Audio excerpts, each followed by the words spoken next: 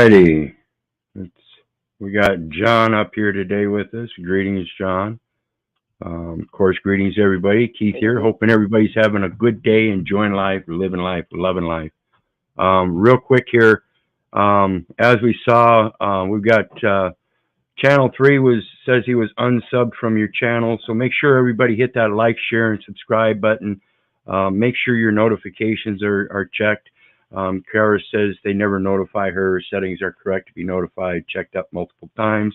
So keep on top of that stuff. Make sure that the algorithms are working correctly, not just for me, but for you. Again, it's my right to express myself, your right to know. So make sure that we're enforcing this on both sides by coming together in agreement with that concept. That's the foundation of what I'm doing here, and I hope everybody catches on to that. The first duty in law is legal notice, pure and simple. So again, hit the like, share, and subscribe button for me. Make sure the notification bell is tagged.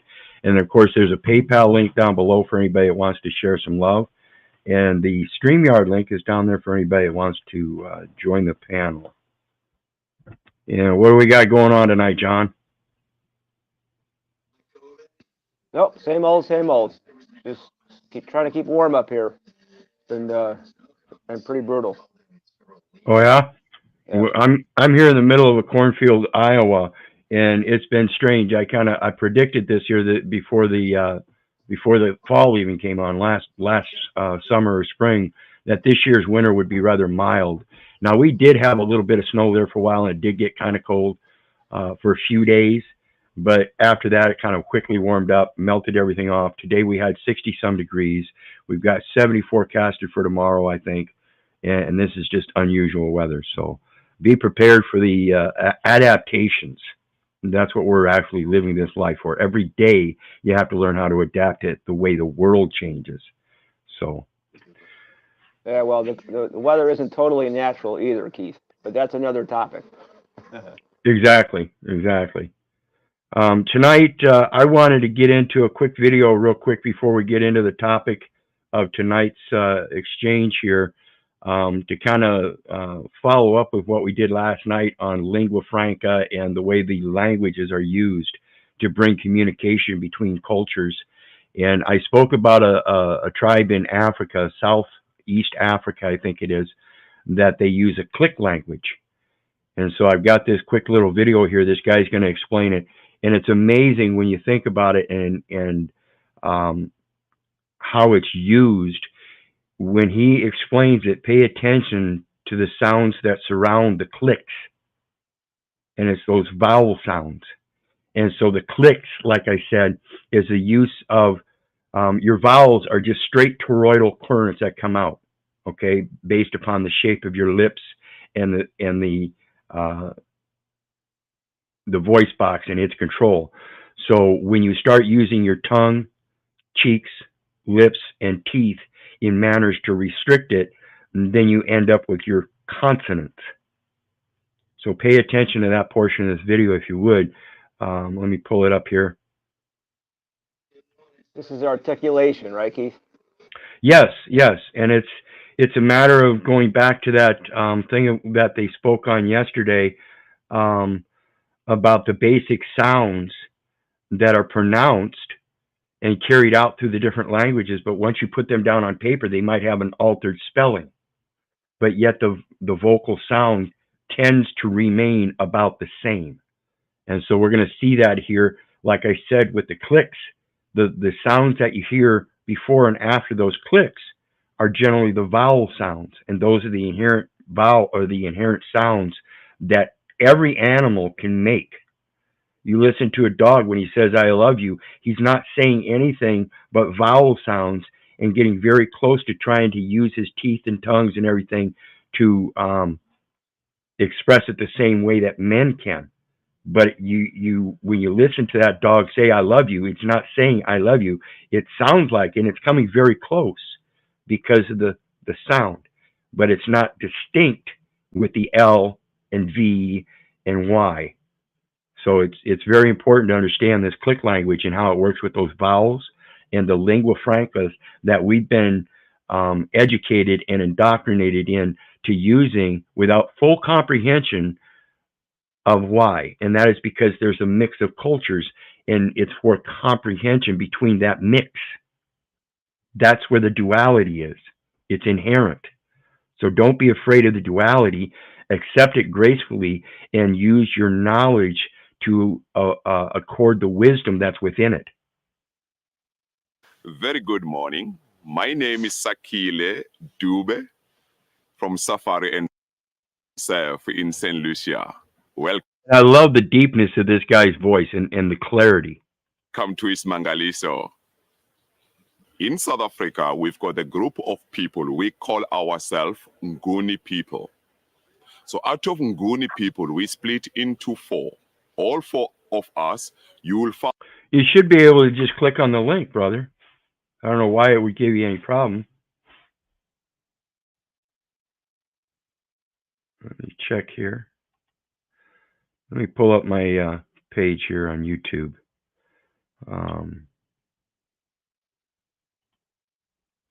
I generally don't pull it up because I'm not going to be blocking or anything like that to people. So let me check it out, see if there's something I can do.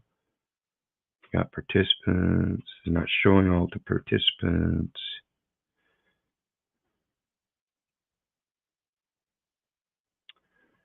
And it's not showing your comment here. It's showing the greetings and the second one, but it's not showing your current comment. Let me check. Are you on several channels? Maybe that's it. And please bear with me, folks. The document we're going to be going over as far as the military government and such, it's a 53-page document, so I plan on spending some time with it. There it is. Yeah, you're on Heckle-Bus and El Perro. Let's see what happens if I add you as a moderator here, brother. And just so everybody knows, this is the first time I've just a standard modder.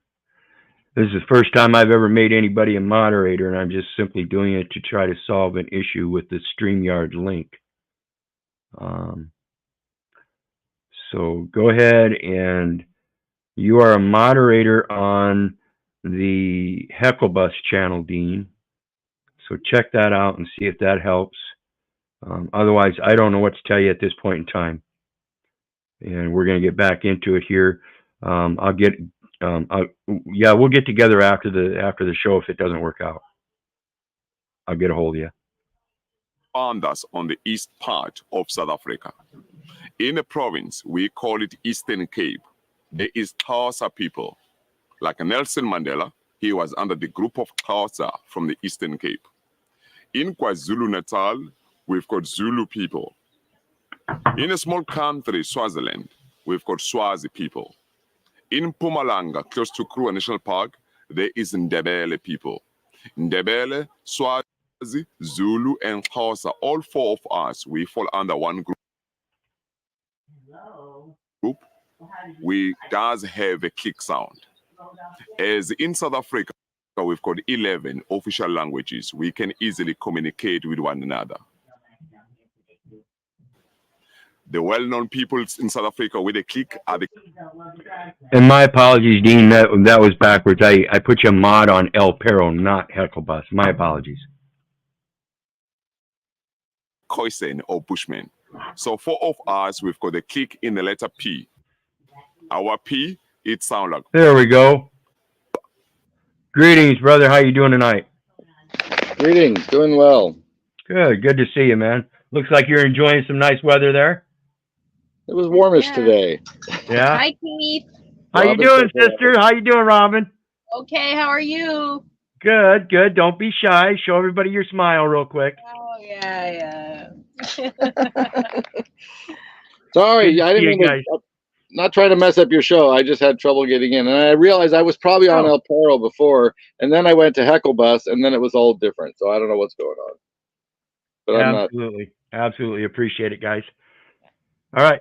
And again, folks, just stop me and let me know if you have anything to say. I'll pause and we'll go over it.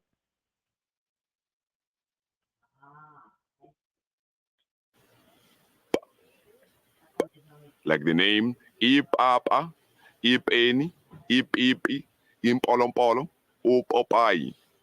Now, did you recognize that the vowels before and after the p? Pe, Pi, Po, Pu.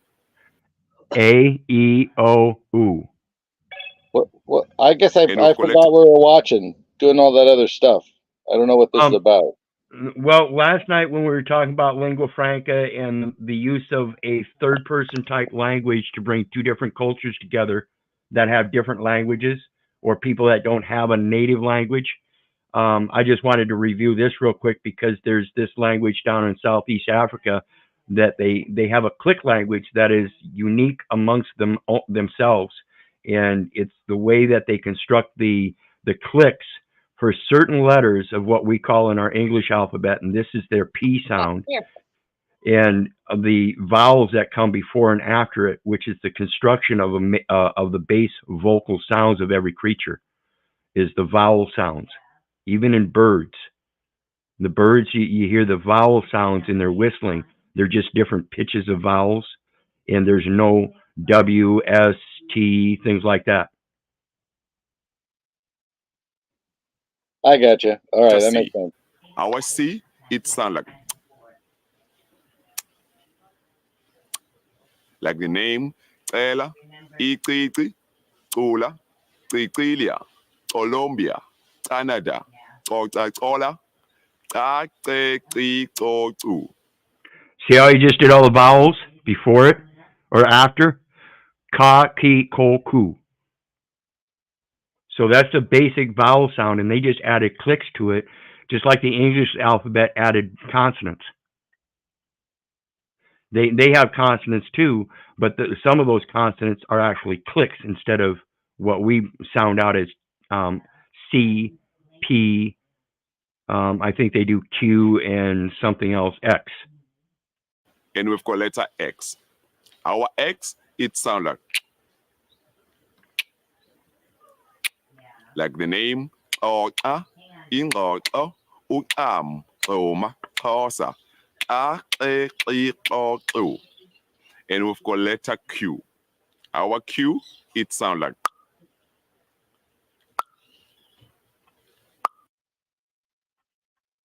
like the name, Kala, Eda, Ikude, Kala, Ikola, Koma,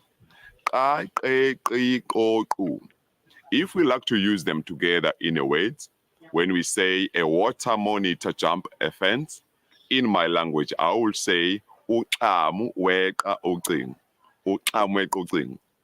Uqamu, it's a water monitor. Weka is to jump. Uqingo, it's a wire. Any question? If not question, thank you. Ngiyabonga. So you see, oops, we lost them. So we see the language itself can be particularized. There they are. Can be particularized, and that's what I'm trying to draw everybody's attention to. The language that we use is being specialized in the legal system by extenuating it into paragraph-long sentences that the common man doesn't understand because it's a twisted and curving line of babble that's using repetitive terms by synonymous correlations. But in reality, when you go back to the origins, very few of those words really need to be spoken. And that's what helps clarify things. So that's what we're on the track of, is help clarifying things. And so that goes to our next thing when it comes to, let me see here if I can pull it up again. A lot of people think, Keith, that those languages are easier to pronounce, but as it turns out, it's just the opposite. Right. because Well, because of the tones and the rare consonant sounds, and then the dense inflections. Very difficult for us to do that. yeah, and they have their they. It's an amazing setup that they do, and it's beautiful. Just like I say, the English language is beautiful, but in its simplicity, it's a beautiful language. And when you listen to them sing, that's totally different, and it's amazing. Um, so on to the subject tonight: the military government versus indigenous government. As we see in the Liber Code, they talk about invading forces or the expelled government.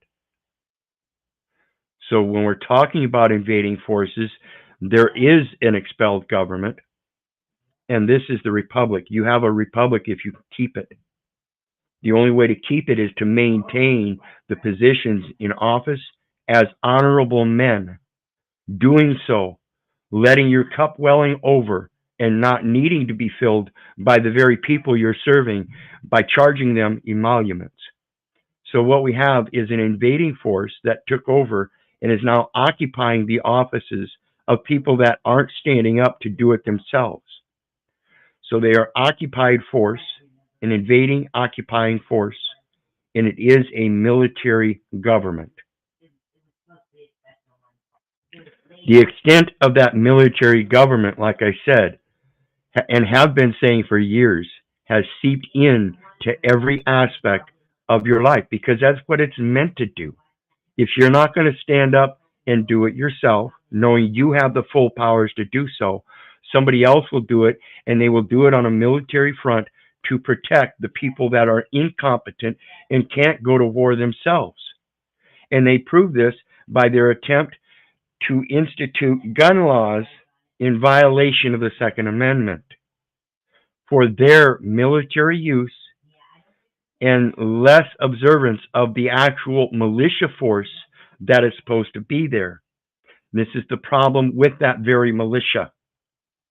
If you don't understand that your capacity as militia goes beyond the bearing of arms to the extent of having full powers of providing that republic form of government that you're actually fighting for, by using that Second Amendment constructed under a republic form of government, then you don't understand that republic form of government nor its language. This is the problem with that language. And again, these people, these attorneys, use that legalese, as we saw yesterday, as a form of prestige. So let's take a look at this. Military government, library, Army War College, Carlisle Barracks, Pennsylvania. This text is approved for resident and extension course instruction at the Command and General Staff College only. It reflects the current thought of this college and conforms to printed Department of Army doctrine as closely as possible. So when we're talking about Army doctrine, we're talking about land forces. Land forces, as it goes to the law of land warfare. That's admiralty, right, Keith? Military Right. on the land. Right. It's the extension of the what do they call it? They've got a specific word for it that comes before the ultimate naval treaty. The ultimate naval treaty is what we're talking about here. Development and progress render such doctrine continuously subject to change. Command and General Staff College, Fort Leavenworth, Kansas, July 1st, 1949. Report document page. Notice it's got an Office of Management budget number for form approved. Public reporting burden for the collection of information is estimated to average 1 hour per response, including the time for reviewing instructions, searching existing data sources, gathering and maintaining the data needed, and completing and reviewing the collection of information. That's their entire point, is collection of information. Send comments regarding this burden estimate or any other aspect of this collection of information, including suggestions for reducing this burden, to Washington Headquarters Services.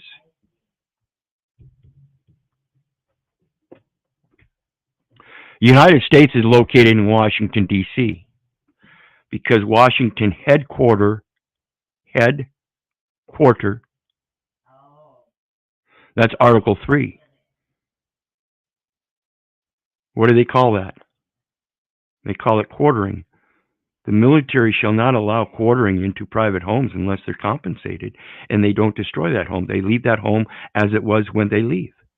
Is that not in reference to the fact, though, that they have 4 branches? Well, it doesn't matter how many branches. It's all of them. Everything is military, so it doesn't matter how many branches, as long as you understand that everything that does branch out is seeping into your private life. I meant headquarter. I was just talking about that. Oh, phrase, yeah. That term, headquarter. Part of the quarter of the 4 naval, military forces is what I was asking.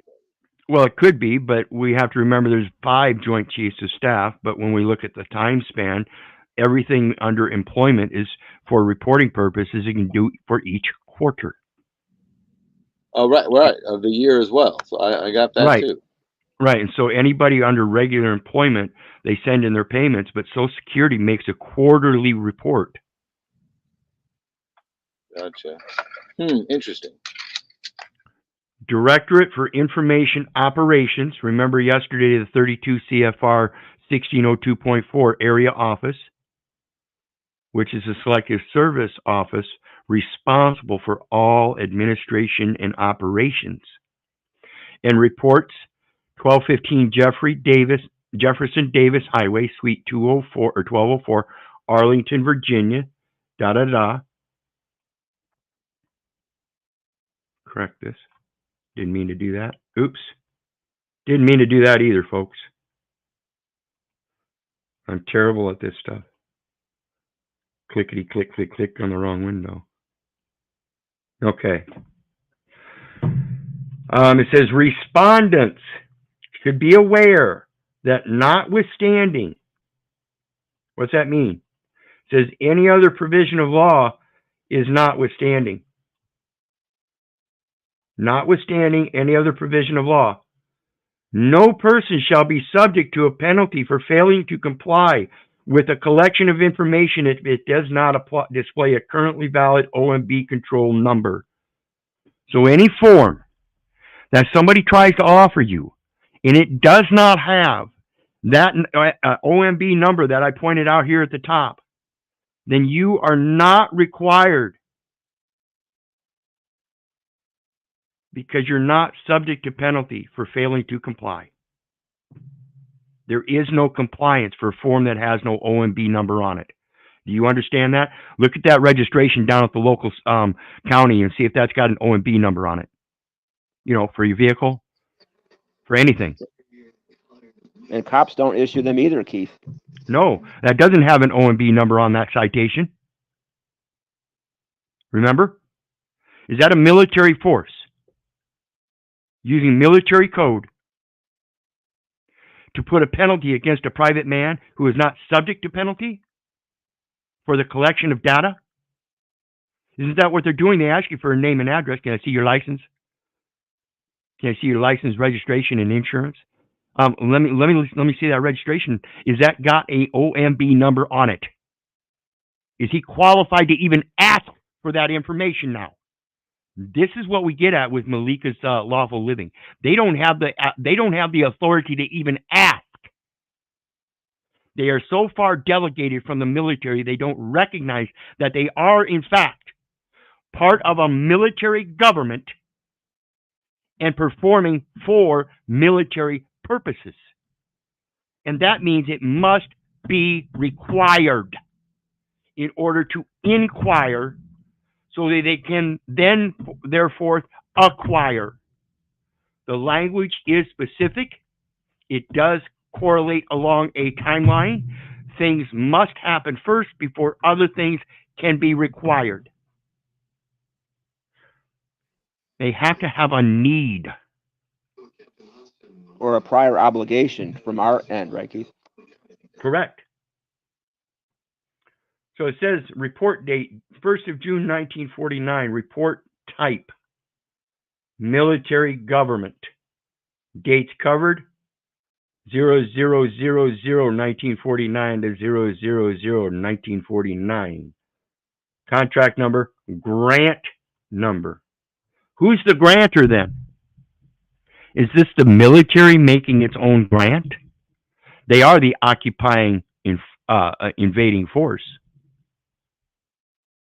Program element number, words denoting numbers, gender, and so forth. Those are the data elements. And you can give a number in lieu of the name and address that uses words. Project number, task number. Well, Keith, I got a question about that. Are they not also using the same, you know, from 1 U.S.C.1, that kind of language? That Absolutely. That's why that's why I just mentioned 1 U.S.C.1. Words denoting, understand, denoting numbers, gender, and so forth. So when you look at that U.S. code, you see the code, and then you over next to the thing that says code, it says notes. Look in those notes, and you find the executive orders and public laws. So what are they denoting? Can they denote such thing? I mean, it is a promise, and now are they not promising? Are they removing the promise? So you got to understand that language that they're using, and it's very simple. It's a contradiction. How can you denote that which is noted within? There's an inconsistency in the language. This causes me to ask questions that they don't seem to be able to answer, and therefore lays an impossibility of being able to make a decision as to which one you should choose. So rather than to enter into that choice, sorry, I'm not going to be tempted to be a fool. So, back to it. Work unit number. Remember that principal place of business that has a work unit number attached to the house. That's a contract postal unit, and you work as a common carrier posting insurance contracts and amending them with your signature. That's an endorsement. Remember the U.S. code, that endorsements definition we found says an endorsement is an amendment to an insurance policy. Performing organization names and addresses. So again, that post office is an inland marine installation using names and addresses of organizations performing those functions. If you are not organized, then why is there a presumption that you're an organization? Because you're performing the same functions as such an organization using those financial instruments that you're not actually qualified to use, but rather to put data elements on as a holder in due course so you can hand them over to a transfer agent to make the actual transfer. But because you're not qualified to do so, you don't know how to qualify it. Therefore, there's a presumption that the people that do know how to qualify it will qualify it, but they'll qualify it to their benefit and take your rights, titles, and interest to the property. That's a false acquisition of property, folks, for military use and purposes without a need, but merely by somebody else's either greed, intent, negligence, or whatever. I don't care. It's a wrongful taking. Well, yeah, if they're doing it in the name of government, it's definitely, you know, without just compensation as well. Absolutely. Absolutely. The next one is interesting. Well, of course, we've got the performing organization report number, and you're the ones reporting. You're reporting the data elements. You're the exporter. They're importing it, but you're the one reporting it voluntarily because you're not required to do so. You're not subject to the penalty if you're not part of the organization that puts forth the penalties. That's what the ID, using those names and addresses, is all about. Again, don't take my word for it. It's their words. And don't believe my interpretation of it. Don't believe the neighbors. Don't believe the government. Don't believe your mothers, for crying out loud. Do your research amongst the different venues that you need to see how it correlates with you and your life so you can use it if you discern it necessary. But again, the next one is the sponsoring / monitoring agency names and addresses. So again, when you're using a name and address, you're professing that you're the agent using the legal name, and you are the one sponsoring and monitoring things. And that's why they're asking you for the data elements. Another presumption. Sponsor monitors acronyms. Sponsor monitors report numbers. See, they assigned a number of an organization, a legal name that was supposed to represent an organization that never organized because nobody expressed how to do so. Nobody taught them in that public education system. What they did was they put forth propaganda to indoctrinate you so that they could use those same securities that you're issuing as a sponsor under that agency name and address. This is a basic presumption that you consented to communicate with them about a conveyance of a debt, a penalty, a fine, fee, or penalty, a taxation, a court cost, a surcharge, some kind of insurance, some kind of charge. Da-da-da-da-da-da-da! Charge! You're in the infantry.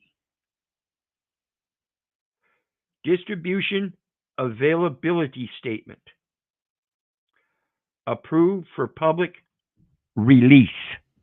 You know what's wild about that, Keith, from my personal experience, is I would have joined, and I was denied.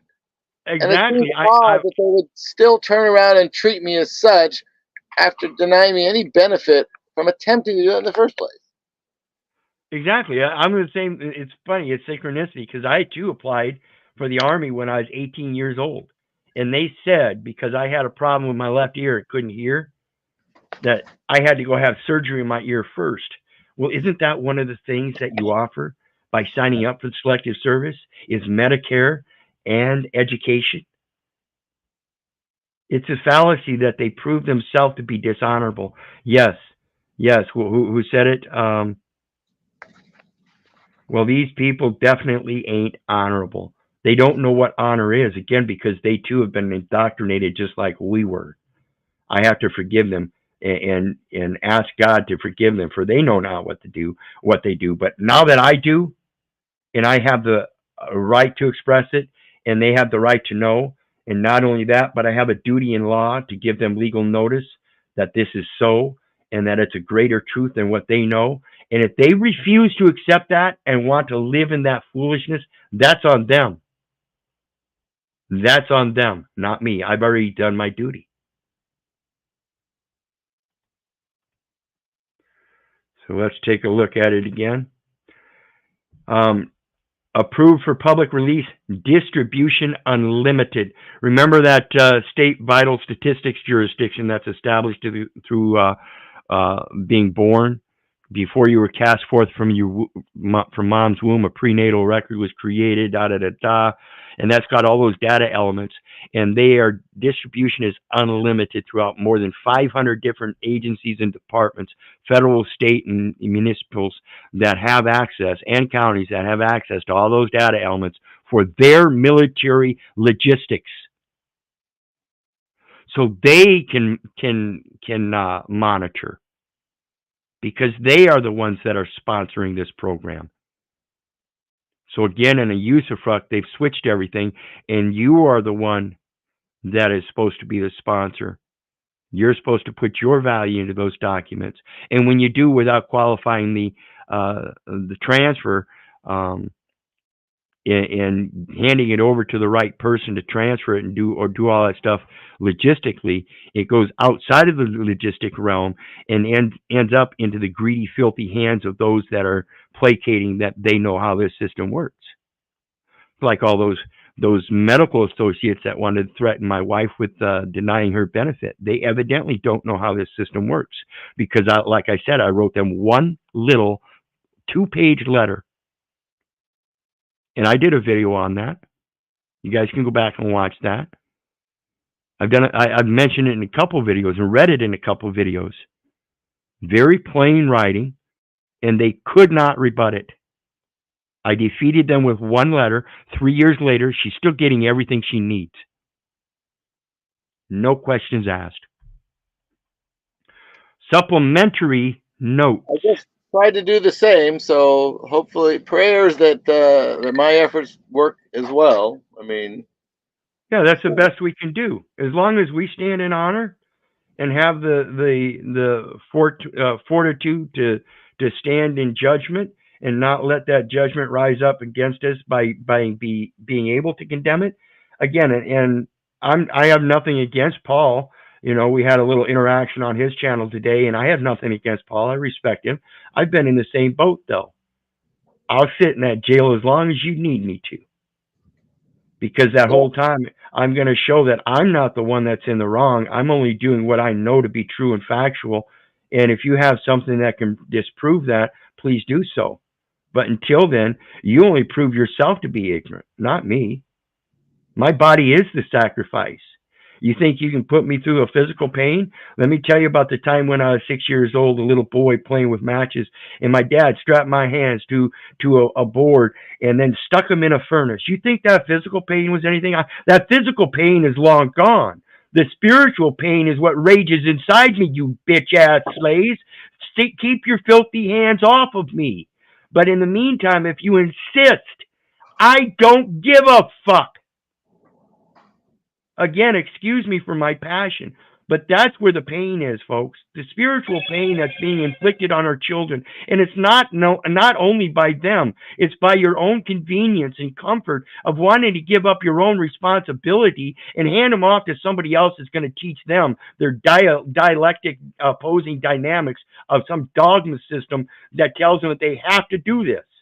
You don't. Follow your heart. Let your mind discern the differences that your heart is telling you about. Everybody uses their mind as if though that's the one that's deciding the difference. Your heart should tell you the difference. well, I would suggest you do yourself a disservice even interacting with that dude, because he just assumes and presumes that I'm some sort of fucking privileged white boy that doesn't know shit. And you know, he gave me quite the smackdown, but I didn't need that nonsense, so I don't go there anymore. Yeah, let's leave that off this platform, because like I said, I respect Paul and we have our differences, but you know, it is what it is, and I'm the last one to sit there and burn any bridges. I'm not going to do it. Almost every bridge in my life is burned by myself. Why would I want to continue doing that? I think what we had between Paul and I was effectively a good thing. And just because I left doesn't mean it has to be a bad thing. I'm not butthurt about anything. I have something I need to express, and this is my platform for it. Paul told me it's not my platform over there, and I agree. We're in agreement. So I hope he's not butthurt about it, and I'm not butthurt about it. It is what it is. That's all it is. So let's get back to it. The supplementary notes. Again, that term notes is a promise. This invading force, this military occupying force, gives us a promise. That's the Liber Code. That's the Law of Nations. That's all these treaties and everything that they supposedly operate under. and then turn around and administrate internally their OMB forms for those officers that are subject to penalization. That's why they're called penal. It's a military term. Then they have abstract, and that's what they do when you're born. They create a document, and then they abstract information from it. It's just like subtracting. It's abstracting. It's taking away. And then subjecting terms. So when they take it from here and put it over here, now it's a presumed subjection. Security classification of, and that's what they're doing. They're classifying you, Y-O-U, an individual whose individual's name and number identify a record, owes a debt to the United States. Again, United States is located in Washington, D.C. So an officer trying to pull me over alongside the road for any reason, an officer confronting me in the public venue for any reason, where I've done absolutely nothing that makes me subject to those penalties, even talking to me, is already creating an international incident, and all I have to do is dispel his idiocy. When I get him on the stand, I can ask him if he's a United States citizen, showing that he's incompetent to understand the question and the words used therein. Therefore, if he's incompetent to use those simple terms, what makes him think that he can issue a citation that has unqualified language, either legalese or plain writing, to then qualify it as legal terms that they can use in a legal venue for legal prestige to confound and confuse a common man? And again, folks, I'm just a little Tom Sawyer, born on the mighty muddy Mississippi with mud squishing between my toes, a toothless redneck hillbilly, didn't go beyond high school, no further education. It was my heart that's doing all this. And it will remain my heart that continues beating every day for every breath that I take, that then influences my mind. You can't classify that. That's for me to do. My yea is my yea, my nay is my nay, because it's his. That's where I get my word from. Then it goes on to say, unclassified, unclassified, unclassified. Limitation of abstract, same as report. It's a SARS report. Same as report. Did you give them the information? And they're saying it's the same.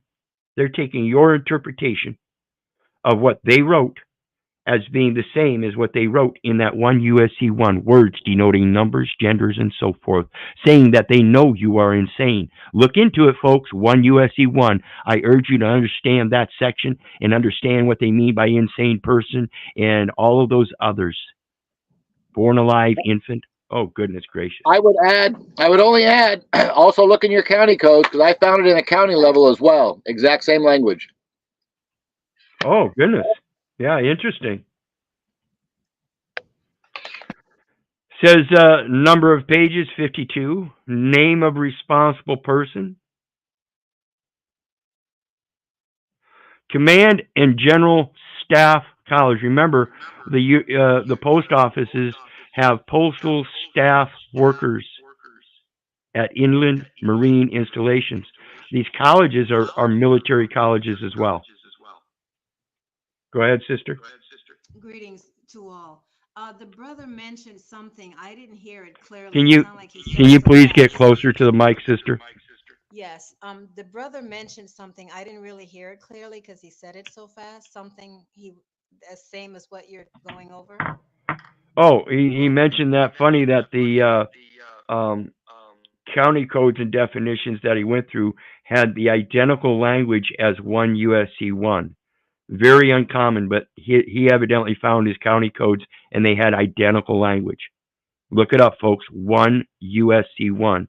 And if you have any problem, feel free to get a hold of me and I'll try my best to explain it to you.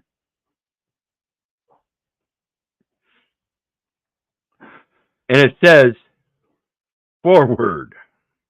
This manual, very first thing they state is telling you it's not spiritual. Okay? Doesn't have anything to do with your spiritual pain, boys and girls. Now that includes women in the military, boys and girls. It has to do with your physical pain. And they're going to put you through a test. Boot camp. They're going to make sure that you can pass that test. They're going to put you through physical pain. And in that physical pain, it's going to be a spiritual test to see how much physical pain you can take. You can't test anybody more than they've been tested like me. My spirit is resounding. I've been saying it all my life. You ain't my daddy. Fuck off. I know better. It's a restatement of the principles, policies, and functions of military government. Now, let me ask you again, folks. Is there a law according to this government that we have? See, everybody wants to call it law, but we have not seen it once. Other than the law of nations, have we seen the term law used? It's always principles, objectives, policies, intents, functions, purposes, performances, actions, acts, edicts, ordinances, sanctions, declarations, clarifications, affidavits, avowments, averments. Where's this law? It conforms substantially to the subject matter of Field Manual 27.5. Again, we're talking about land forces. 27-5, civil affairs. Civil affairs are those contracts. That's the corporate structure / military government. Again, confirming that the military government we have is a corporate institution only. Again, Libre Code Article 10 says the militia chiefly affects the police and the collection of public revenue and taxes. And again, it's for the military, the invading forces, or the expelled government, for its military, its use, its safety, and the safety of its operations. And those police that are doing it have captains and sergeants and lieutenants. Yeah, and they bear all the stripes and everything on their uniforms. It is a standing military. Yep, I know. Teaching experience at the Command and General Staff College has demonstrated the need for a military government text. So we're getting right to it, folks. We're getting straight to the language, which brings together all pertinent data. Those are those data elements concerning each military government's function.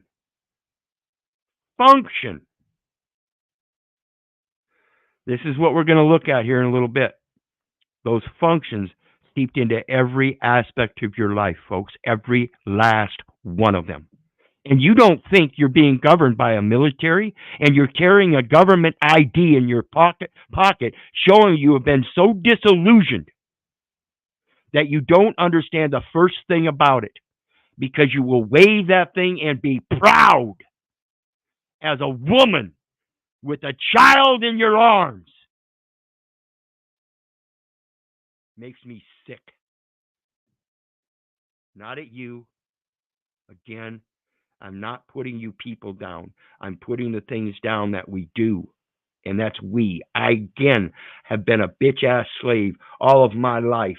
I've been the fucking fool. I'm no longer willing to be so. And I will do as I need to, no matter what.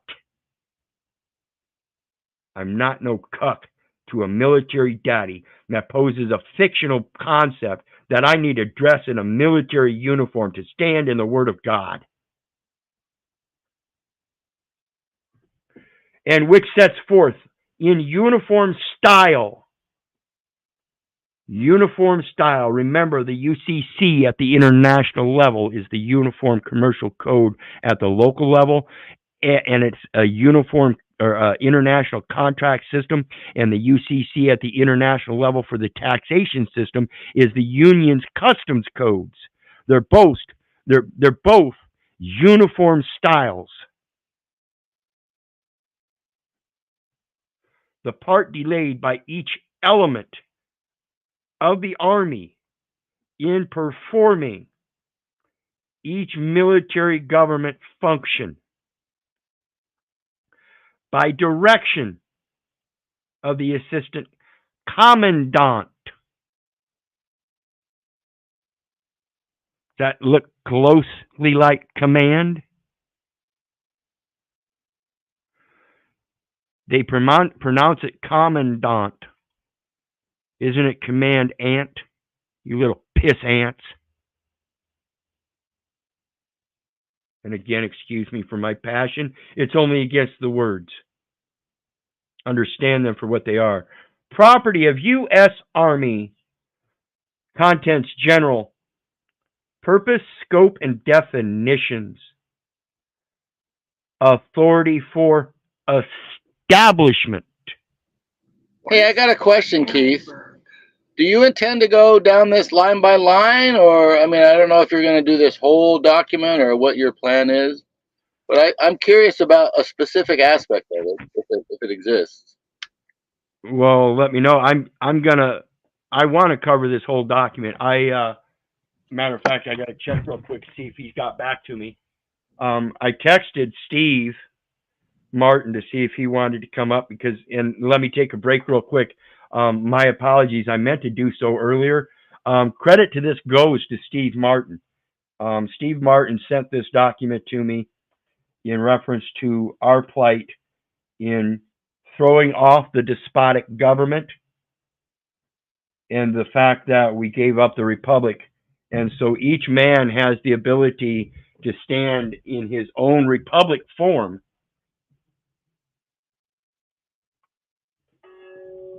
and having plenary powers to do so, full powers to do so, as long as he is competent of the comprehension of those various different aspects of that life, or of life, as we plainly observe it being orchestrated in a military fashion.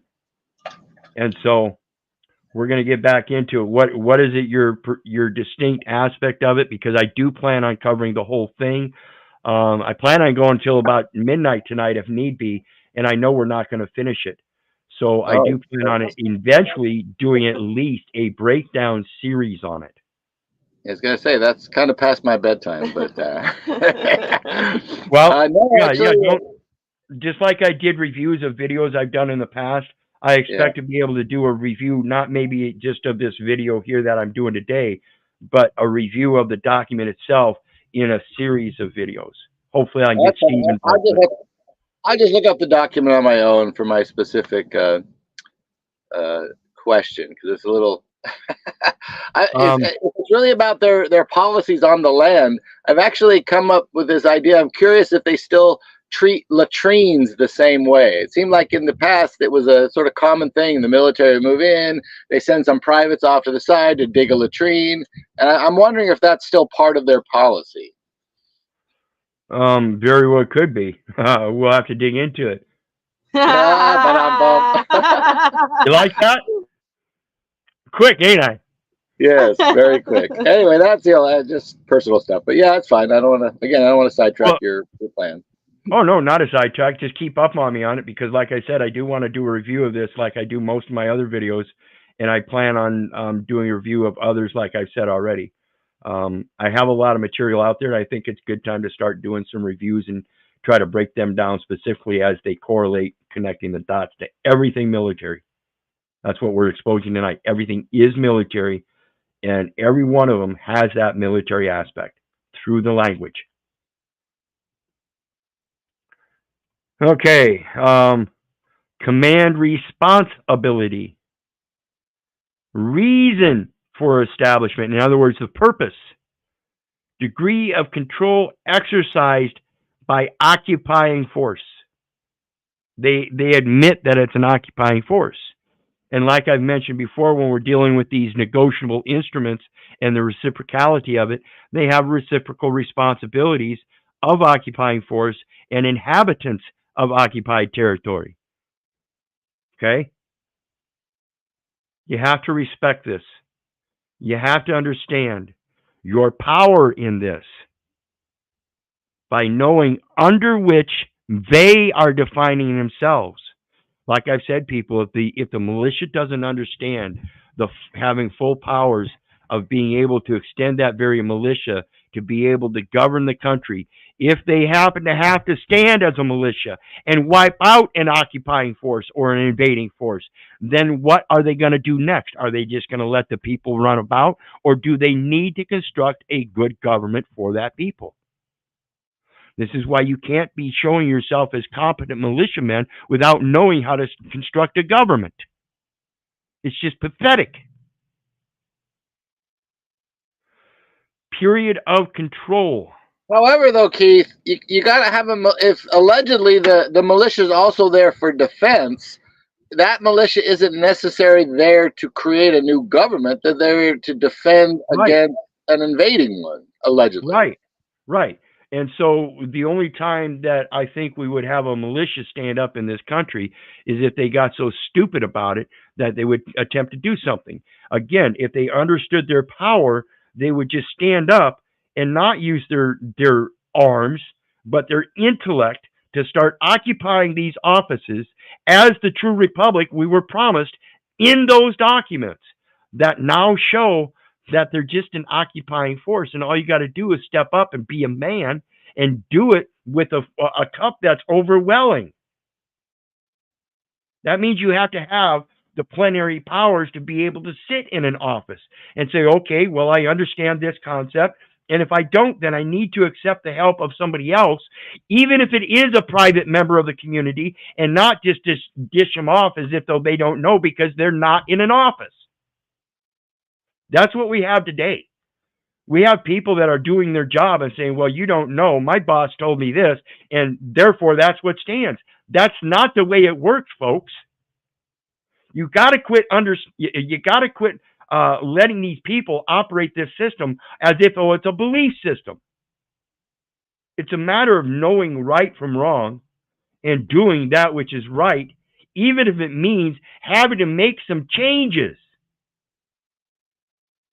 as we speak of in this document.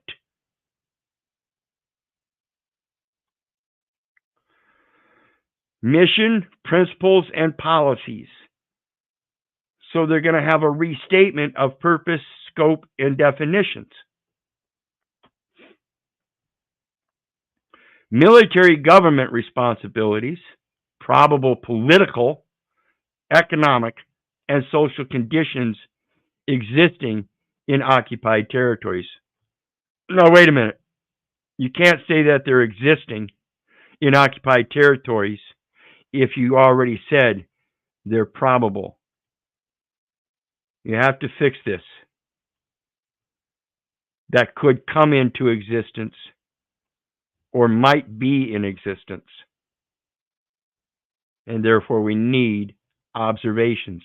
This is why they need you to give them data elements, folks.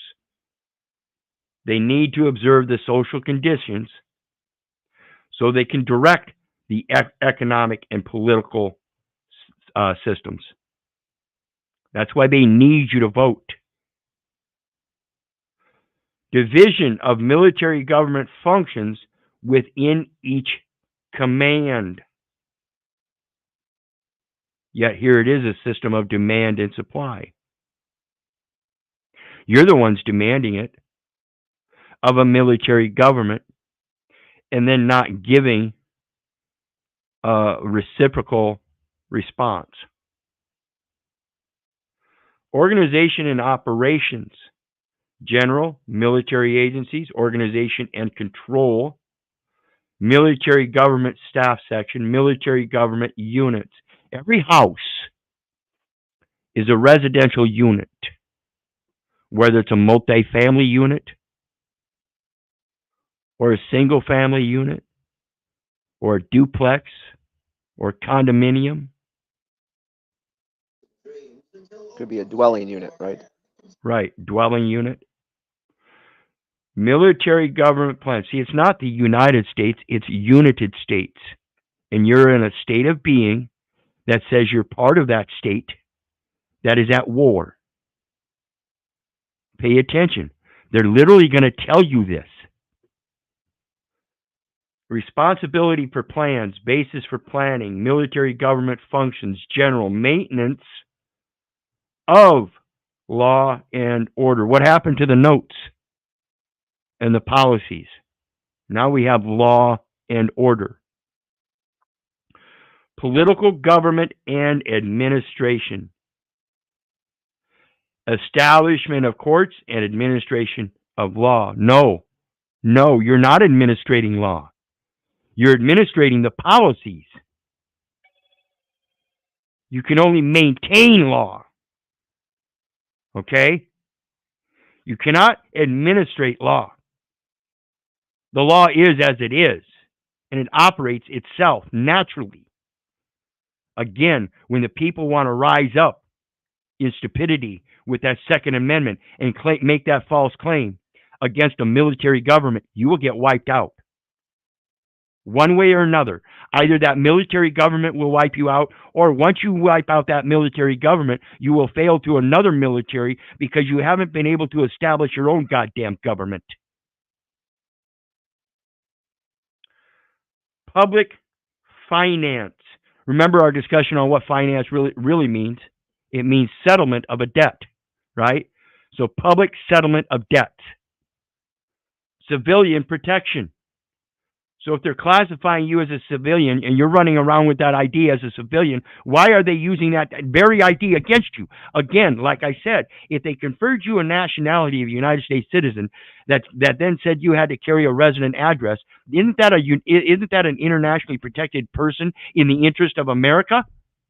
Why are they failing those two primary principles? It's everywhere. It's the ignorance all over the place. You can't even get food at a food bank of these places without them asking you for your damn ID first. It's crazy. Absolutely. That's what I'm talking about. If they're going to demand a passport from you to leave, then doesn't that sound like a prison? If they're going to demand ID from you in order to get food, wouldn't that just be a better concept to just go fucking steal something then? Isn't that what leads us to theft? Is the restriction on being able to acquire that which we are granted by God first and foremost? Who the fuck are you to tell me I can't collect rainwater, you ignorant fucks? And again, excuse my language and my passion, but this is how stupid it gets, that people think that somebody that's provided by God, which is everything, that they can't somehow go out and acquire that same thing as the next door neighbor. That somehow, because the next door neighbor acquired it through this process, that somehow they have that process and it's a privilege or a greater right than the next man.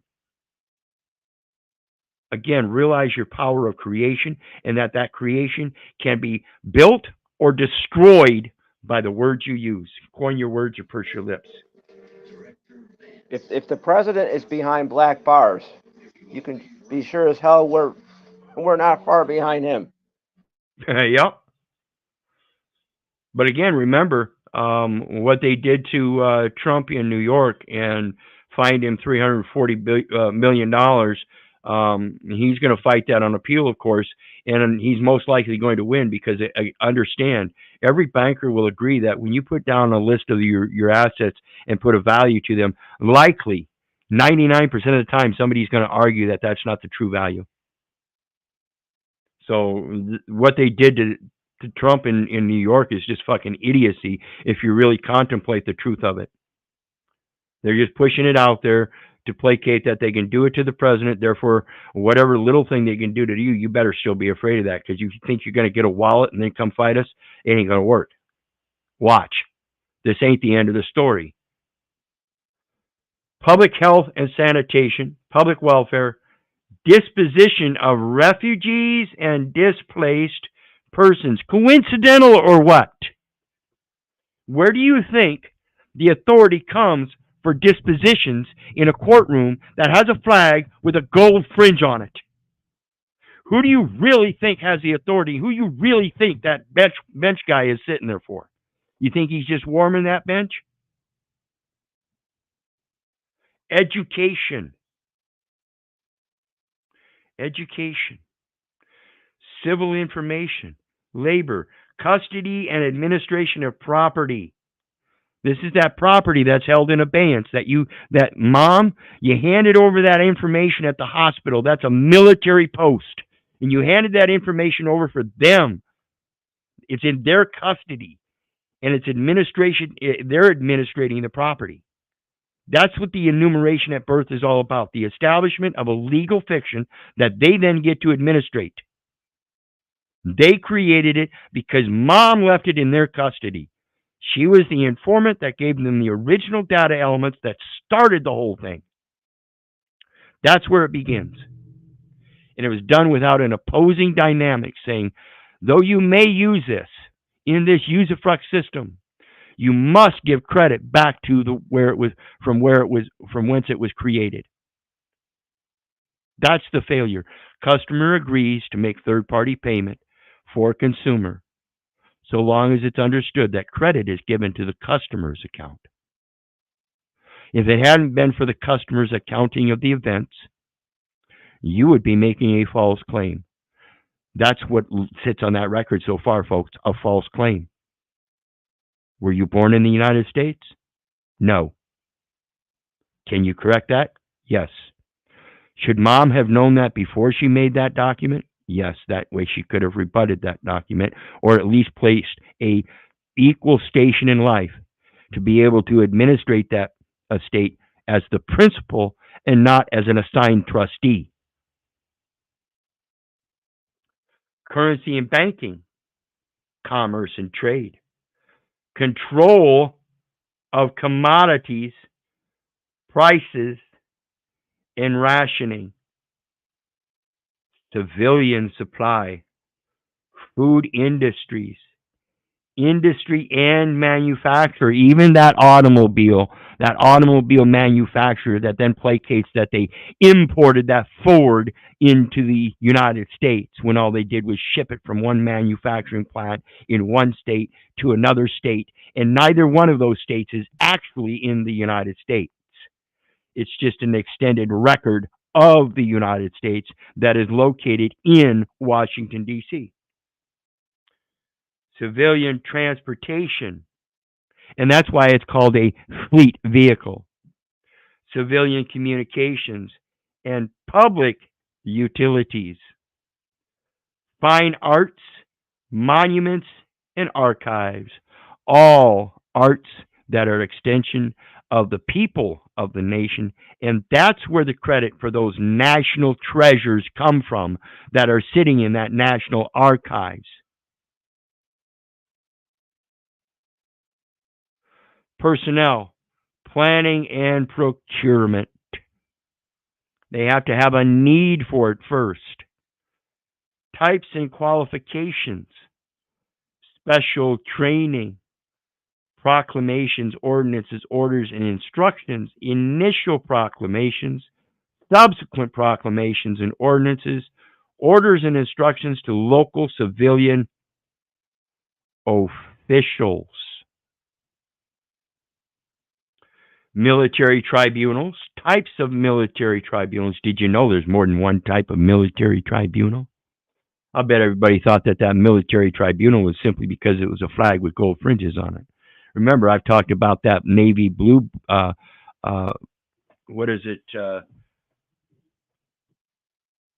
Blue Jackets, Navy's Blue Jackets manual from 1940, where they talk about a captain's mast.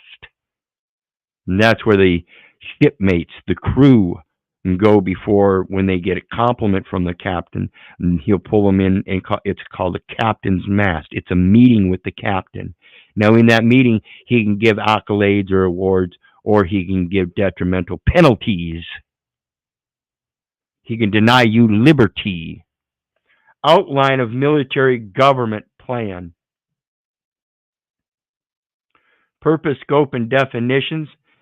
Purpose and scope. Military commanders find it necessary to control civil administration of occupied areas during a war. During a war. It doesn't say while it is at war with itself or any other. It just says a war. During a war. Because it's imminent that that war might expand and they might be called to military protections of the civilians on the land. It doesn't even mean that they're not necessarily involved in a war themselves across seas. It just says a war. And international law requires, law of nations, such supervision for the protection of the civilian inhabitants in order for them, as a military venue on the international level, Her Majesty's Royal Navy, in order for them to take benefit of all the contracts going on the land, they must protect this land. And let me tell you, folks, if the United States is the base of the dollar worldwide, this is the place to protect, even if it doesn't have a government. Because the people are too stupid to understand that and are willing to let all of that money and their sweat equity labor go right out the window to some royal house across the sea and don't even comprehend the stupidity of the Boston Tea Party, nor its implied aspect of why they did it. First of all, let me explain that. See, they got tired of traveling all the way across the ocean with their tea to go have the Queen weigh it and measure it and then put a stamp on it saying that they paid their dues by forking over a certain tax to the Queen, to then turn around and travel all the way back to the Americas to then be able to sell it. So they had to go through this mass expense and pay the Queen her taxes before they could bring it across and sell it in the colonies. So that meant they had to charge an outrageous amount to be able to sell it for a profit. So here, let me tell you about the stupidity of those people by dumping it into the harbors. Rather than dump it in the harbors, wouldn't you just stand there and say, fuck the Queen, come get it?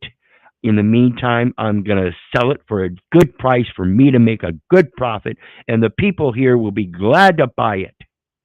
Instead, they dumped it all into the fucking sea. This is the same concept that I see happening if the militia stands up and fights a battle that doesn't need to be fought. Because even if they do win, what are they going to do next?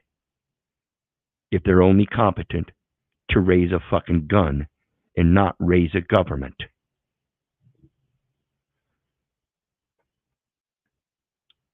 Law requires such supervision for the protection of the civilian inhabitants. This manual states the principles followed by the Department of the Navy, the Department of the Army, the Department of the Navy, the Department of the Air Force, and their subordinate agencies in planning and exercising control of civilian administration by military government or other means in territory under the jurisdiction and control of the armed forces of the United States, not the United States of America. So it's a corporate entity. It has a military. And under that jurisdiction, they use corporate means of contracts that they put before you saying, here, sign here. It's reciprocal. Sign here. If it's reciprocal, then why am I the one that's being held to the detriment? Isn't there supposed to be a release of detriment and liabilities through indemnification, particularly against the people, the very people that you're supposed to be fucking protecting?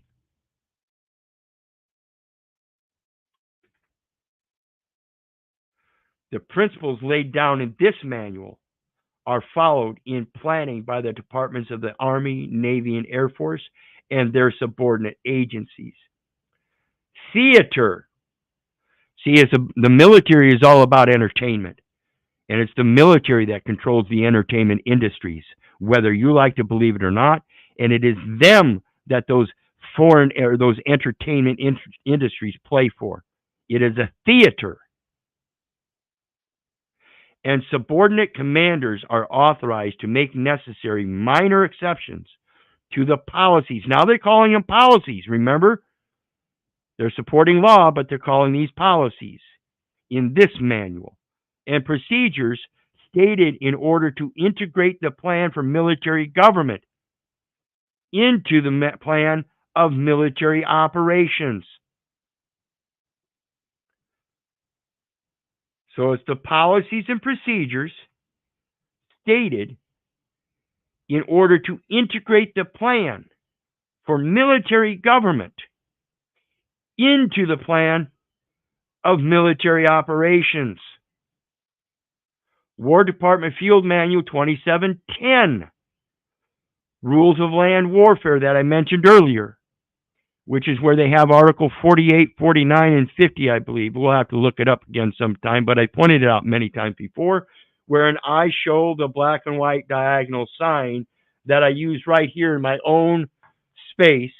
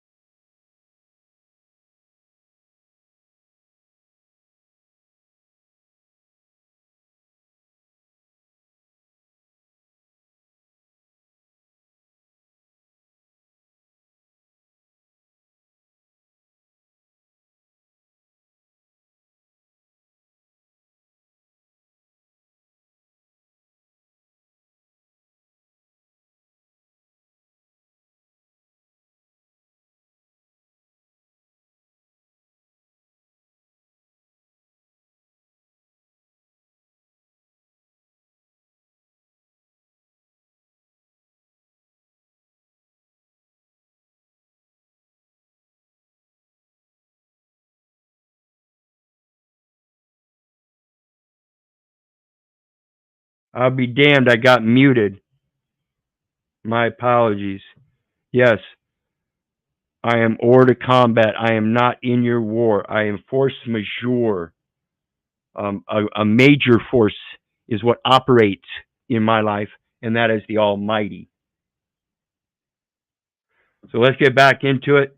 That Rules of Land Warfare is talking about, like I said, in articles, I believe it's 48, 49, 50, might be something different. I'm not sure on that right now, but it's in that area. Just punch in diagonal, and it will show you that black and white diagonal line for temples, educational centers, museums, natural arts and history places, libraries, hospitals, first aid centers, things like that. We carry no weapons. We're not even part of your militia. If we are, it would only be for educational purposes. Anywhere it says Rules of Land Warfare prescribes the obligations of commanders under international law and the conditions to be observed when dealing with persons and property in occupied and liberated territory. Definitions. Military government includes all powers and responsibilities exercised by a military commander in an occupied territory over the government, the inhabitants, and the lands and properties thereof.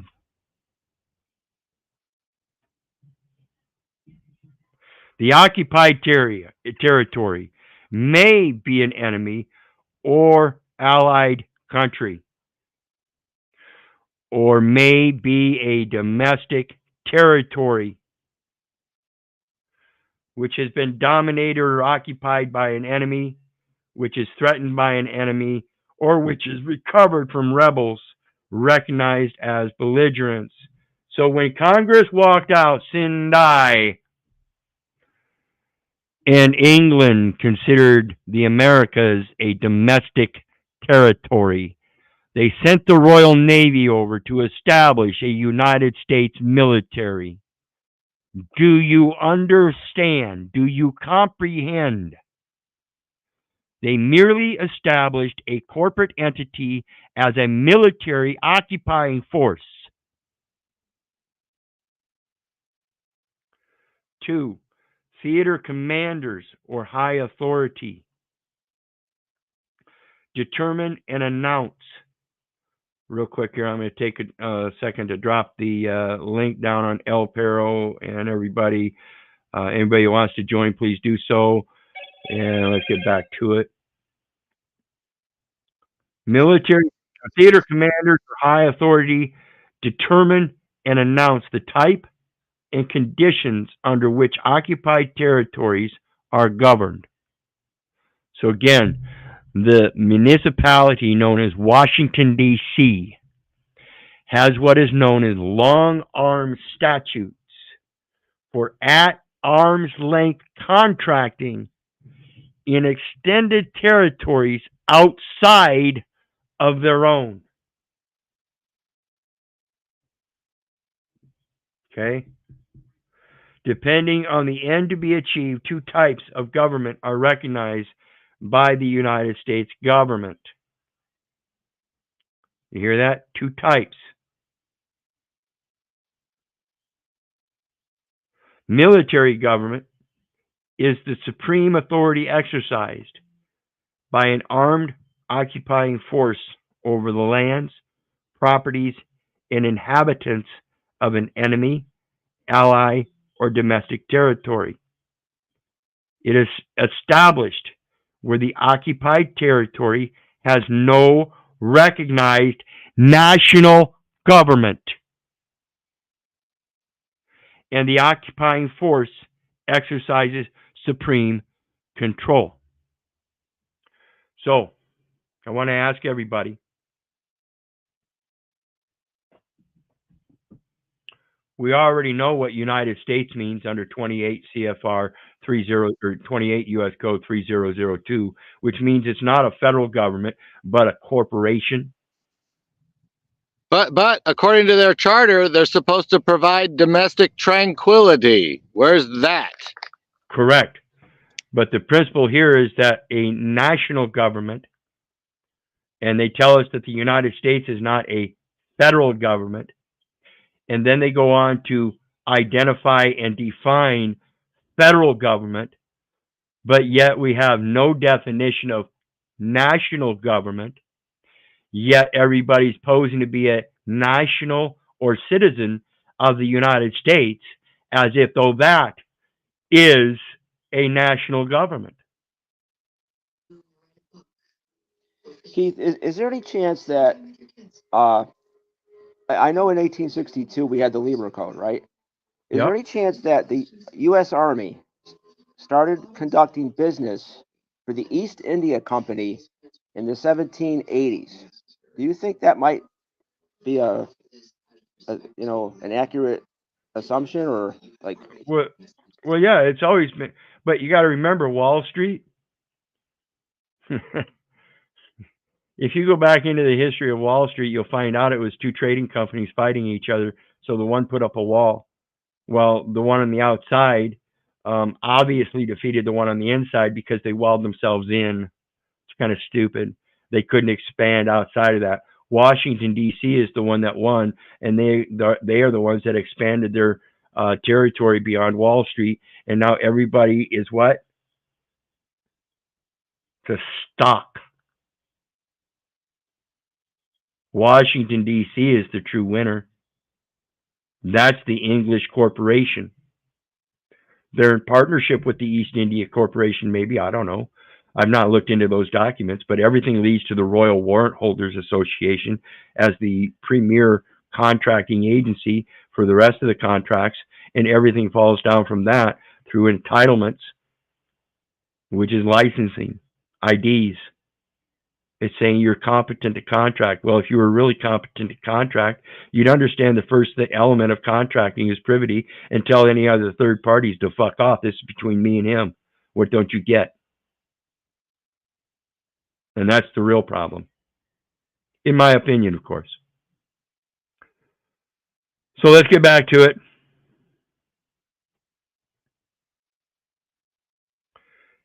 And we continue on. Military government, da da da da.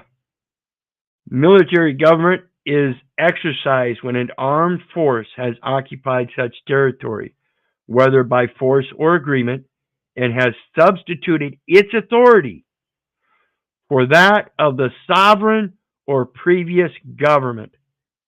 So, again, when the states ceded their jurisdiction to the United States, and what they were doing was ceding their jurisdiction to a corporate entity and giving up that very sovereignty, like I've said before.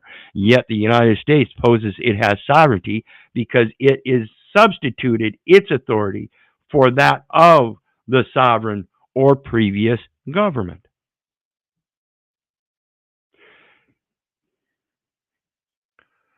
The right of control passes to... And yet, by their own words, it's still in there that the people do not yield their sovereignty to the agencies that serve them. Right. So it's still there. Right, and that's why we go back to that old adage: you have a republic if you can keep it. The only way to keep it is to maintain your sovereignty and keep God, or the Word of God, at the forefront of everything you do. That way, you don't have to go to war. You can still have that military armaments for protections, of course. That's needed by all countries. Didn't you hear Trump here lately saying, "Yeah, if you don't pay your taxes, I won't support you.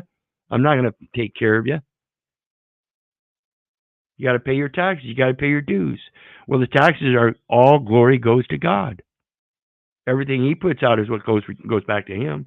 Everything in the meantime that we profit from, we still have to give credit to Him. It's not about the messenger; it's about the message. The right of control passes to the occupying force, limited only by the rules of international law and established customs of war. That's where the law of nations and the Lieber Code come in. Okay? It's the Lieber Code. Civil affairs. Civil affairs is applied to a less absolute form of military government. It's applied to a less absolute form of military government. So the civil affairs are applied to the militia, the people that are allowed to arm themselves, but it's less absolute because if they understood that ability, they would stand and protect themselves by taking that very control, not of the military, but of the government, and regulating that military that is supplied by the taxes that have already been paid. It is the military control exercised over enemy, allied, or domestic territory through a recognized indigenous government whose authority is independent of the occupying forces, but which is supported by the occupying forces. So that's the sovereignty our brother D was talking about, right? Right, Dean? Perhaps, although I guess maybe I don't even. Yeah, I mean, I couldn't define that word for you if I had to right now. Well, indigenous, we're talking about literally homegrown, if you want to put it that way. It's the people that were actually born here and have that sense about them to maintain the sovereignty as it relates to being born here. Born on the land, just soli. Born of the blood, just sanguinis. I obviously don't know because I've struggled to maintain my own sovereignty in this debt slave and other slave type society that we live in. That, you know, when you're dealing with these people, these government folk, I haven't mastered that yet. Well, I got to admit that. Well, that's just a matter of remaining at peace and knowing that you're doing right. And I think you have mastered it, and that you're just getting better and better at it. I think again, it's like riding a bike. We weren't brought up in this, and that's the problem. We were destroyed by the public education system that that interrupted our spiritual um, the building of our spirituality as young children. You know, and it was a military occupying force that does this. Well, yeah, and I was also disabled at a younger age that caused me to focus on not these things we're talking about, and not to mention the fact also having parents who were so indoctrinated by the system. They were military, they loved their military service, and they loved the military in this country based on that aspect, without fully understanding, it ain't what the documents say it should be. Like, Right, and if that's we what had the country they said we should have based on the history, it would look a lot different than it looks today. right, and that's what the public education system again after that Civil War. And again, I urge you to rethink that Civil War was more about the ports in the South and the Barbary trade, and not being able to stop slavery through there if they didn't take control of it. The South was dug deep in slavery, and the North wanted to abolish it, but they knew if they continued letting the South control that port, then they would constantly have the problem with slavery. So they had to put an end to it by having occupying forces go in and take care of that. In so doing, Congress walked out sin die because the North and South truly never came together on that concept, and it was more of a trade, or for the purposes of trade by the Queen to be able to do things conspicuously through the paperwork. And again, that's that 14th Amendment, which was instituted almost a century prior. They were having a hard time implementing that 14th Amendment of persons for being able to commit those military contracts. The South was able to overcome those military contracts because they had control of that port and being able to allow any naval military force around the world come into that port. That's the importance of a military control at those ports connecting to the land. So let's go on. The measures. It's always a measure.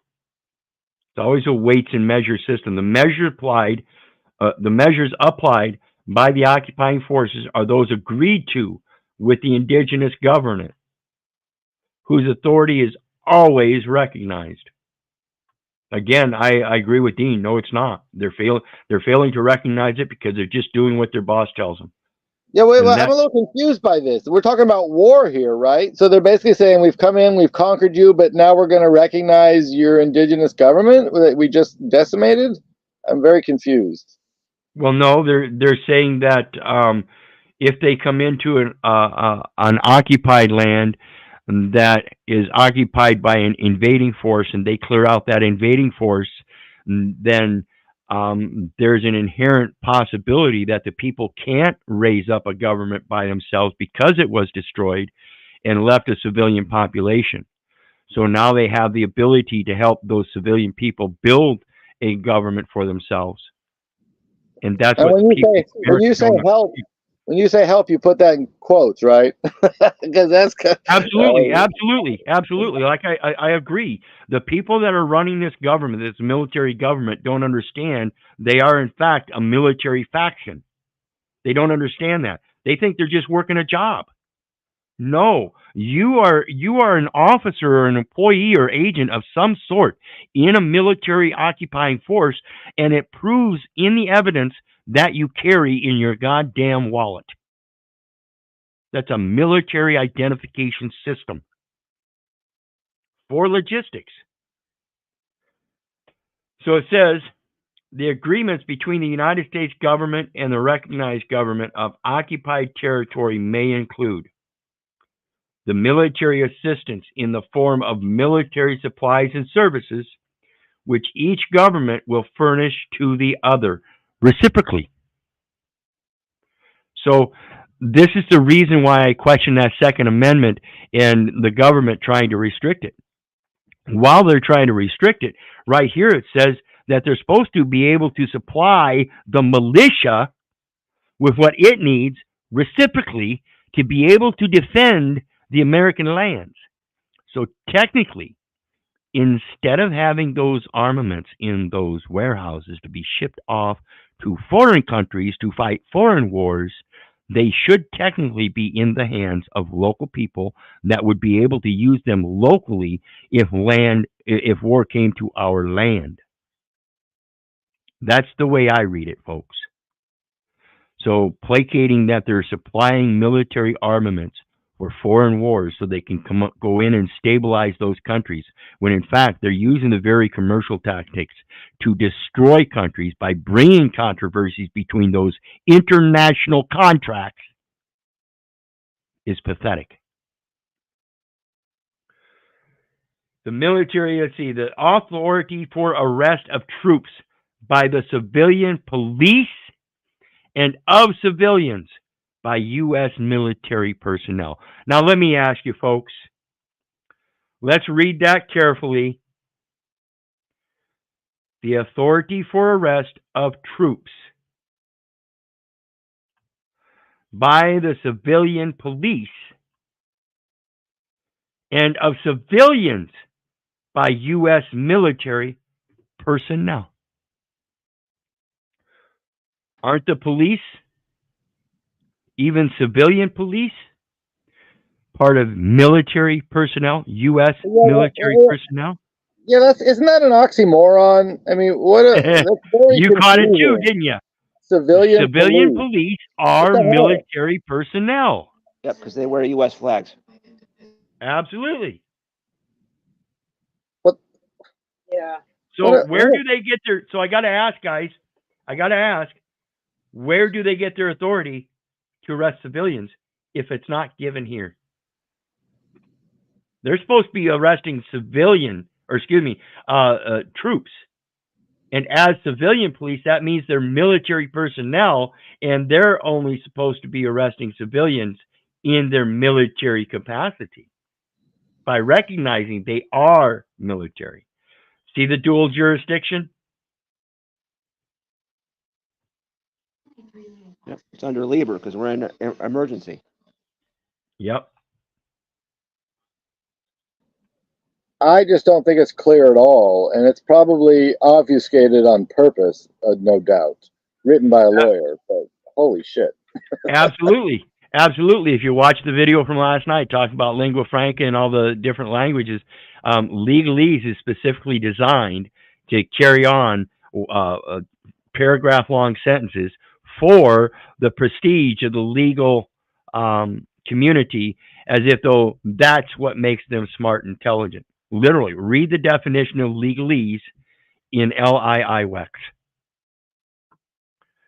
The payment of taxes by, understand this is Article 10 of the Labor Code. It says martial law is affects chiefly the police and the collection of public revenue and taxes. Collection of public revenue and taxes. And now it here says the payment of taxes by U.S. troops. So who are they supposed to collect it from, folks? The payment of taxes by U.S. troops to the civilian government. I can't possibly be a troop. So where are the taxes supposed to be paid to? Isn't that saying the civilian government? Well, if we don't have a civilian government, then where are the taxes going? They're going to the military government. The last few years, if you think about it, as soon as they started allegedly legalizing cannabis, and I mean, that was America's biggest cash crop when it was illegal.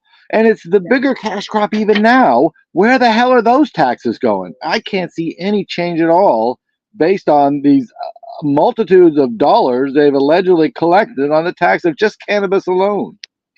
Yeah, and that's what it comes down to. Remember, we saw earlier that the military government controls commodities. So when you look at let me ask everybody. Well, no, well, yeah, I'm going to ask it now.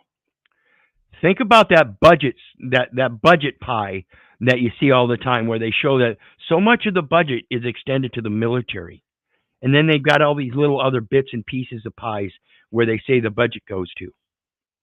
When we get done exposing this document here for what it is, and you see how the military government permeates every aspect of life, then why is the budget saying military here, but the rest of those little bits and pieces of the pie ain't military, when in fact they are? 100% of the budget, folks, goes to the military. Do not let those fucking pie charts fool you. Everything is military, even the financing. Therefore, everything that is extended from that is part of that pie chart. Therefore, the entire budget is military. Responsibility for payment of claims by civilians. Understand this. Responsibility for payment of claims by civilians for damages to property by U.S. military personnel. That's the exact just compensation I'm trying to get these days. That's what I'm shooting for. You Yep. want to take my shit? Fine, pay me. Let's leave it at that. Well, and again, that's that article or Title 48 of the CFR 52.212-5 that says contract terms and conditions required in order to implement the statutes or executive orders, commercial items, commercial services, which is relative to both the Fourth Amendment, being secure in your person's houses, papers, and effects, and the Fifth Amendment, that if they want to take your person's houses, papers, or effects, in other words, acquisition them, then there must be a requirement for military use, and they must compensate you under a contract stating values of that such property. Yeah, but what value are they going to put on life, liberty, and pursuit of happiness, which are rights and therefore are property? Right, and that's what they don't understand.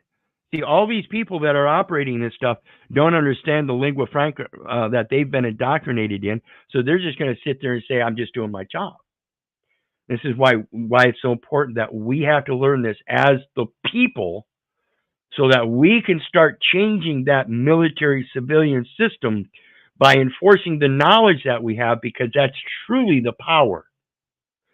It's not the power of a gun that's going to change it. It's the power of the education. And let me put up, Iman Albay put up Jose 4:6. My people are destroyed for lack of knowledge, so therefore the true benefit and the true key to success is the knowledge. In my opinion, of course. I mean, if you've got other ways to express it, feel free to do so, and I will be glad to listen, but I don't find violence as the way to do it. Even Sun Tzu says to defeat one's opponent without fighting is of supreme excellence, as the military talks about supreme over the civilian government. Procurement of local civilian supplies, facilities, and services by the U.S. forces. This is at Article 1, Section 8, Clause 1, 3, 7, 14, and 17. Needful places and buildings for the needed supplies, for the needed peoples and their activities. The currency to be used by U.S. troops and the rate of exchange with the currency of occupied country. The currency to be used by U.S. troops and the rate of exchange with the currency of the occupied country. Like I said, there is no nationality here in the United States. It's known as United States of America, but there's no government of the United States of America. There's no national government. It's a federal government, which is a corporate entity operating in military fashion to protect the American interests. The right of the occupying forces to take direct emergency measures is always reserved. So it's not until the people themselves, whether by militia action or in militia action or without it, stand up and provide a government that can replace the military government.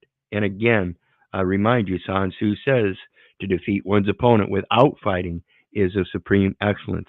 And this is why the task that we have before us is so magnanimous and huge that we have to come together in order to do that, but we each have to come together individually by recognizing our own individual powers and having those full powers of recognizing the other individuals that have full powers. And the full powers I'm talking about is being able to delegate certain authorities with conscious thought and intent to be effective and positive, so that when I go handing off a duty like education as a mom or a dad or as a couple, mom and dad, I make sure that I'm handing that education off to somebody that will bring those children up in the ways of the Lord so they don't depart from the ways of the Lord. Not somebody that's going to indoctrinate them into a dogmatic system of duality and opposing dialectics. That's the basic problem, again, as I see it, in my opinion. Now it's going to tell us about the occupied territory. The occupied territory is any area in which military government is exercised by an occupying armed force. So again, that police force that we have that's using those military armaments and the military uniforms, using the stripes, badges, flags, and everything, showing that it is a military standing army. Civilian police force, which is military personnel. It does not include territory in which an armed force is located, but has not assumed authority over the civil government.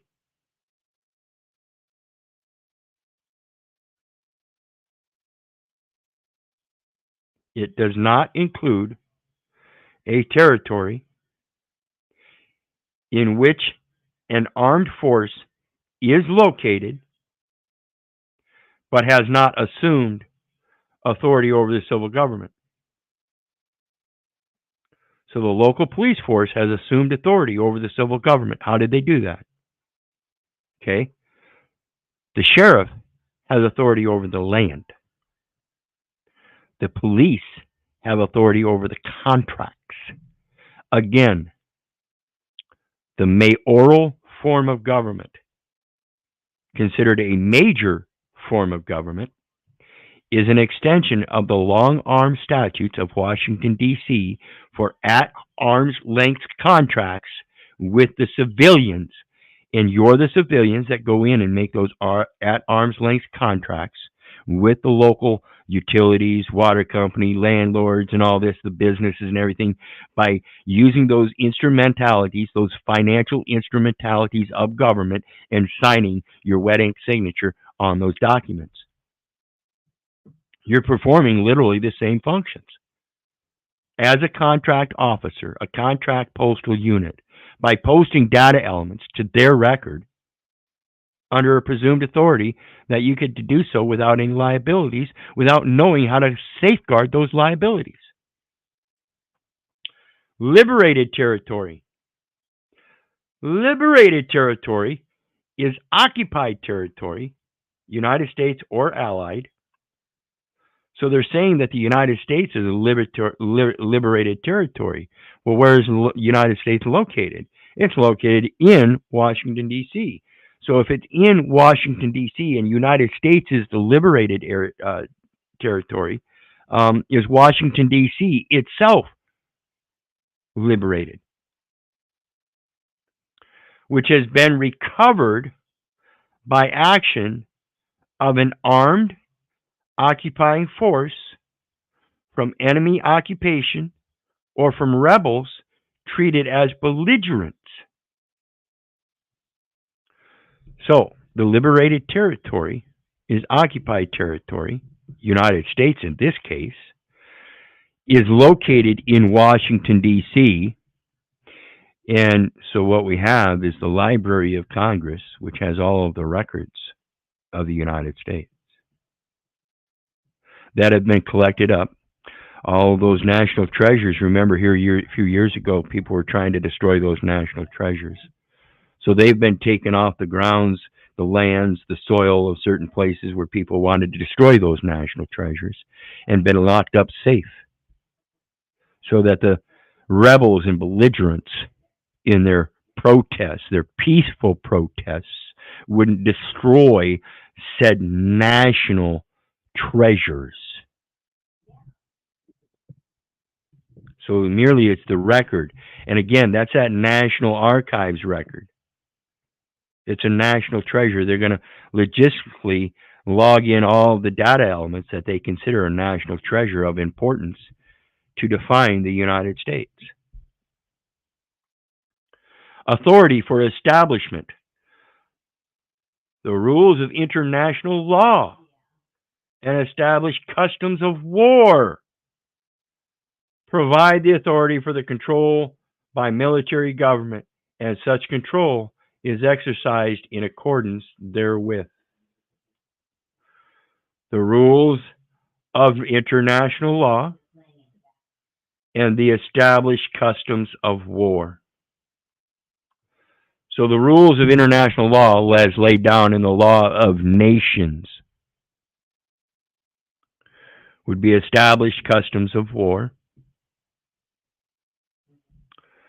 And the rules of the international law laid down in the law of nations establishing those customs of war are otherwise known, and this is where the law comes in, as the principles of the laws of nature. So I tell you, yea, though I might walk with a shovel, there are many uses for a shovel.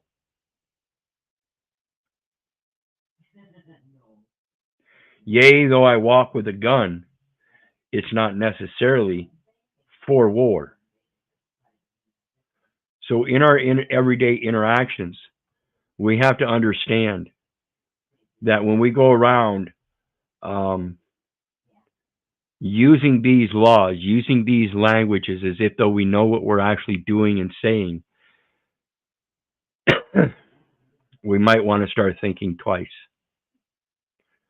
Because if you don't understand the principles of the law of your own nature and how to lead yourself by your heart and not be confused by the lingua franca and the legalese and learn how to just simplify things. I've always been a simple man all my life. I tell my companion all the time, she's catching on still, slowly but surely, that I'm a very simple man. I don't like all the entanglement with the ambiguity and bullshit. I like things really simple. I like the mud squishing between my toes. I don't like the complications of having to get up and put shoes and socks on. Even that is a complication, even though it seems real simple too.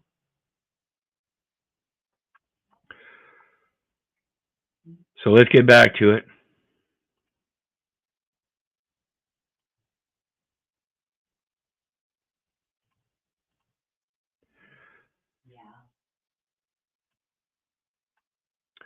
Provide the authority for the control by military government, and such control is exercised in accordance therewith.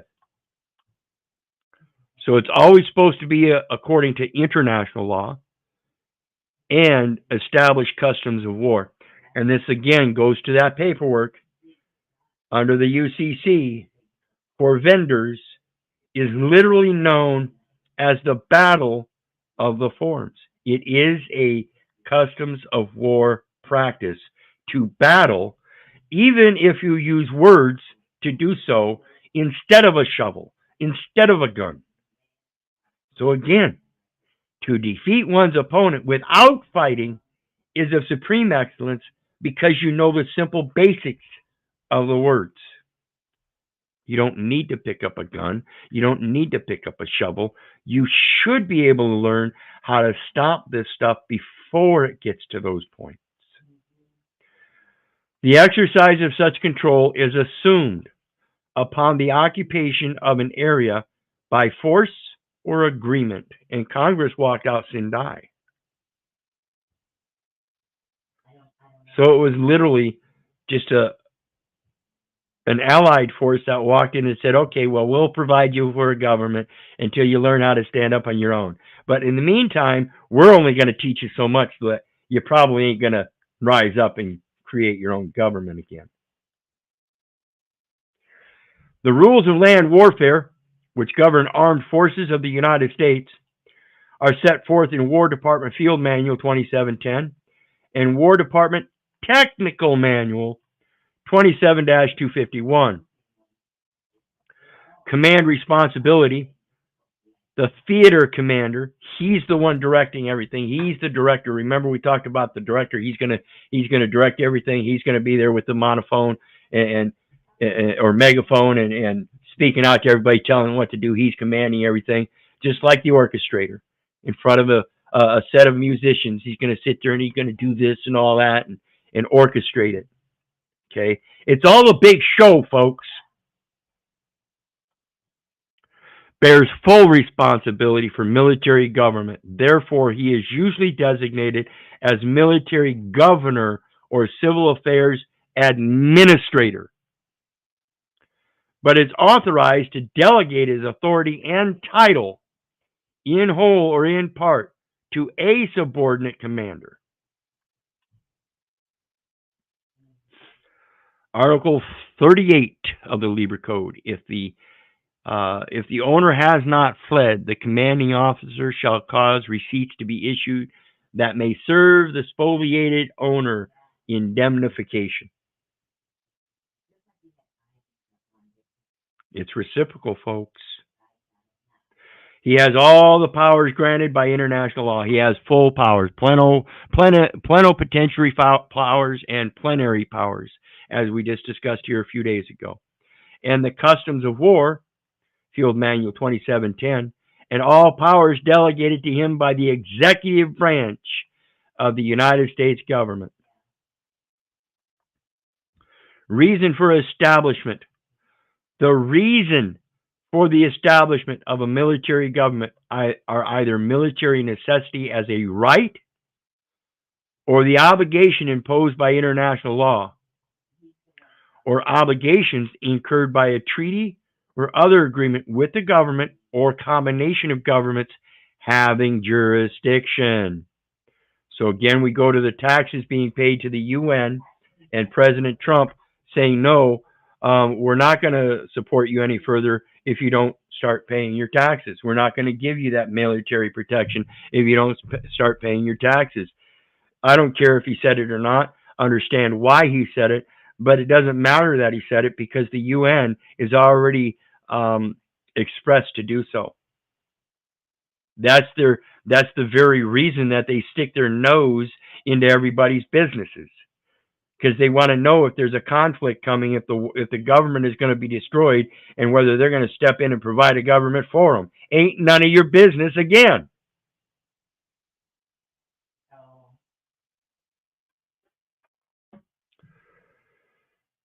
So, international law requires that the commander must take all possible measures to restore and maintain public order and safety when an armed force occupies enemy territory.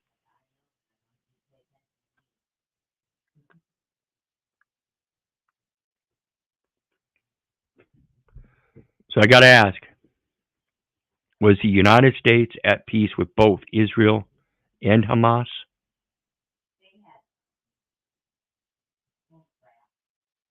Who are the nations that United States is at peace with in this 193 countries through the UN? Aren't they all allies as particulates of the UN and those agreements? Aren't they the ones violating those treaties? Thus suspending the authority of the sovereign government. Again, I ask how the United States poses to have sovereignty if the sovereignty was suspended. The military occupation is proof that the sovereignty no longer exists. It's proof that there is no republic. That's what a republic form of government is based on. Multilateral agreements under a sovereignty that we all follow the same leader, a creator of the universe. Something greater than any man, something greater than any commander in any individual capacity that encompasses every last one of us. Or when in occupied territory, a friendly government is absent or unable to function properly. This is why I urge you people with the Second Amendment bullshit, learn how to rise up as functioning and friendly people, because now you comprehend the difference. Now you comprehend a better capability of your abilities.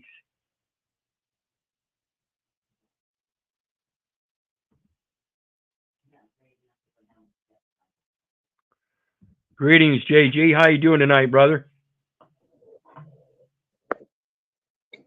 What's up, Keith? Good, man. Good, good. Glad to hear you, brother. I always like seeing a true sojourner. I'm gonna start calling you Sojourner, if you don't mind. So it goes on to say, and this is an important part. I talk about the function. Everybody's performing the functions of public office. Very simple statement. It's the presumption is that you're performing the functions of public office, and that you're doing so properly, proper, because of the person. And you don't understand the difference between yourself and the person and those capacities.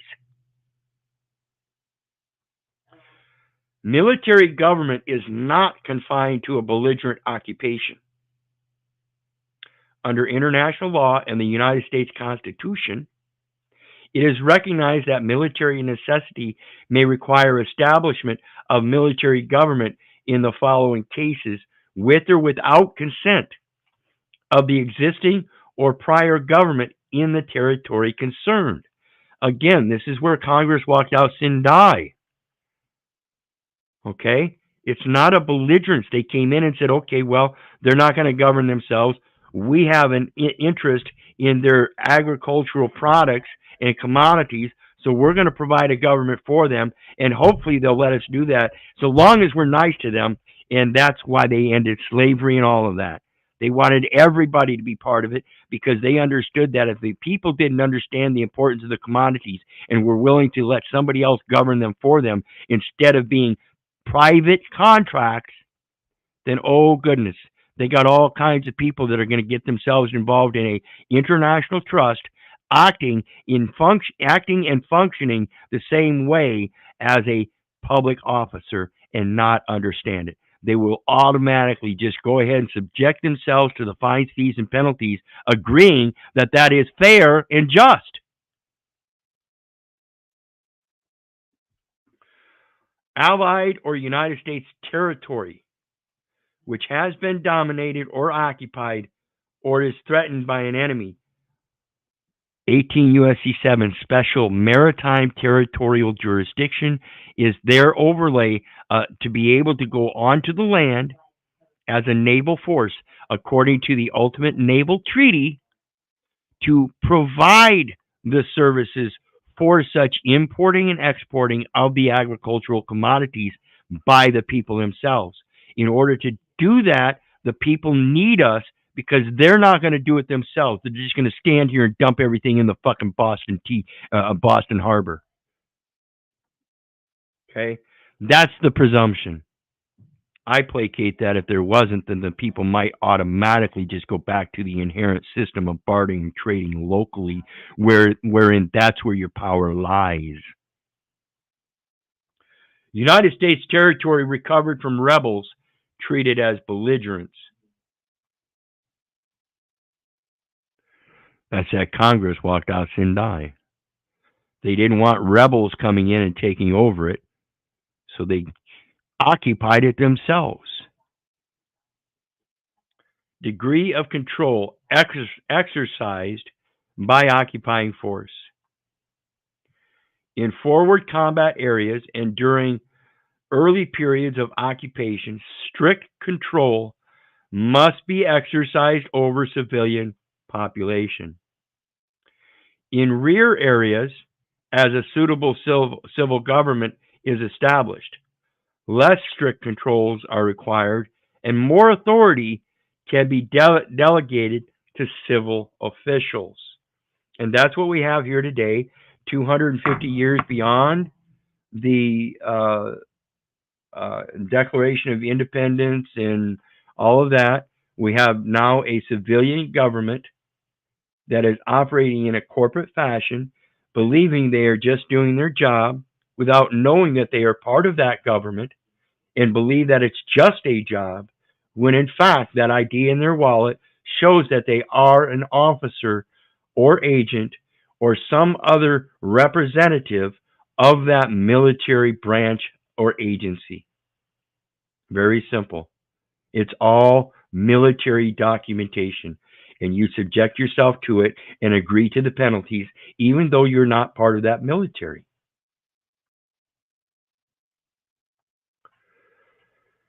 The extent of control exercised varies with the favorable or adverse effect that the local population can have on military operations. Take, for instance, down in Florida with a massive coastline and marsh area where there's a massive amount of properties that have been abandoned, and you can go down and do what's known as adverse possession. In that adverse possession, they talk about maintenance of the land, just as we saw here earlier that the military occupying forces are supposed to maintain the land and the laws governing the land. And you make it favorable to yourself. The only way you can do that is by knowing your full powers and being able to appropriately express those full powers. Now, you can't have your own military, but you can certainly express that you are in agreement with the military protections at hand. And until you can become part of that republic form of government and fulfill your capacity in that, and then turn around and be able to assess the need for such military armaments yourself. So again, you wouldn't necessarily need those armaments yourself, but you accept the idea that there's a need for them in case somebody comes in to invade you. This is why there's an agreement for the local police forces. Again, I'm not very liking of it because of the way it actually operates now, but I do agree with the concept. It's just that the people in those capacities have no honor, and that again is the base foundation of the very problem we have today. You give everything up for comfort and convenience because you have no honor in being responsible for what is truly your responsibility, moms and dads. And again, you're not alone in this. I'm not blaming you or anything. I'm putting blame and condemning the very thing that causes it, and that's the actions, and I'm not innocent in that.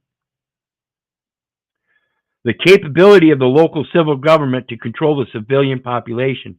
The local civil government, that's the major form of government at the local level, and that is the municipality where you have a mayor. And placate that you're a resident to that local municipality. You're not. The terms of any agreement made with any recognized government having authority over the area, example, a provisional government. The mayor is a provisional government. You elect him because you don't want to do it yourself. Therefore, the people got together and said, well, I'm not going to do it. I'm not going to do it. Who do you want to do it? Who do you want to do it? Well, let's vote for him. This is what I talked about with the parlay. This is the same goddamn thing pirates do. When they want to determine whether they're going to go to war, they have a parlay, and everybody votes for themselves, so it doesn't bid them well. Here, everybody's getting together and voting for one person, and they're all voting for the wrong people. They're voting for people that are corrupt because they don't know them and they just placate. Well, somebody endorsed him, said he's going to do a good job. Hey, But you Keith, don't is know him this from a Adam. good idea or a bad idea? Yeah, I wouldn't have an idea at all, brother. I don't have one. I'm saying this right here, though. What is it? I don't see. I see an ID. Oh, you've got an ID and you're just covering things up. Still, they can rip that off and get to the information. And if not, then they try to get you for defacing government property. Again, telling you that that ID isn't yours. It's government property. Nah, it's just kind of comedy, you know. Look at this. Oh, yeah. Yeah, They I can't don't. stop me. Yeah, and that's why I appreciate you. I don't see why you got the ID. You know, of course, I imagine there's probably some kind of doctrine of necessity in there. I understand that myself, but I don't carry a particular ID myself at this point. Yet, at some point in time, I might get one. I don't know. It depends on what I can do to make sure that I can enforce that my rights, titles, and interests aren't going to be abated in it. So now we're going to get into the reciprocal things. And this is why I talk about, you know, with them auditors going out and saying, you know, when they get those traffic stops and they say, well, can I see your, what's your name and badge number? You know, when they're out there doing them audits and stuff, what's your name and badge number? You know, it's a reciprocal responsibility. So if you're going to ask them that, make sure you turn around and give them that same compliance and quit being so fucking ignorant and belligerent about it. Because again, the base foundation is understanding why they're asking for it and what it is they're really asking for, so you can give them data elements that they can't misconstrue. Listen, I understand you're looking for a name, and that name that you're looking for is the legal name. I'm not going to give you the legal name, but you can infer it yourself. But I'm telling you, that's not what I'm giving you. Understand, I am giving you one thing, and if you translate it or convert it to something else, that's on you. So you can't put it down as a first name, last name, or a legal name, because my given name is Keith. And once in a while, if mom and dad got really mad at me, they might call me Keith Orland. Now, I hail from the family Little, and I understand you're looking for a birth date. I don't know the exact birth date. I'd have to have the document in front of me. I do hear I was born around August 20th, 1966.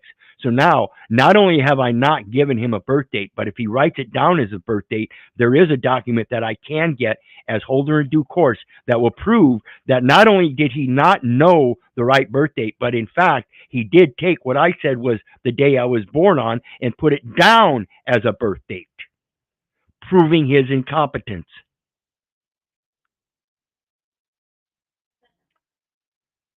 Reciprocal responsibilities of occupying force and inhabitants of occupied territory.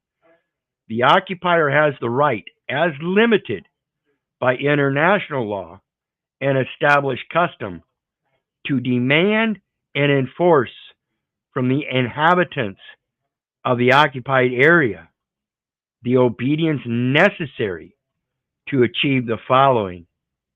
So again, the occupier has the right, as limited by international law and established custom.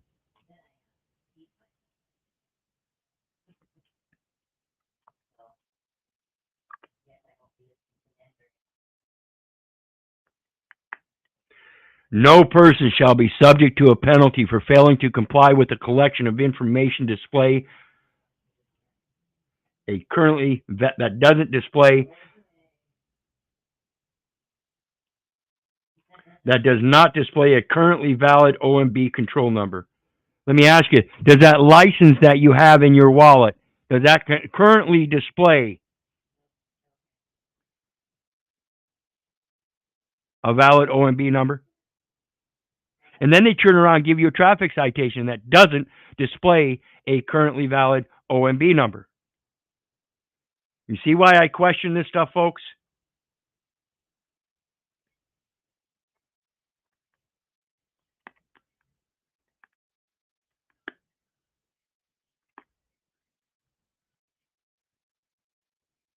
Where were we? We were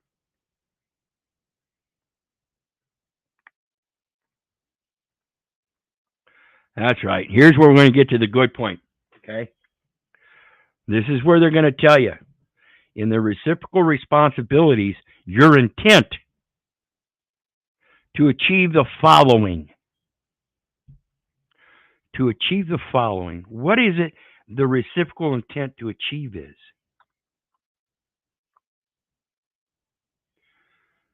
The security of his forces and the accomplishment of the objectives of war.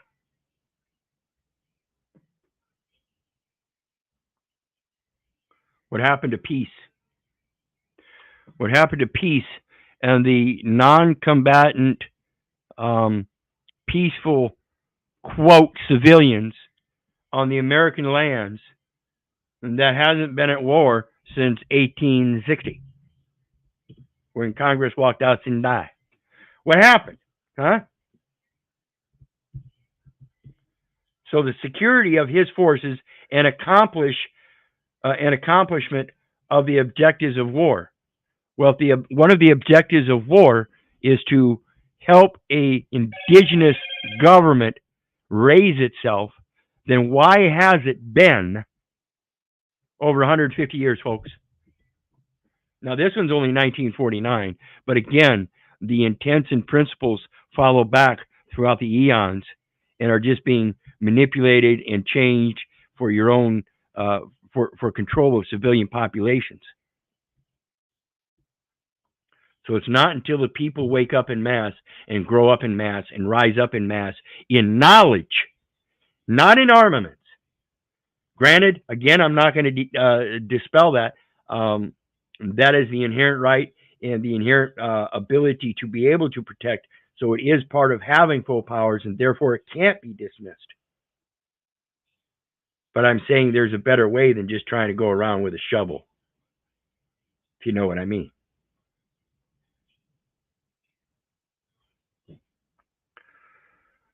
So the next one says maintenance of law and order, the administration of the area, and in return for such obedience, the inhabitants should be granted. Okay, so now we're talking about the trust. And if the grant is to the inhabitants, then they are the beneficiaries and not the goddamn trustees. Understand trust law. Freedom from all unnecessary or unwarranted interference with their individual liberty and property rights. Their individual liberty and property rights.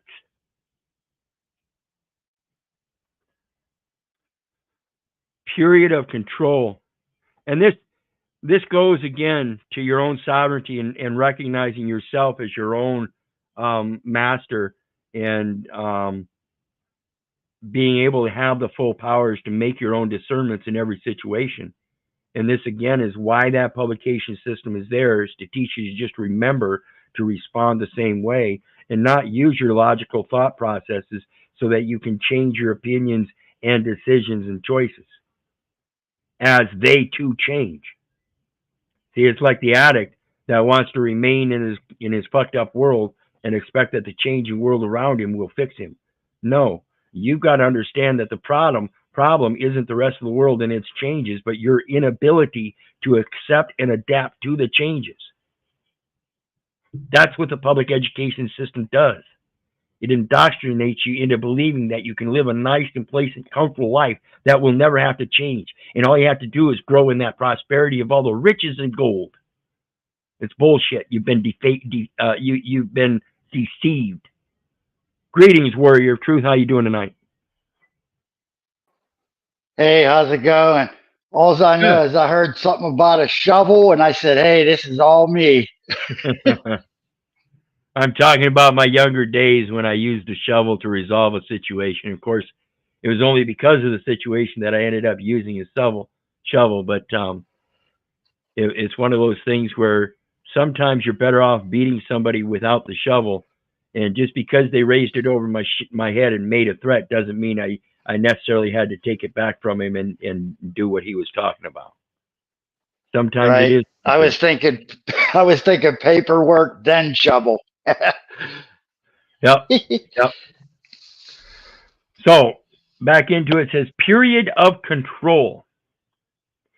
Under period of control, it says long as occupation continues, some degree of control is necessary. Military government may continue after the cessation of combat operations until it achieves the overall objectives towards which the combat operations were directed. So I got to ask, you know, from all these other countries that we go to war with, supposedly, and we insert these government setups, you know, what's going to happen when it fails again? Do we insert ourselves again? Do we end up with organizations like ISIS that turn around and after we supposedly defeat them and then replace their government with something that's supposed to be suitable and stable, they become overcome again, and now ISIS is expanded even further? What are we doing? Are we creating those beasts? Or are we actually doing something to protect those people? Because I don't see how it's a protection. I see it for, like the legalese said, it's a prestige and a benefit for them. And in this corporate capacity, it's for their corporate prestige and benefit for their corporate oligarchies.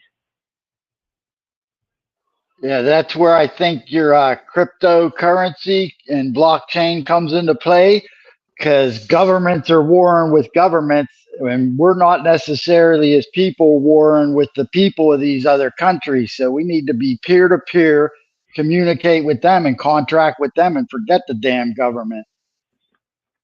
Yep, absolutely. And that's what we need to do, is understand that when enough people can educate themselves well enough to understand how a republic form of government is operated, and then take it upon themselves to be able to fill those operations. That's the problem. People think that in order to fulfill that government operation, they too must take upon that emolument. And I'm telling you, that's not where it's at. When we insist that a government has to be paid for what they're doing, that's why the tax system fails the people. Because now those taxes are going to be paid to the United States, as we read earlier, when they're supposed to be paid to the civilian, right? They're supposed to be collecting from the military, as we saw in this document, and then paid to the civilian. And what we have is a military government employing civilian employees that are then acting against the true free people that aren't part of the military and taking their property for the United States. It's wrong. Mission, principles, and policies. A mission. The mission of the theater commander in exercising his authority as military governor is to assist military operations. Primary mission during combat. Primary mission during combat is to assist military operations. The mission of the theater commander. What the hell is that? Theater commander? Yeah, who's the commander in chief? Theater commander, though? Theater? Yeah, it's all a show, don't you know? That's what the entertainment's all for. It's all using language. No, it's not. And pictorial presentations to indoctrinate your mind to believe that your comfortable life at home is peaceful because there's a military force that's protecting you, when in fact, you've been indoctrinated into that military force and are being subjected to that military force through an experiment that proved itself by logistical record keeping. You think the Truman Show is fake? They've been keeping records on people for a long time, brother. And it's only because of that record that it's implied that you're part of that association. If you don't give them those data elements, then they don't become part of their logistics, and they can't see your name in their record as being a penal officer by using a name and address. And it's that simple. Yeah, that's interesting. I'm gonna look that shit up. The theater commander. That might be my new MO. There you go. There you go. That's why I say I would never let anybody else write my story with my pen or their pen. It's my story. I'm going to write it. To assist in fulfilling the obligations imposed on him under international law and the customs of warfare to the civilian population. Imposed upon him under international law and customs of warfare to the civilian population. That's not the organization, but this here says the population. To further national policies. Again, if there's no nation, then what national policies is he furthering? What nation are we getting those policies from? The primary mission after combat. So if the combat's over, Civil War's over, Congress walked out and die, how come we haven't established national policies? Well, we have. We've established a democracy. No, that's a corporatocracy. Again, look at it. United States is a corporate entity, not a federal government. Then they define federal government, and then they still don't give you a national government as so defined. Look it up. There is no national government in the United States, just like there's no birth registration in the United States. United States is not a nationality, folks. It's merely a record for corporate activities. Principles, military necessity. This is keeping your houses in order, folks. Again, a man is subject to God, a woman is subject to the man, and the children are subject to the women. And the only way a man can protect his household is by the word of God, rightly dividing the word of truth, so that if he does have to sell off his cloak and buy a sword, he will do so. That's the necessity, only when needed. We don't need a military government here, do we? See, a military government is for people that might rise up and cause war. And that's why I hate it when people think they have a right to protest. You do not have a right to protest. The government says, or the Constitution says, and it goes along with ideology again, that to defeat one's opponent without fighting is of supreme excellence, that you have a right to petition the government for redress so it doesn't get to a goddamn protest or war. The primary consideration underlying military government activities during combat is military necessity. Doing those things which are necessary to accomplish the combat mission. The supremacy of the commanding officer, the theater commander has delegated to him by his own government the full responsibility, having full powers, for military government to enable him to accomplish his mission. And therefore, I'm telling you, under the full armor of God, I have the full powers, the same as David did when he fought against Goliath. I don't give a fuck what kind of giant you got. I was already in the lion's den, and I already walked out of the lion's den with all kinds of them roaring at me, telling me to sign this document. I ain't gonna sign. You ain't my daddy. Fuck off. We roar a little different. I hear a meow. Little fucking pussies. Need everybody else to back you up. I have one and one only, the mighty one. If you can't stand it, get the fuck out of the kitchen. In the meantime, turn up the heat. My soul is the sacrifice, and the body is proof of it.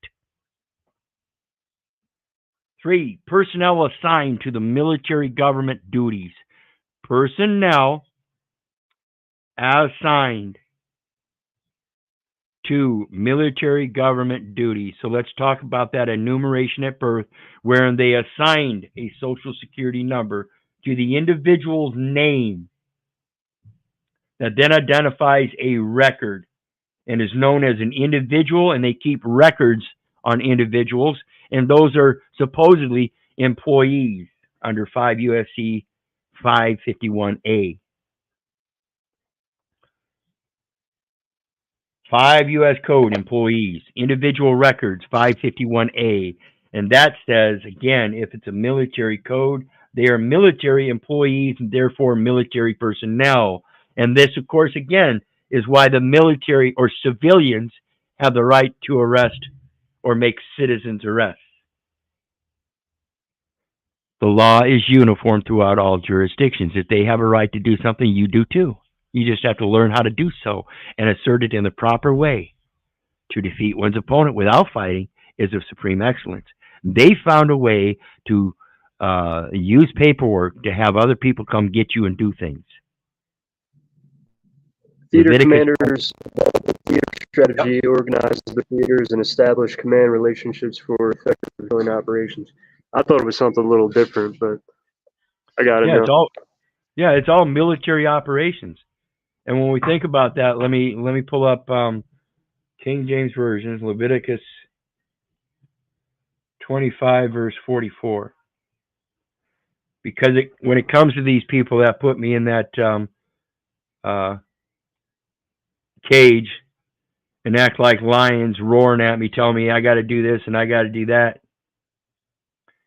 it tells us that both thy bondsmen and thy bondsmaids, which thou shalt have, shall be of the heathen that are round about you. Of them shall ye buy bondmen and bondsmaids. And this is what's telling me that when we think about this stuff, and they're using these contracts against us,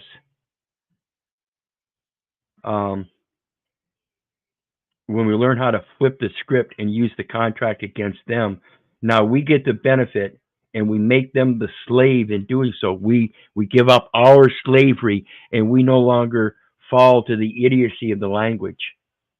We learn how to correct it again. Isaiah 54:17. No tongue shall prosper against you. You shall rise up and condemn anybody that places judgment against you. And this is by knowing the words and learning how to correct them. Pure and simple.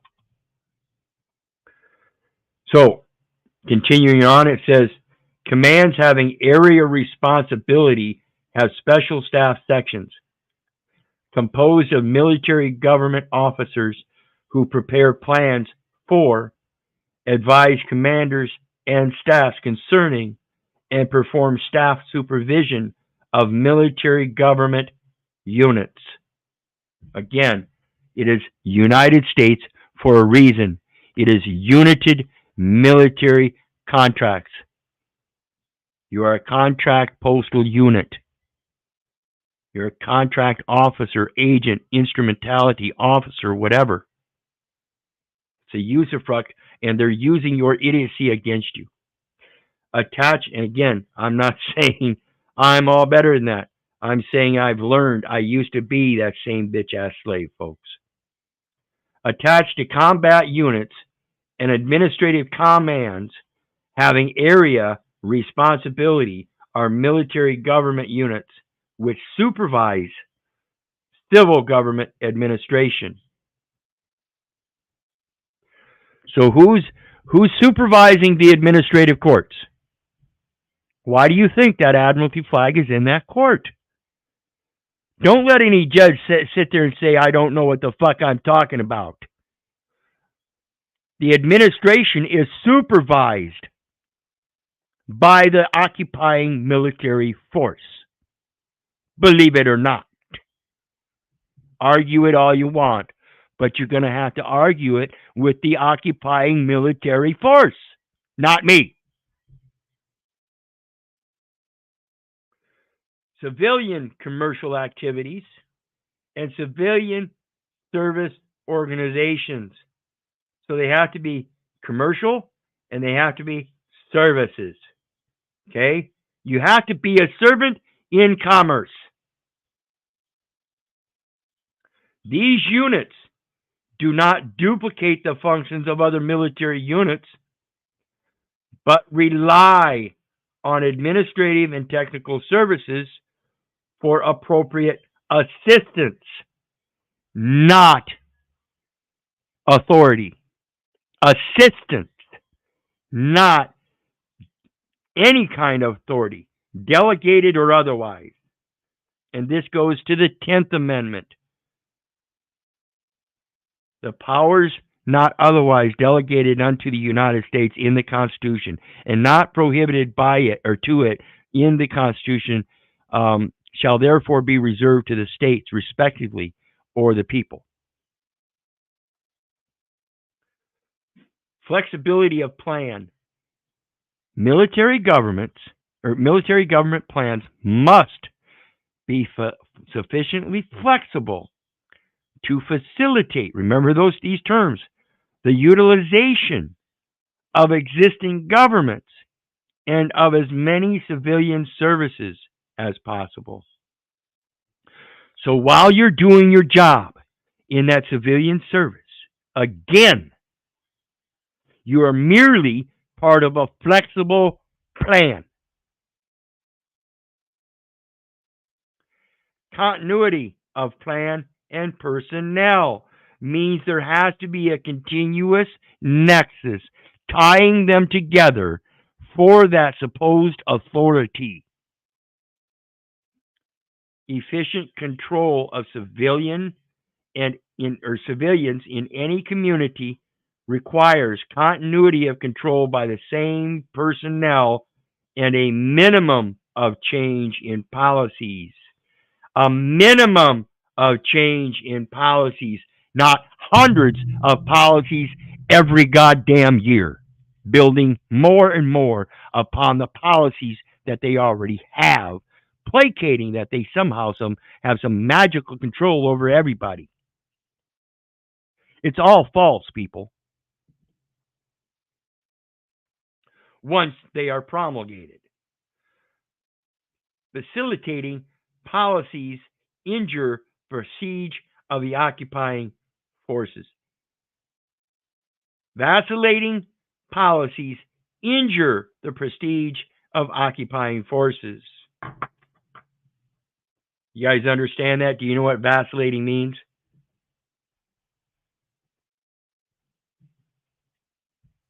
Vacillate, alternate or waver between different opinions or actions. Indecisive. That's literally the only way that you can construe these codes and everything that we have today. Again, I urge you to think about it. If all of them codes literally come from the scriptures and we have the scriptures bound in one book, then why do we have thousands of books that we have to refer to in these codes and everything?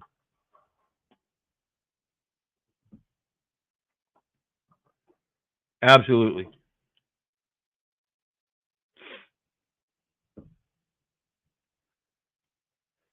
Slaves, obey your earthly masters in everything and do it, not only when their eye is on you and to curry their favor, but with sincerity of heart.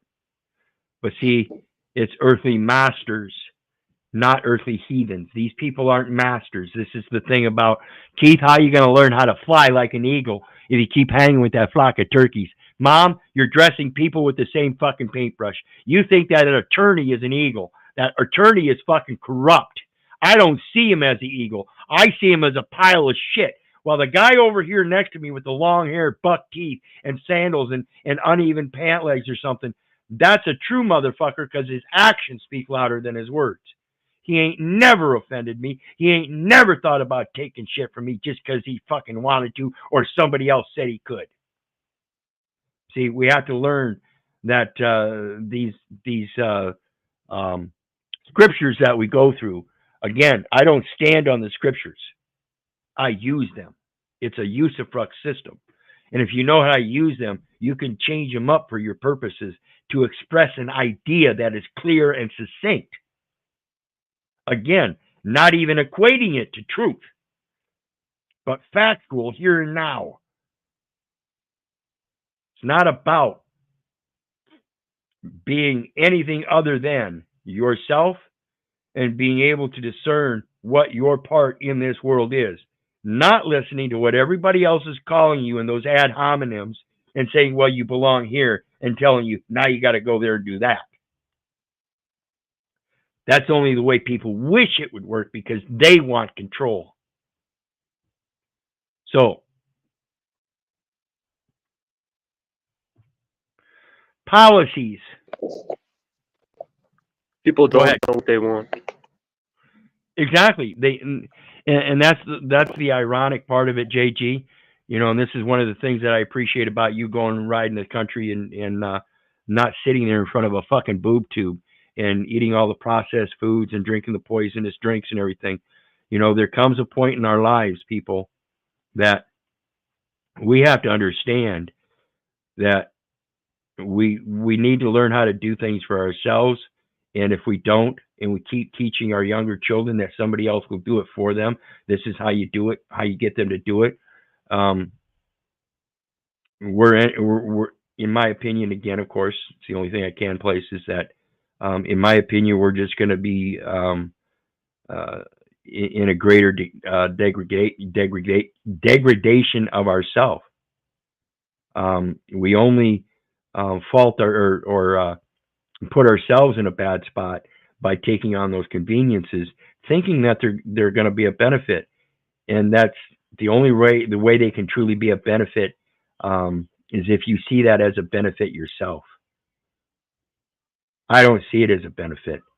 If you've got somebody else saying you have to do certain things in order to acquire things that you can do naturally on your own, then that's not a benefit. It's truly an indoctrination system saying that you need somebody else to do it for you. Treatment of population. Again, this is where that military personnel and everything, they're not supposed to be touching you folks. And again, I'll go over it through the International Red Cross sometime. They have specific delegated authority at the international level through the Red Cross for such military occupations that they're not supposed to be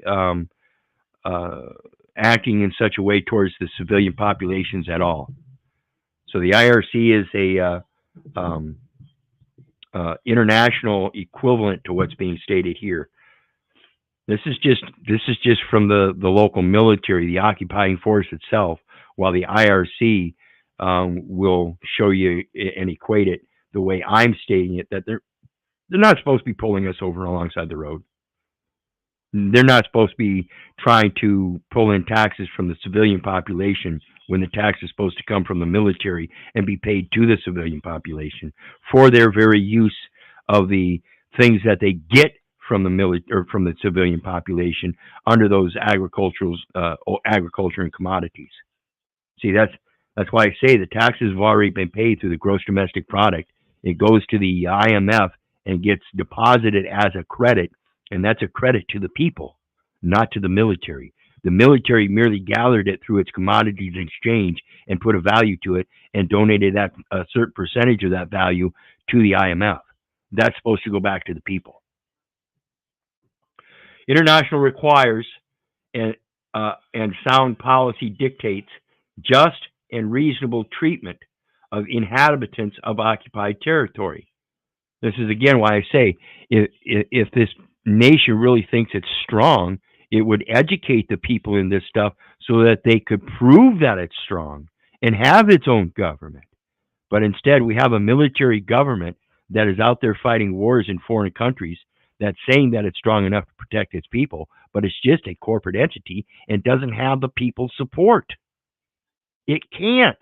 If the people don't understand their militia power, having full powers of being able to be a military force without having to be required to sign up for fucking selective service, then they have been indoctrinated deeply.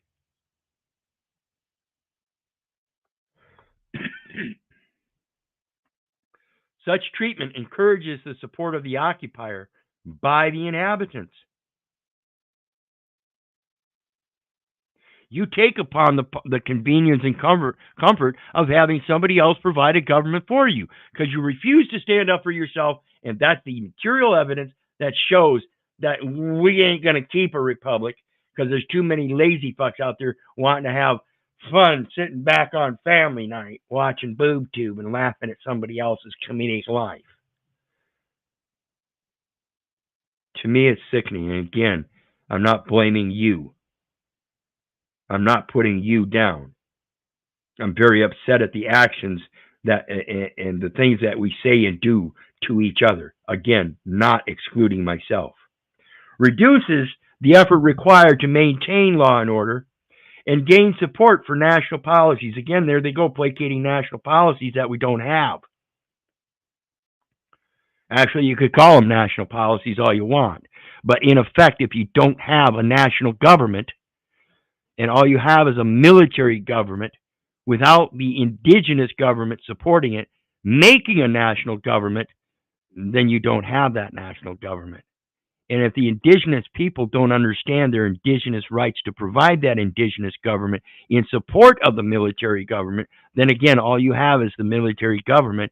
And when people want to rise up as a militia, as an indigenous people, and don't understand that, they're following to the concept that that military isn't here for them as well. All you have to do is learn how to make them stand on that. Who would disagree? Particularly some officer in a military uniform that, hey, aren't you here to protect the people? I don't give a fuck if some goddamn judge said the police don't have a responsibility to protect the people. The fuck they don't. Through reason and logic, sound policy dictates. Sound policy dictates. Reduces the effort, This policy does not prohibit necessary punitive measures. It only forbids unnecessarily harsh measures which would only defeat the aims of the commander.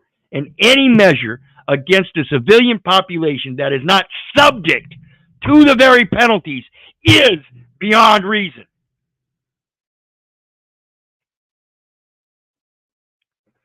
Military necessity dictates that the welfare of inhabitants be safeguarded to the extent of preventing them from becoming a hazard to the troops because of disease or disorder. And the disorder is a spell of illness, wherein therefore from you were indoctrinated in a public education system through propaganda without order. See, they told you to remember things.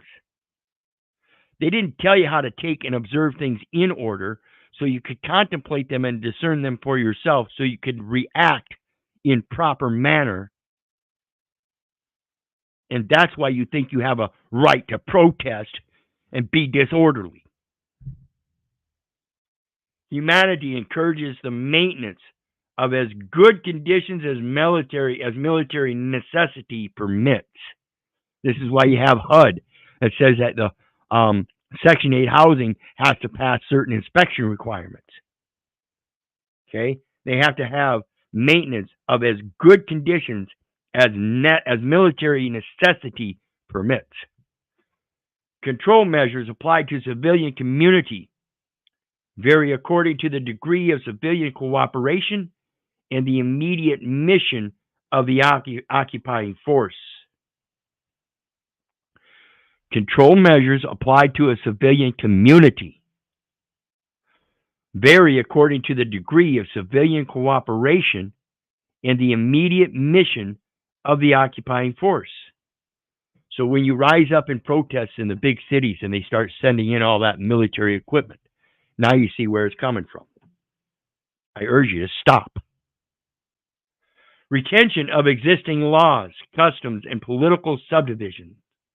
Occupying forces retain local laws, customs, and institutions of government and political divisions and subdivisions unless such retention conflicts with the aims of the military governor. So again, why are we legislating hundreds of laws a year? Because the local laws conflict with the convenience of the military government officials, and they all want everything for themselves.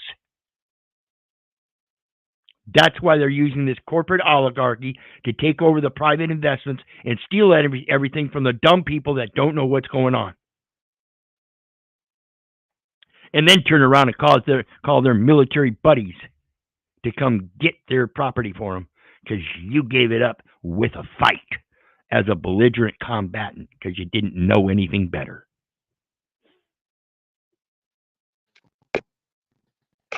Yes, doing bad things feels good to people. You broke up on that. Say again. That's like people get off on that. These These people enjoy Some of they them, enjoy yeah. the schemes. They Yeah, enjoy the bullshit. I met a gal that worked 2 jobs. I was working as a pit cook at night at the local village inn, and she was a waitress. And we were talking about her second job one night. She said she was a police officer, and I asked her why she became a police officer. Common question to ask people like that. She said because she wanted to dominate men. She likes. She didn't just like, but she gets off, is what she said. She said she gets off on arresting men. That's Yeah, psychotic. she's probably a lesbian. Oh yeah, I'm sure. I never got into those details with her. I was, that made me sick. I didn't have any other curiosity out of her when she said that. Well, yeah, I mean, these people that are fucking, fucking people over, changing the laws and whatnot. You got if you're doing something, you got to enjoy it. Yeah. If you're coming up here, educating us and helping us open our heads to what's going on, I mean, you got to enjoy it, Keith. I'm sure you do enjoy it. Absolutely. I love expressing the mentality that I have, and I can only hope that let me put my camera back on because I want to look at you guys, even though I can't see you. I just want you to be able to see me, I guess.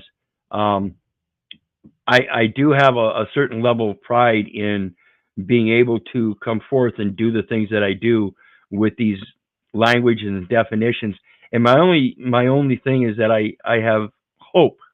I'm not going to call it faith here, but I have hope that people on the other end, like I said, I can explain it to you, but I can't comprehend it for you.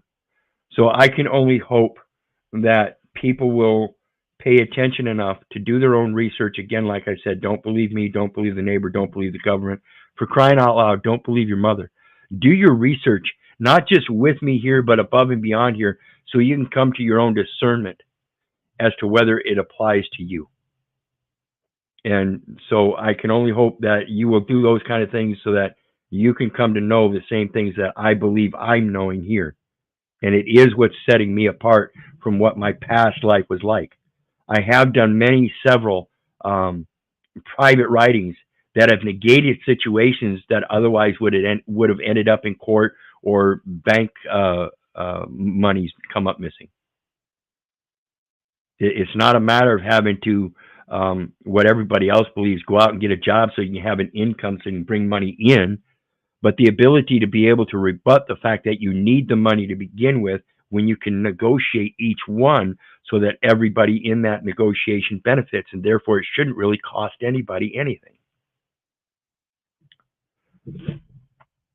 So as we continue on,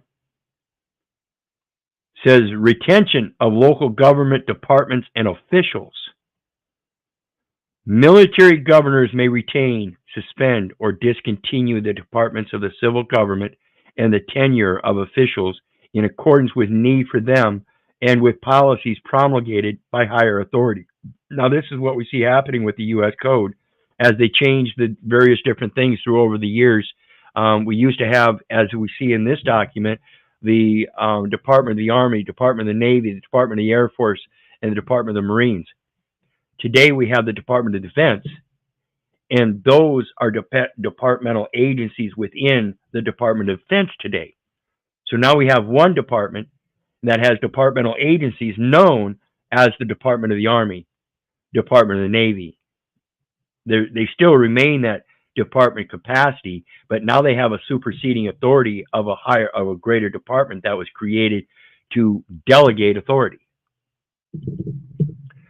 Military governors, as far as practical, govern the civilian population through retained or appointed civilian officials and authorized civil agencies. This is Article 53 of the Libre Code, where it expresses that if you remain behind voluntarily with prisoners of war, then you will be used or dismissed as the commanding officer sees fit. Article 53 of the Libre Code, restated. Such officials should be reliable, qualified, and respected by the community, and willing to comply with the military government directives. But, sir, I'm just doing my job. I'm just doing my job. I'm not part of the military.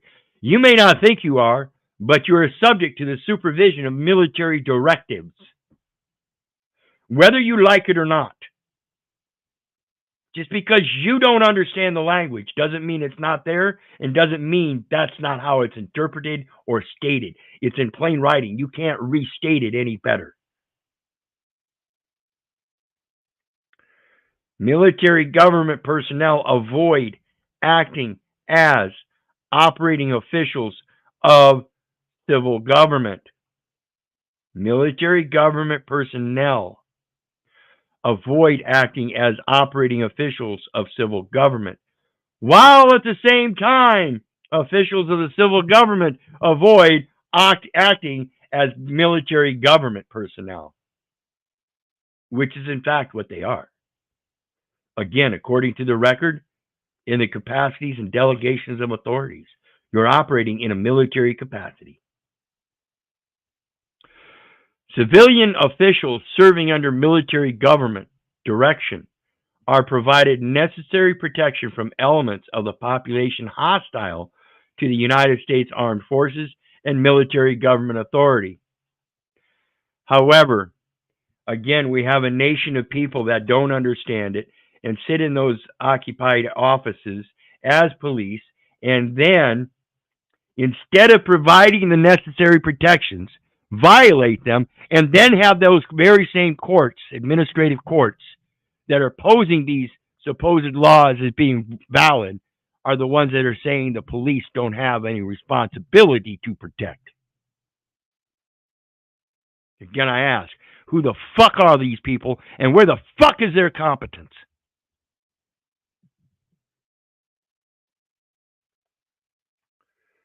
So again, for further details concerning political government and administration, see paragraph 20. Political prisoners, again, relative to Article 53 of the Labor Code, persons imprisoned by the previous government for political reasons are released after investigation in conformance with national policy. Preference is given such released prisoners in allocating housing, care, processing, and repatriation. Again, I want to ask you why you would need a passport in order to leave the country then. Anybody got a good answer to that?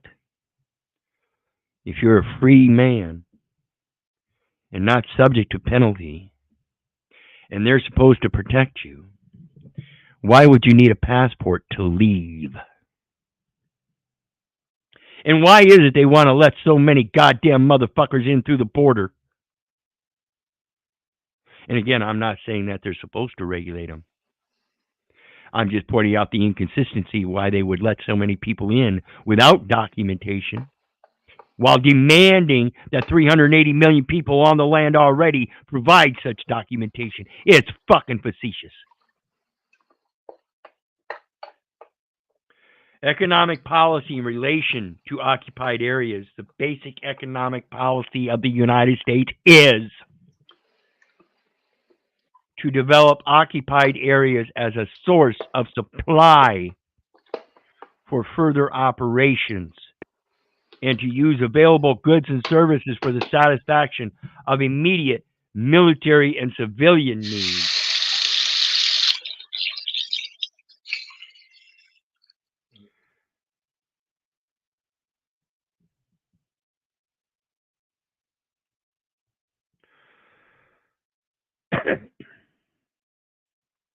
To revive and stimulate the economy in occupied areas in order to reduce to a minimum the needs of the occupied area for United States and Allied assistance. Then why is the entire world dependent on the U.S. dollar? Somebody give me a holler, because that's what I see as the problem. Again, if it's the United States posing these gross domestic products in order to reduce to a minimum the need of the occupied area for the United States, then why is every state in the unions ceding their jurisdiction to the United States? Oops. To promote the economic rehabilitation to the extent necessary to accomplish the objectives of the occupation. So if the objective of the occupation is to stimulate economy in occupied areas in order to reduce to a minimum the needs of the occupied area for United States and Allied assistance, then why hasn't it happened in 250 fucking years? Why is it? Am I the only one that comprehends the establishment of a republic form of government in that the people need to stand up and take over those government offices? Do you think that you would have a greater vote? Let me ask everybody. Do you think you would have a greater vote for people like Trump that would take upon an office without having to take upon an emolument and have to enforce those taxes? So if we had an entire government that was operating on that basic tactic, that they were just going to let their cup over well because they had the astute experience of having full power to know how to act in response and enforce the protection of the very people that put them in that office if they did it without having to be paid for it. How many people do you think would rise up and rather vote for somebody that's willing to do it without being paid for it? Even that concept alone, don't you think would pose that most people would believe that maybe he has a better understanding of how to do it? Go ahead. Yeah, I say with the technology we have now, everybody could vote on every issue that we have through the internet and everyone could have a voice. You don't need no fucking representative. Exactly. That's what's being held against you guys again, folks. It's the record. It's the record. Quit giving them that record. Yeah, we should all have a voice on voting on issues instead of giving our power away to idiots. You do, but you keep voting in wrong people and doing it in the wrong manner. You gave up your right to elect for a vote. Yeah, but there ain't no system set up where I can go online and say I want to vote on environmental issues and I could click yay or nay with my fucking vote. That's because you have to address it that's because you have to address it at the most basic individual level. That's yourself first. You have to become the man that you're looking for in these offices. It's the only way it's going to happen, folks. I don't want office. I just want public accountability where we I don't either, but no, I'm not saying that. I don't either, but I understand having the full powers to do so. That when people come to me in the public, even though I don't hold an office, they can ask me questions as it relates to their business matters. Are great. Right. Like advising on issues and stuff. Right. Do you need to have an office in order to be able to advise people? Or can you do that at any time within any building and not need a principal place of business? Yeah. Well, that goes back to like the tribal elders. You come to them when you have an issue and you get advice from someone that has wisdom. Yes, and that's what I was talking about earlier in the stream. The Blue Jackets manual talks about a captain's mast. It's the master on the boat. It's called captain's mast, and it deals with everything from penalties all the way up to rewards because he has full powers to make decisions in everything on the ship. So when it comes to a community, you have to learn how to be able to make decisions as it relates to everything within a community. You have to be able to understand you have power in advising your community people how to institute various different mechanisms of government, whether it be an emolument or an honorary place. The next one, it says to promote the economic rehabilitation to the extent necessary to accomplish the objectives. I got to ask you to mute when you're done, brother. It says to promote the economic rehabilitation to the extent necessary to accomplish the objectives of the occupation. So what is the objective of the occupation if you wanted to allow the locals to become dependent, yet you pose that you permeate all parts of society in order to support them in their incompetence, and then institute a public education system that does not teach them a goddamned thing about how it works. You just teach them to remember things so that you can work it the way you want to work it.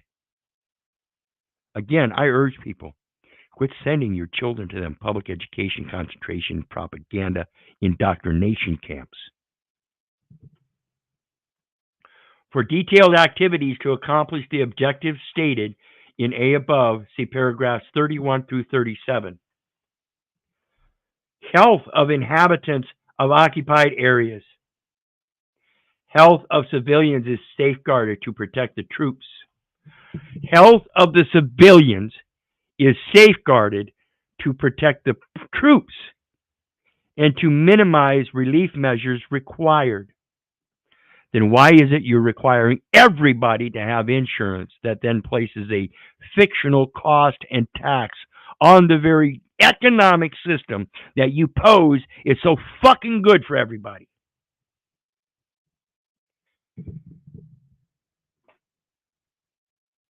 Public health laws are enforced and public health services normal in the community are continued. Excuse me. Back in the day, it was normal for doctors to go door to door and deal with patients privately. And if the patient didn't want to give them a fucking name or something, they didn't have to. It was a private deal. And if that patient didn't have money, the doctor was still compelled out of the goodness of his heart and his passion for his leading industry of being a spiritual healer, that, hey, if he doesn't help him, that being will suffer. It comes out of passion, not out of emoluments. So that if that man didn't have a way to pay, someday in his future, if he came across a bumper crop, he could say, hey, Doc, remember that time? Yeah, I really appreciate it. I don't know if I'd have made it without you. May you be blessed. Here's extras I've got. Thank you again. See, that's the way it's supposed to work, folks. Owe no man anything but to love one another. Not customs of war.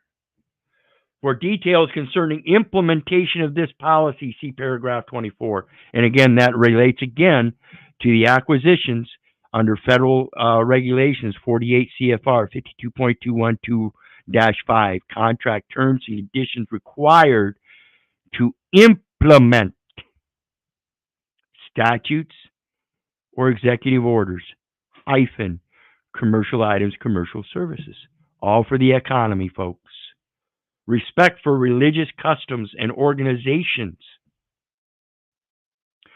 International law requires that religious convictions, and this is why I say now I'm already convicted. You can no longer convict me.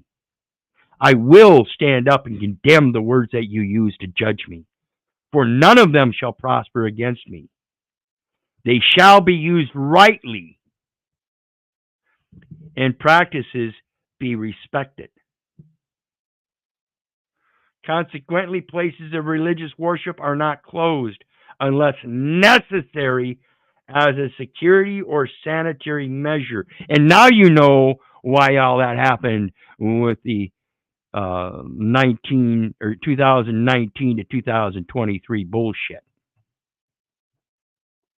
Or unless there is evidence that an undesirable nationalistic or political ideology is being practiced under the guise of religion.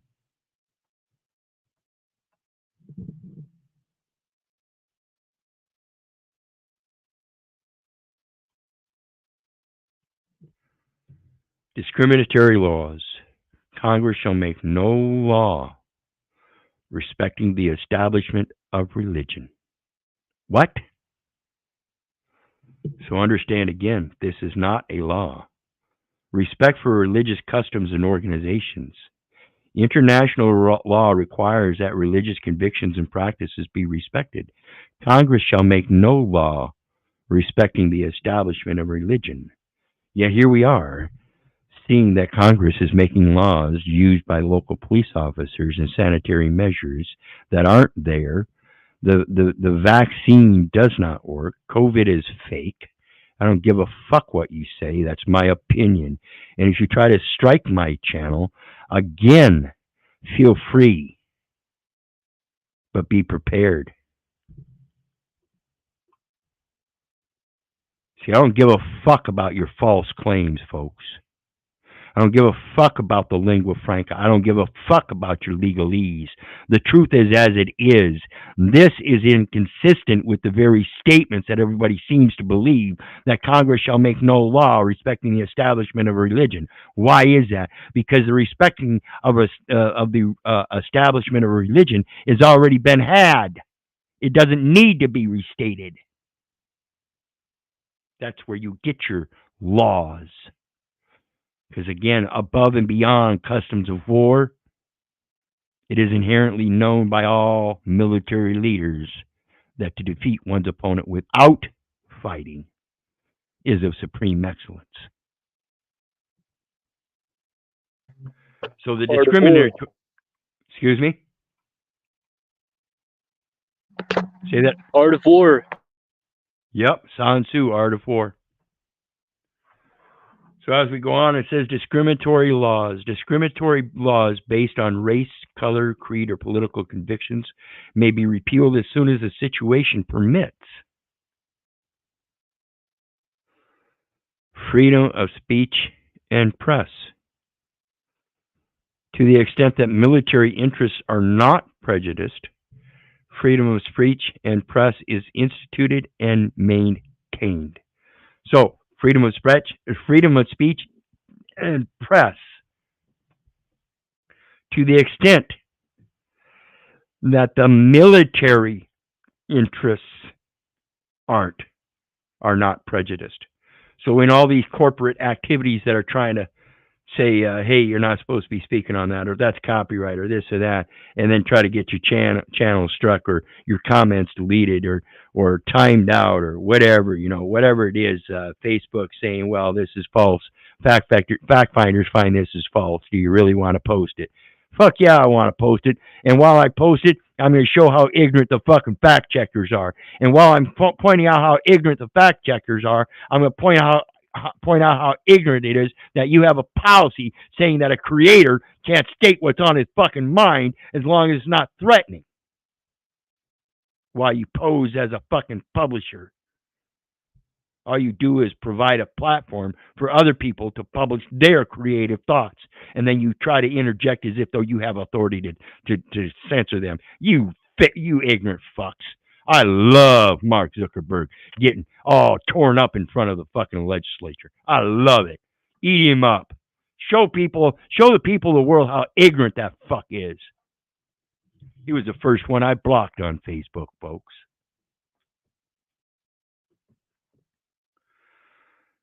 The next one is where we're going at. Say what? Nah, that's pretty funny. First guy blocked. Oh, yeah. First one I blocked on Facebook. Mark Zuckerberg. I didn't want him in my business. I knew what he was all about already. That was 10 years ago. 10 years ago before all this even came up. And guess what? He tried censoring a couple things when I first got in. Content no longer available. So I wrote him a nice little letter. Right away. Anyway, getting on to the next one. This is where the enumeration at birth comes in. Being a military Department of Defense issue, applicable to the Department of Defense under 5 U.S.C. 301, minimum birth registration requirements. And one of them is that you are a United States citizen born in the United States, and there's no birth registration in the United States. So it disqualifies already, but they still create that birth registration in order to create a death certificate that once that death certificate is issued, they can access that record that's been established throughout your life with all the data elements so that they can archive those data elements and the logistics into the Library of Congress. And that's for this census. Pure and simple. Only the census. It's a record-keeping system. That's it. Has no truth to it. So we continue on, and it says, protection of the archives and records.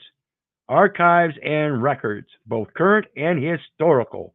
And that's the only value they have in them, is what they call a historical value. And I mentioned that here last week or so in one of my videos. All branches of government of the occupied area are of immediate and continuing use to military government. It is essential to seize and protect them. So again, when people were trying to tear down the national monuments and stuff, they had it. This is what they're using. It's essential to seize and protect them because they are national treasures. They don't care whether they come from the rebel South and had some kind of racism connotation to them or not. It's a national treasure, and it's supposed to be protected. That's it. They don't give a fuck about your racist or your opinions. Not one bit. Seizure and protection of mail and documents. Mail and documents found in post offices and other central communication centers are a source of intelligence information. It is an intelligence community. I urge you to step up your intellect.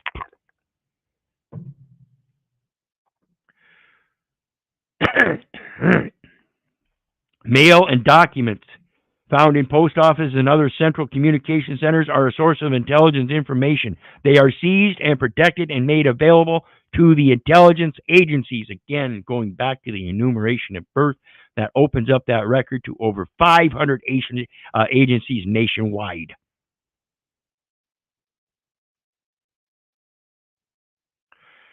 Protection of shrines and works of art. Except where military necessity makes it impossible. Historical and cultural monuments, works of art, and religious shrines are preserved. Again, going to Article 1, Section 8, Clause 8 of the Constitution of the United States and the Treaty of Berne, protecting literary and artistic works under the law of nations, so that no nation shall be lost and all will be remembered.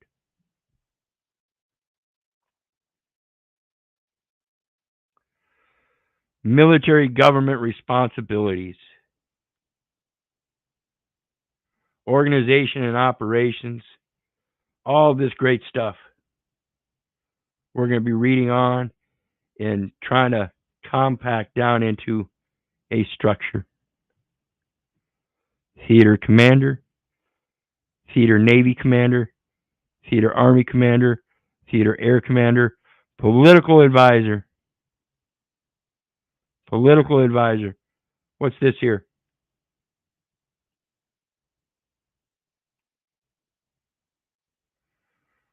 Theater Army forces, because everything comes from the land. And everything that you speak is some form of theater, whether it be air, land, or water. Theater Army forces, military government units are from the on-land occupied area.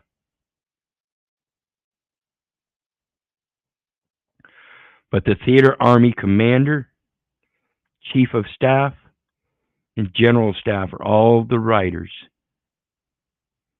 And it's all under political advisement.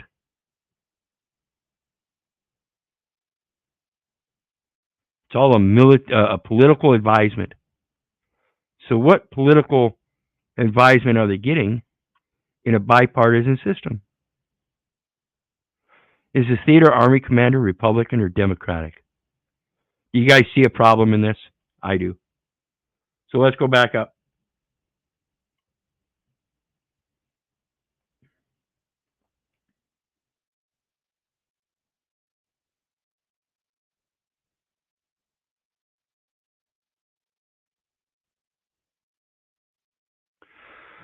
Military government responsibilities, probable political, economic, and social conditions existing in occupied territories. Probable political. Do you guys see the problem with that? If the military government is providing the politic, the political structure, and if the people rise up, like John F. Kennedy Jr. is trying to do, the People's Party, or We the People Party, trying to create a new political branch, how is that going to work? What happens if we elect John F. Kennedy Jr. under We the People Party? Does that get rid of the democracy of a Democratic and Republican House? You see the importance of knowing how government is constructed in order to be able to come into these platforms and make it effective? I hope he knows what he's doing. I mean, he is a military man of sorts. Commanders may encounter one or more of the following conditions in an occupied territory which will affect their responsibilities. Political conditions. Civil administration may be hampered by absence of officials, presence of unreliable officials, destruction of essential records and equipment, loss of control by public safety agencies, and shortage of public safety personnel may result in rioting, looting, property damage, and general disorder. I think this is fear-mongering here, because I think as peaceful people already not needing a military force and not standing as a militia threatening against this military force, it placates that the people are already peaceful and won't necessarily go in and just start looting because there's no local control. I don't know where they think that local control is given up because they're removed. They're only placating that they remain because if they do move, there will be a loss of local control. How is that so if the reciprocal concept of the civilians or the inhabitants agree with the military government that they don't want the United States in their business, so they're going to work towards that ends of not being dependent, and therefore they don't need to control the local area. The local people agree reciprocally, yeah, we'll take care of our own duties. Yeah, we'll need, let's see here, according to this population, 50,000, I think we need 10 tanks. We're going to need so many RPs and so many of these kind of guns and this and that. Yeah. Make it so. See, and that's not what's happening because nobody understands how it's supposed to work. And maybe even I'm wrong in my comprehension. I don't know. All I know is that to me, it seems like this, that when I read through this stuff, there's all kinds of inconsistencies that many people in this supposed government and in these supposed civilian positions are placating, I'm just doing my job. When in fact, they're part of the military and have an utmost duty in that military trust to the people for that very grant of protection and allowance to sit in that office, to be a public servant. And again, I'm not saying that these people hold any such authority that's so great and massive, or that I'm not substantial in that myself. I am a public servant myself to the people in public. However, my public service is a different kind of trust. I do it. Every word of God is pure, and he is and it is a trust, or is a shield unto him who put their trust in God. So my public service to you is constantly affirming that he who believed in God be careful to maintain good works, for these things are good and profitable unto men. We continue on with physical conditions. And it says acute shortage of housing for people in business may exist. Bullshit. Bullshit. Like I said, they got all these fucking immigrants coming in, and they're housing them in these hotels through frauds and bribes and everything. And in the meantime, we got thousands upon thousands upon thousands of homeless veterans alone, not including all the other homeless women, men, women, and children that aren't even veterans. Plenty of homes to house them. It's just that people like banks think that they own them and that they serve a better purpose for using them as a commercial purpose, and they can only have residents and people qualified to be residents. While in the meantime, again, that very military supervision is supposed to be protecting the motherfucking inhabitants. Where the fuck, again, is the competence of the people to understand this? Why did they care so much about the aliens, the illegals? Why are they on their side? Why are they taking care of them? Because it gives them a job. See, again, if the people, the inhabitants, rise up with the proper government, the republic form of government, that aren't taking emoluments, it doesn't drive the commercial system.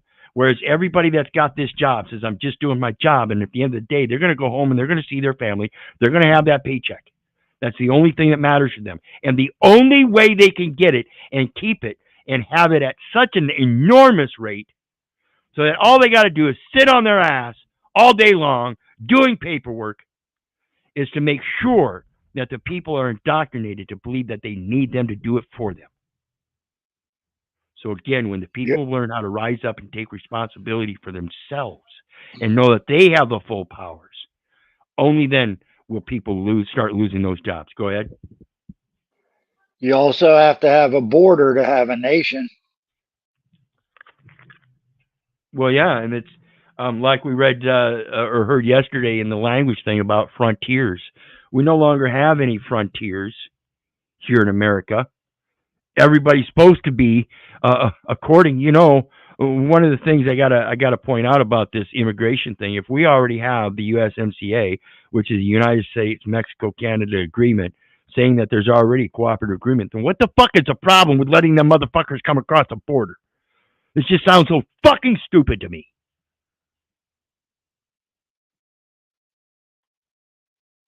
Destruction. It is.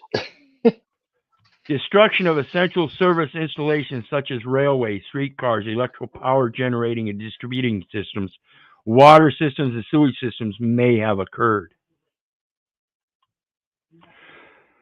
All I can do is think about Flint, Michigan. May have occurred. Yet here it is. It's occurring in modern times by the very people that are supposed to be motherfucking protecting us again. Again, where is the competence of these ignorant motherfuckers that people put in these positions? Economic conditions. Commercial and industrial facilities may have been destroyed by fighting or by sabotage. Shortage of foodstuffs and key industrial supplies may exist in population centers because of failure of transportation.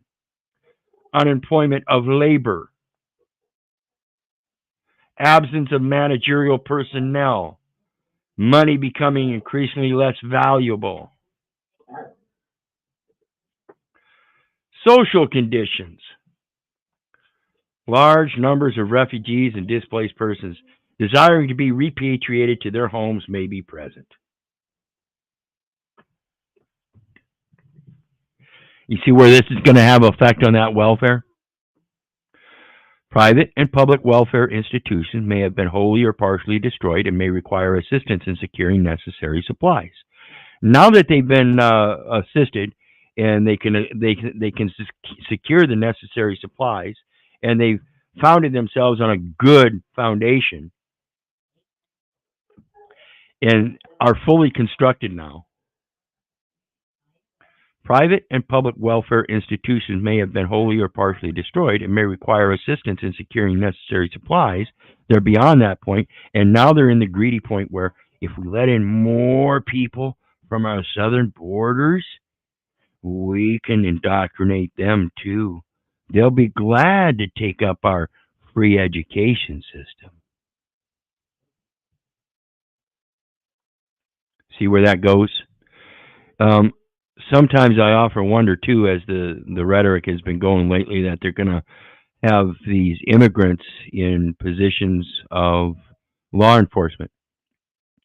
Now, I might suggest that despite there might be a slight language barrier somewhere along the way, the people that they would put in those positions would have some kind of English education. And coming from a desolate country, or a desolate position maybe in that country, not that the country is desolate, but coming from a desolate position, maybe coming to America to enhance their life, knowing that their rights are very inherently most important, would maybe protect them rights and actually protect the people a little bit more than these cocksuckers we got today. Excuse my language. Private and public welfare, and I may be wrong on that, I don't know. Private and public welfare institution may have been da-da-da-da.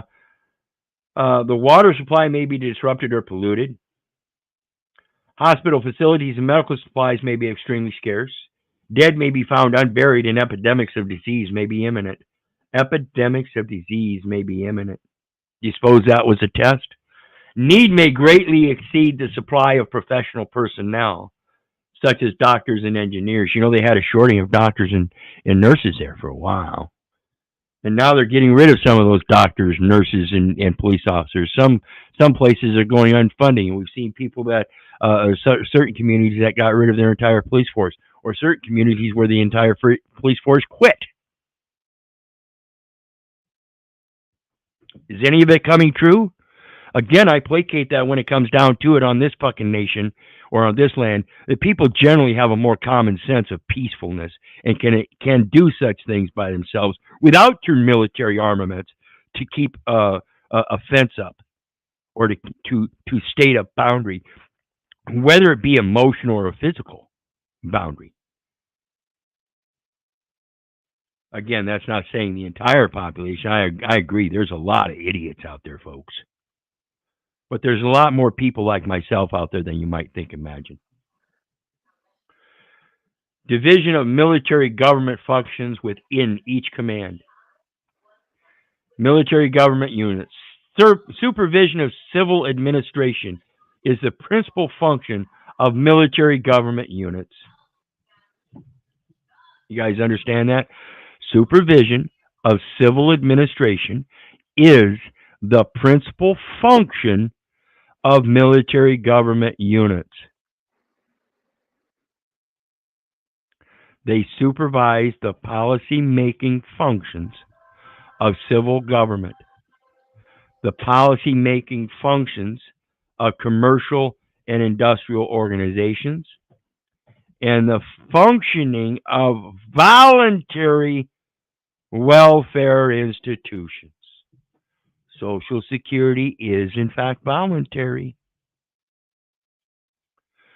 During combat, they orient all civilian activities toward furthering the achievement of the combat mission. When combat has passed beyond a community, the military government unit guides the community through the restoration of normal activity. So after the Civil War, how come we still have, over 170 years later, the military government still trying to guide communities through the restoration of normal activity? Isn't it normal for people that have a national government to provide that national government themselves? I'm only asking. Combat units serve as the force which backs up the administrative actions. So if an administrative judge puts out a warrant that is a military warrant to have a military officer as enforcement to back up that administrator's actions, blasphemous, particularly against the inhabitants that are not subject to the penalties. They also perform specific military government missions when directed, particularly those which require large numbers of people with military skills, example, disposal of military equipment from captured arsenals. And of course, those captured arsenals would be in foreign lands. Other units and services. The other services perform many special tasks involved in military government. They seize some facilities for use in military operations, example, railroads and communication systems, allotting for civilian use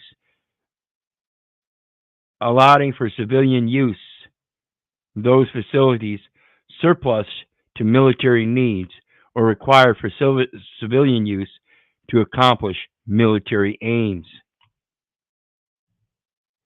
See those, like I've said before, those stores you have out there, that's all military equipment under a supply and demand chain, and that's surplus. You're supposed to get it at a discount rate, but they're charging you full fair market value as if though you're a foreigner. Yo, Keith, I actually hopped a freight train recently that was a military train. It was full of tanks and Humvees and shit. Oh, yeah? You hop in one of them tanks? Nah, they had locks on all of them. All the Humvees and tanks had locks, but the backhoes, they were unlocked. The door was actually open. So you got out of the wind anyway, huh? Well, yeah, I got in there. Of course, I got in there to check it out. Yeah.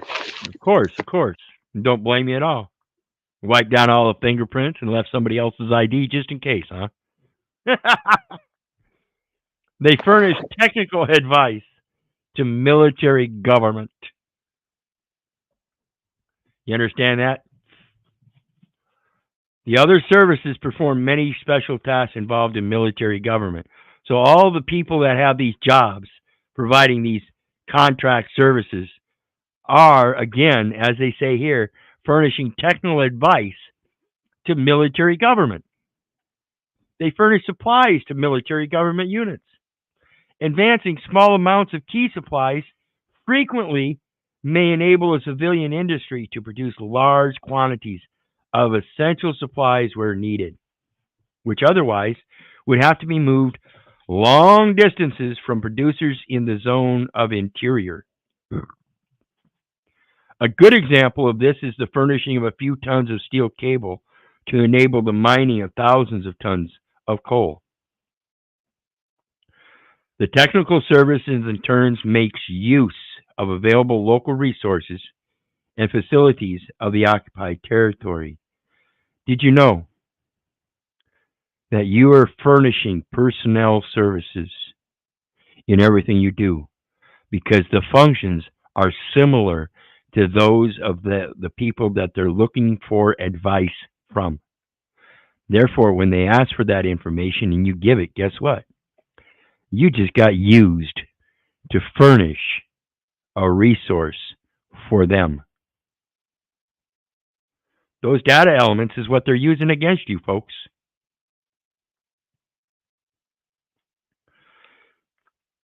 I gotta go down here real quick. I just gotta check something. I thought there was something else on here that I wanted to look at. Maybe it's another document. They had a nice list of things.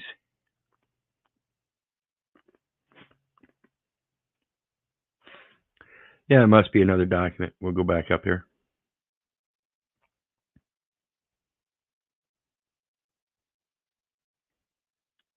I'll find that so we can, when we review this, I'll be able to pull it up because it shows distinctly that the military controls all the finances, all the banks, all the schools, all the hospitals, all the businesses, and everything.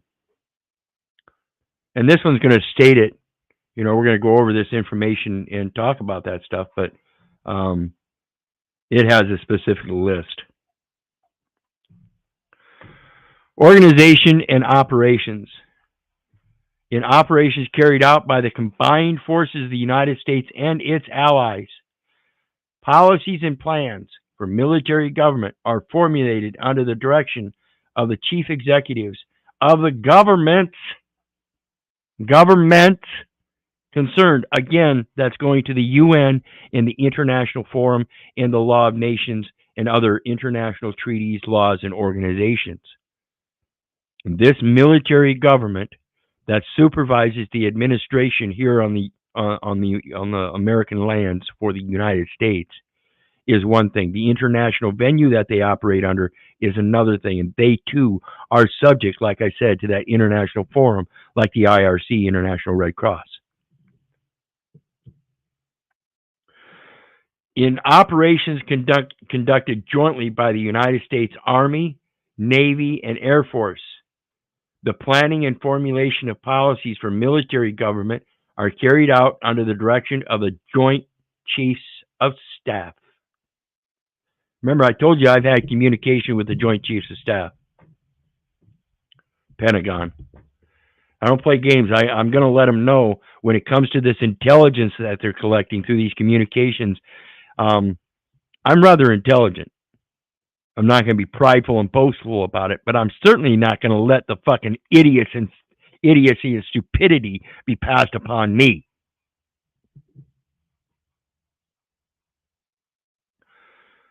Responsibility for military government operations is vested in and exercised by theater commanders. So who vested it in them? Like I said, it comes from the international forum. There's a common belief of faith from the other nations that they will diligently do their take care of their responsibilities on this soil, as the other nations' leaders are taking care of their responsibilities on those soils. Quid quo pro. So it's basically each other vesting these powers in each other. You suppose that's mainly just a recognition of having full powers? So again, I urge people to understand and recognize your own ability of having full powers to govern yourselves in all situations. A theater commander may delegate his title and authority to theater army, theater navy, theater air force, or task force commanders. In general, he delegates military government responsibility for continental and large island operations to the theater army commander, and for other island operations to the theater navy commander.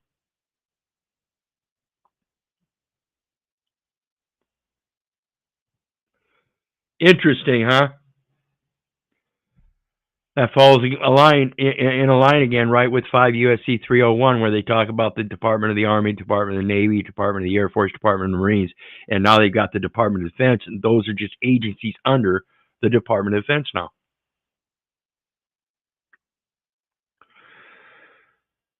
The military agencies, which the secretaries of the Army, the Navy, and the Air Force designate to formulate military government policies and plans, are the Plans and Operations Division, General Staff, and the Office of the Provost Marshal General of the Department of Army, the Assistant Chief of Naval Operations Strategic Plans Section of the Department of Navy, and the Director of Plans and Operations of the Department of Air Force.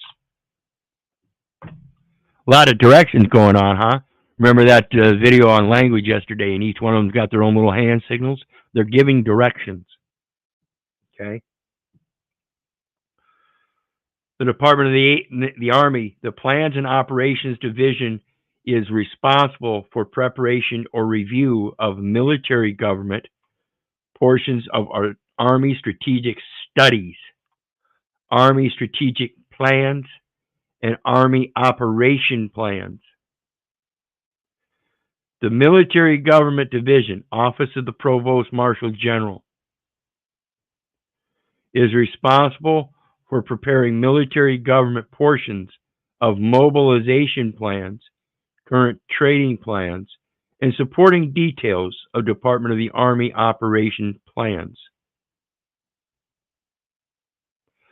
A lot of record keeping, it seems, huh? A lot of record keeping. The Department of the Navy, the Assistant Chief of Naval Operations Strategic Plan Section, is responsible for formulating broad policies and plans. Broad policies and plans. Again, we're not talking about laws, and we're certainly not talking about simple and concise and linear, but very broad. Drafting directives and regulations, and training personnel for government in areas of paramount naval interest. And since it's all based on intelligence, the paramount naval interest is the nativity, the enumeration at birth, so they can indoctrinate you into that education system to regulate your intelligence.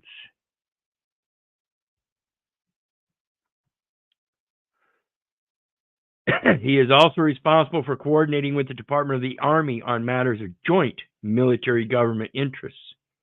In addition, he ensures that the Secretary of the Navy, the Chief of Naval Operations, interested bureaus like the Census Bureau, Bureau of Vital Statistics, you know, that state vital statistics jurisdiction, which is exclusive to the individual, one of its own, and other divisions of the Department of the Navy are advised concerning these matters.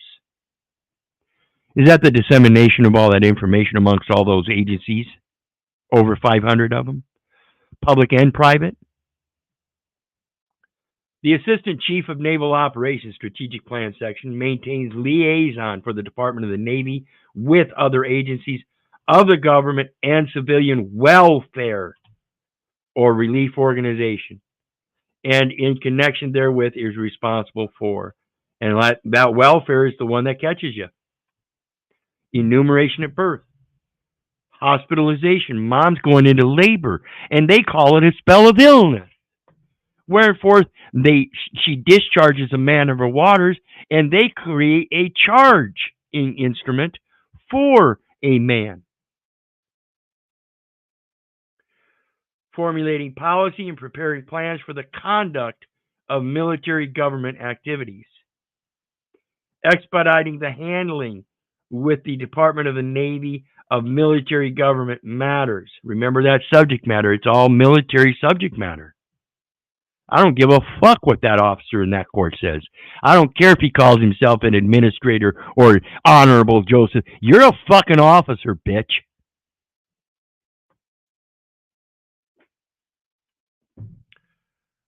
Collecting military government information and distributing it to appropriate agencies. You're an officer, bitch. You got that ID in your pocket? You're an officer, bitch. And again, it's not an affront on you, people. Understand, I'm not trying to call you names. I'm trying to express the idea that if you've got a military identification in your pocket, you're operating as a military officer. Learn how to distinguish that, and more of us will be able to shed off that despotic government, walk around without that ID, travel around without that ID, transit without that ID, sojourn without that ID, and everybody will know that our language is the vehicle that's driving the motivational forces. Yo, Keith, who would you say is like the most indoctrinated like group of people? Americans. No, I'm saying like field, like fields, like field of work. Doctors. Doctors? Yeah, ask them if they understand Latin, and they're going to start spewing off all kinds of medical terms. But if they understood English, they'd understand that Hippocratic oath that they took to Apollo and the Greek gods is blasphemy against the very Christianity that we hold so important in this country. I mean, it is a Christian nation. What are reasons they're indoctrinated? That commercial ideal and entitlement of being a doctor and having people look up to you as that doctor. It's just like the legalese. You know, when they speak that legalese, it's for the benefit of the legal system. It's for the prestige of those in the legal profession, and the same with the doctors. They're doing it for their own prestige. You know, it's that thing that I talk about all the time. I don't care to listen to you as a messenger. I am going to give you the respect to listen to the message. And I may even call you a name here and there, just as a trigger or a distraction. But it's really, truly the message that we're supposed to be listening to. So I really don't care what you have to say if you're going to try to sit there and say it's all about you. I'm the one that brought you this information. I did this. I did that. The only thing I talk about is what I'm doing, and it's not for my good. Again, my body's a sacrifice. I don't need all the materialistic things. If I thought I needed the materialistic things, I wouldn't be listening to Paul. I'd be listening to Wes Watson. Who would you say? Who else is like? Who's behind the doctors? Who's number 2 on the list for most indoctrinated? Probably the police. The police. Let's spread it out, because it's my firm belief that if we're identified in the agricultural Title 7 under 7 U.S.C. 136, before it becomes a commodity, if we're known and identified in there as animal includes but is not limited to man, then why the fuck are they sending police officers after us instead of the local animal control officer? Is it because they specifically think that we have a license or ID and that that's what gives them authority as a police officer to come lock us up in a jail? Because if that's so, again, I urge you to understand the concept here that if man or animal includes but is not limited to man, then before we have to get a license, aren't they recognizing us as a man or an animal, either one? And if that's the case, then what happens between that and after you become a license holder or something? So now we think about Genesis 2:7, where God is formed of the dust of the ground. When God breathed breath, or God formed man of the dust of the ground, when he breathed the breath of life into his nostrils, man became a living soul. If man became a living soul, then how is it that you placate the man as an animal and then say, well, that man has to have a license? How is that so? If man became a living soul, and you still placate him as an animal or a man, either one, where is your loss? Is it your loss that you don't recognize the very breath that you take as an act of God itself? Am I going to have to remind you of that? To have us be on the equal station in life as living souls, so you can see me as a living soul and not as the man that you think I am? There's a big difference in this language, and that's why I say a police officer pulling somebody over along that postal road, not recognizing that the Postal Service has federal exclusive jurisdiction and that they must have an interlocal agreement for that stop. In other words, the police officer has to go and contact the post office and say, hey, I need exclusive jurisdiction granted to me, delegated to me, so I can go address this person on your public roadway. It doesn't happen. He's not a service of process agent. And he's certainly not a witness to a crime. He may be witness to an offense if the other person is, in fact, a military personnel and knows so.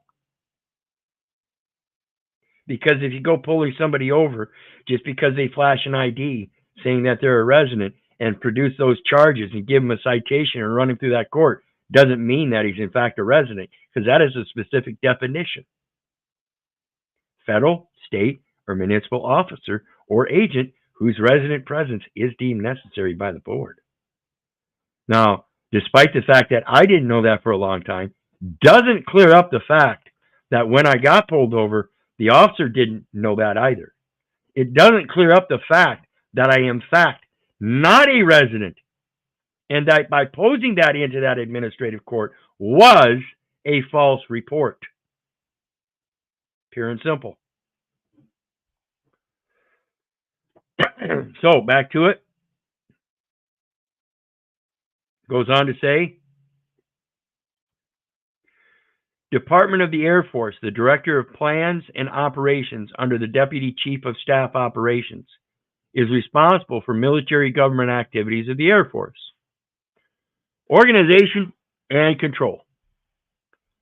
General, in each theater of operations, military government staffs are organized and manned to supervise the functions of military government appropriate to each headquarters' assigned area responsibility. The size, organization, and scope of the activities of the section vary with the degree of which each function must be supervised in each occupied territory.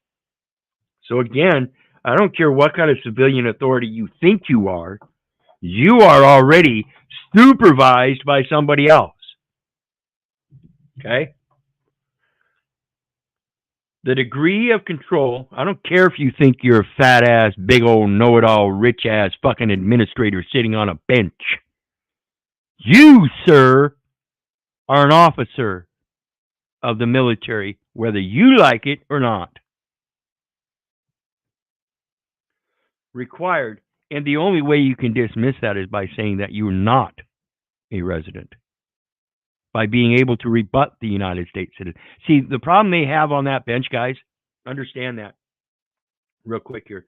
The problem these administrators have on that bench placating everything for the United States is that they admit that there is no such thing as a birth registration in the United States and that nobody was born in the United States. They don't have any jurisdiction over anybody because that one clause shows that the people born in the state ain't resided. They didn't move from the United States into one of the states and prove that it was a resiting. Wherein, under the military government of the United States, were such delegated authorities in the civilian force in one of those states as a federal, state, or municipal officer or agent who was actually deemed necessary. See what I mean? It kind of defeats their whole little circus.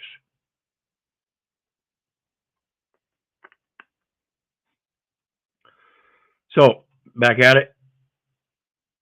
By mission, the degree of control required is affected by the mission of the commander.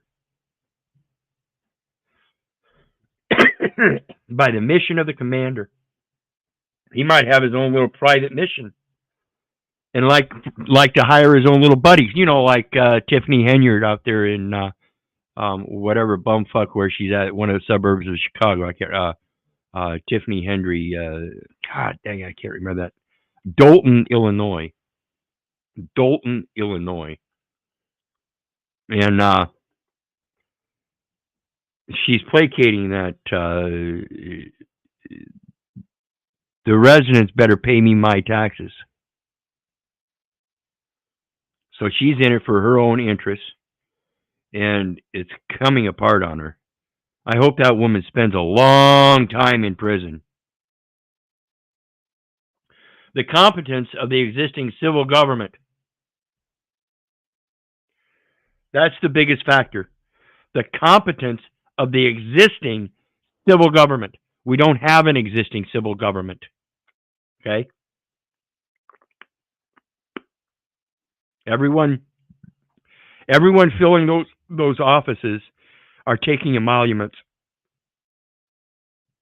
That's a corporate government under the military faction. And that's their intents and purposes, is to entice people to keep filling those offices up because they'll pay them. That way, an indigenous government can't rise up and displace them. Again, that's why I try to stress that the only way I believe that a government, indigenous government will rise up and take back the republic is because it takes such a large number of people to do it, because we need those people to fill all these offices in the local communities. And again, it can and may very well happen one community at a time, but even that would take a while. Again, why I urge everybody needs to start learning now their ability to govern themselves, having full powers to do so.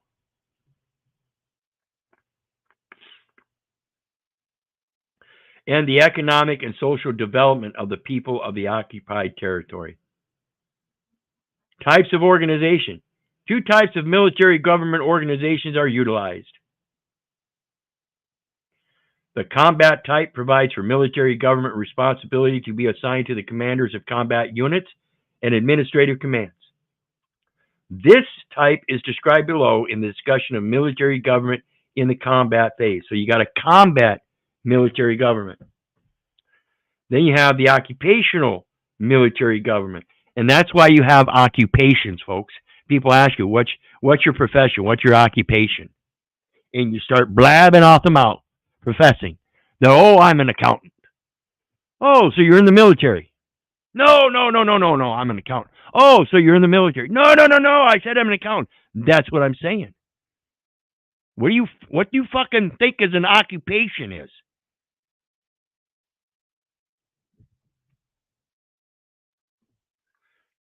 The occupational type provides for a theater military government command to control military government through commanders of successive echelons of subordinate military government units, independent of commanders of combat units and its administrative commands.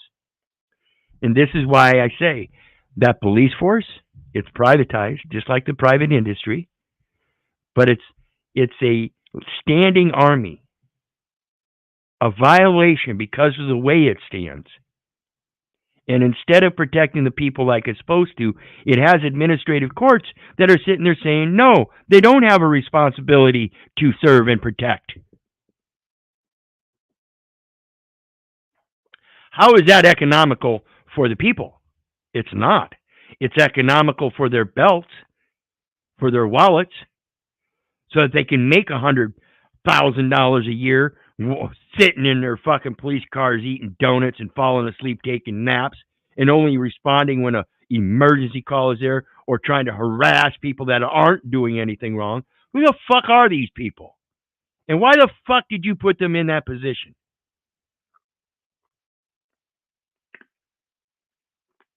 I don't see any reason why we would have a 20-year-old police officer. I don't see any reason why we would have a 30-year-old police officer. I would prefer to have at least some kind of adult experience and be at least 40 years old before putting a gun in somebody's hand, knowing that they've spent 40 years of their life not doing drugs, not sniffing pussy that was rank, and such things. It is described below in the discussion of post-combat military government. See, you can't have people with occupations trying to make money for the economic and social purposes of the nation if they're being bombarded. So during combat, there is no such thing as a occupational military. And when the combat's over, it's the only reason to have an occupational military is to establish places for the indigenous people to be able to eventually take over and run and govern themselves. However, what we have is a military occupation going on that placates that if you get this occupation, you can go fill out that office, but you still don't have a government and nobody knows this. It's all being run by the damn military. And everybody thinks it's a government. Remember, it says military government first. Therefore, it's a military combat. It's a customs of war and not peace. Obviously, theater might include an allied country, a conquered enemy country, and a yet unconquered enemy country. That's the theater. So what is a theater? It's what you can see. What is it you see in your neighbor? Is he an enemy? Is he in a military uniform? And if he is that a friendly uniform? Do you identify the uniform? Or do you identify the man within that uniform? Do you see him in his full armor? Is that placated as full armor when it's not? See, I say if I'm in the full armor of God, I'm naked and I don't need those fucking stripes on the arm. You will see my seniority and superiority by my actions, not by some fucking stripe on the fucking arm, not by some certificate hanging on a wall that somebody else says I'm qualified. I want you to be able to qualify me as being valuable to you by seeing my value by yourself. Why would you accept me not having value because you didn't see anybody else saying that I have value? Why wouldn't you just observe for yourself whether I have value or not that is workable for you in your value system? See, this is the problem where we have this monetary system. Everybody thinks we got to use those Federal Reserve notes. But guess what? You're not even supposed to be touching those Federal Reserve notes. Look at the law. Just by using them, you're performing the similar functions of a Federal Reserve transfer agent, and therefore you're going to be held liable as such.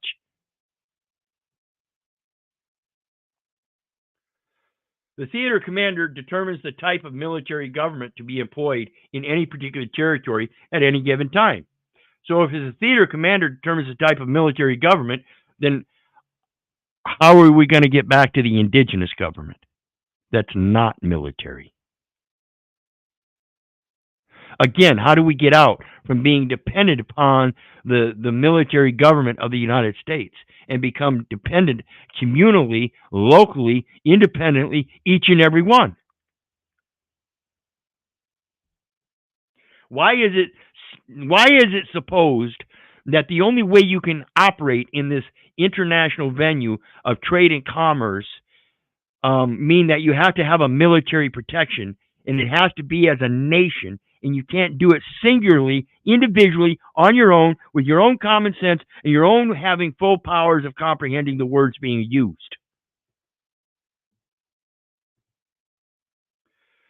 It seems to me some people seem to think that everybody is stupid. The theater commander, I see both types or a combination of them may exist concurrently, since it is desirable that there be orderly progression from combat to the occupation type as progressively larger political units come under the control of a single commander. Stating again just what I just said, that everything starts on a small local level and then grows. And in that orderly progression, what they're doing is they're bringing in a combination. That combination is that standing army as a police unit, the private policing units. But they're not doing it according to the way this military structure says.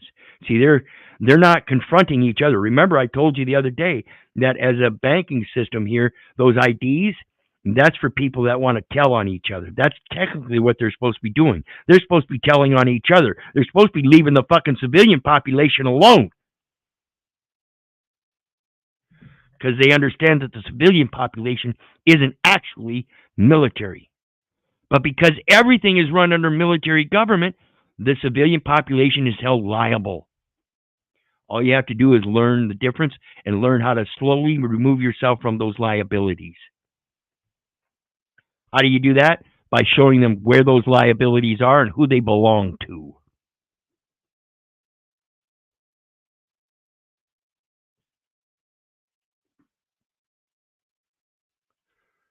Hold on for a minute. I'm going to drop the StreamYard link. I forget to do that once in a while so we can get people up here. My apologies. And I do want to take the time to remind everybody to hit that like, share, and subscribe button. There's a PayPal link down in the details section. And of course, I just posted that StreamYard link for anybody who wants to join the panel. Okay, I'm back to it, and then I'm going to take another break here in a few minutes. I've got to go take a potty break here soon. Says the military government during the combat phase, we're not going to worry about that. Command channels, if theater is subdivided into zones, and there's a good one. If the theater is subdivided into zones of operation assigned to separate task forces, each of which has a naval advanced base zone. See, that's about the broadcasting, and that's at dispatch, at the local dispatch. You have you call 911, and there's a local dispatch. Okay, as it goes to the postal service, that international call, you're using an international forum when you have that phone number, and that phone number is exclusive to you.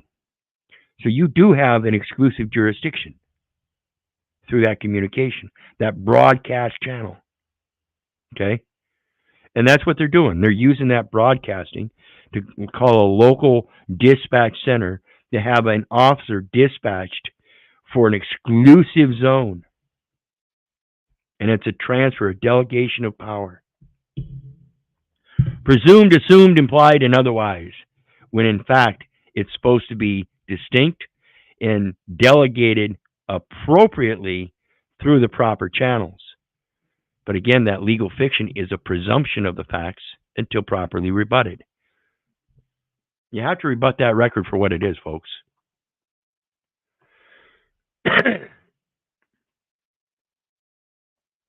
Or naval advanced base zone. Control is exercised through task force commanders, military government staff sections, and units in the combat zone. Each command, down to and including divisions, is furnished special staff section to advise, plan for, and supervise military government functions. And that's what happens with the local police. Again, it's a standing army, and they believe that command has been handed down to them, and they supervise military government functions.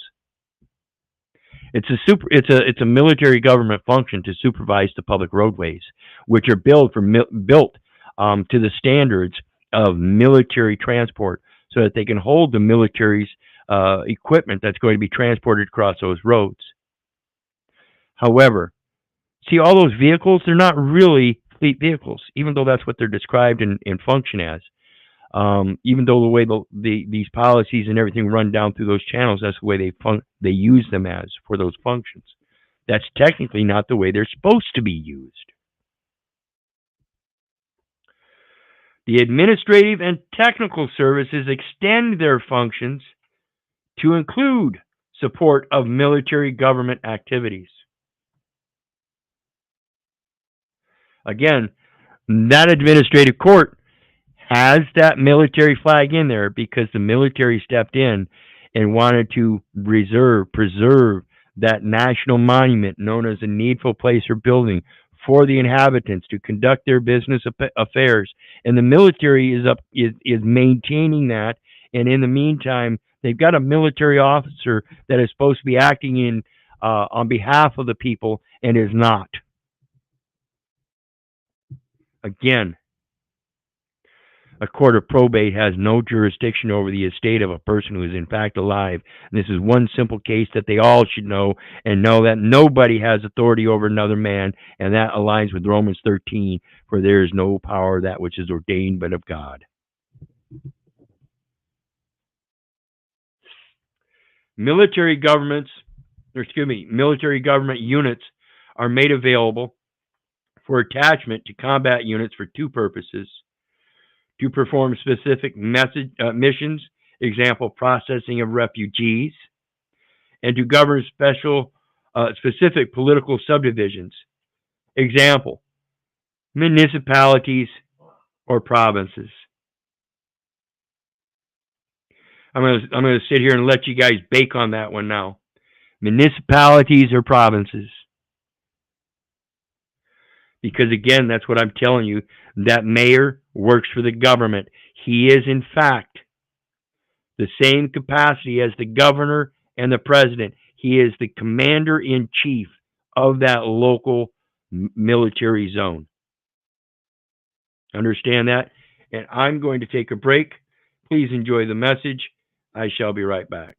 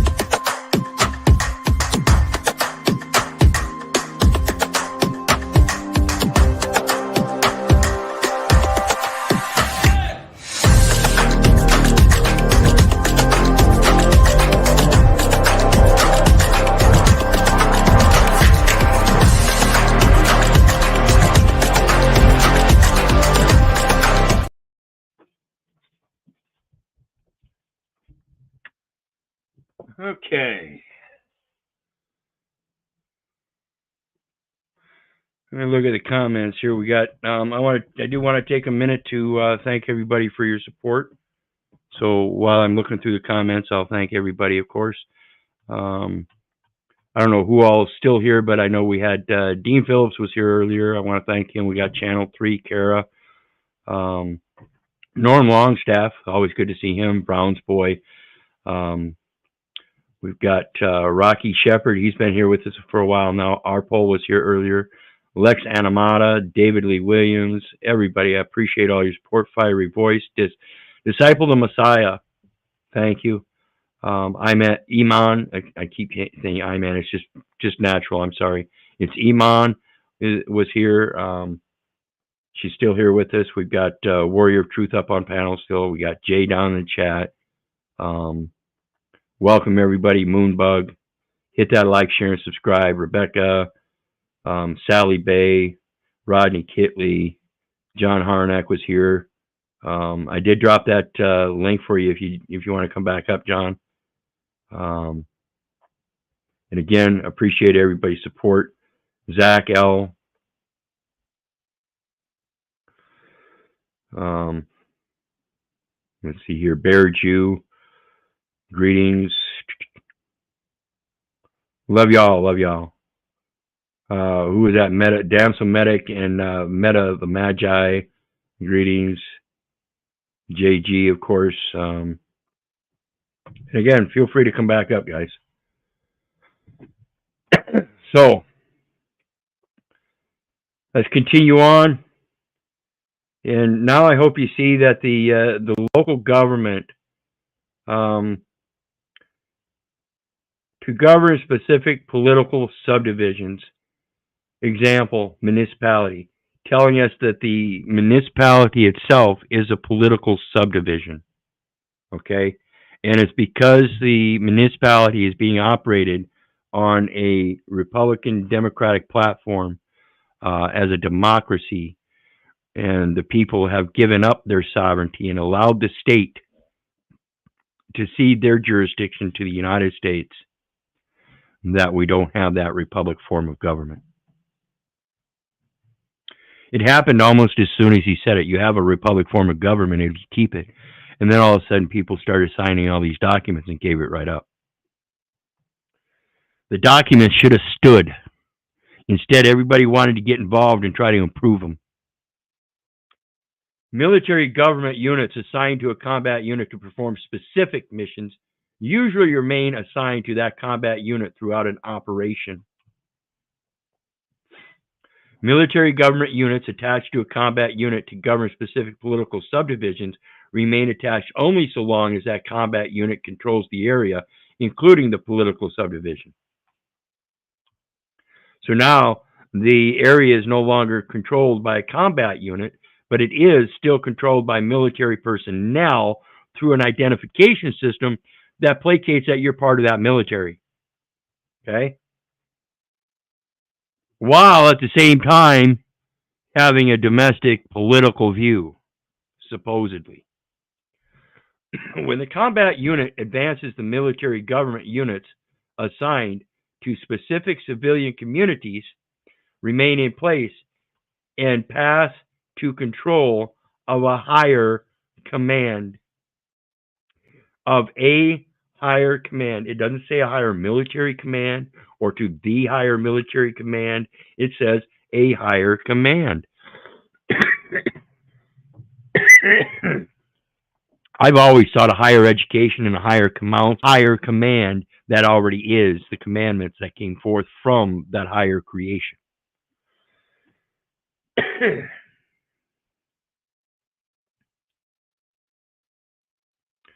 So here we have that chart that shows the theater command. And you can see it goes down. It's got the military government over here. Military government technical channel. And again, it comes from the military government units and the theater army forces all the way around. See how we follow this all the way around? Something externally comes here, and that's the theater army forces here and the military government units here that enter in on the other side on the politics.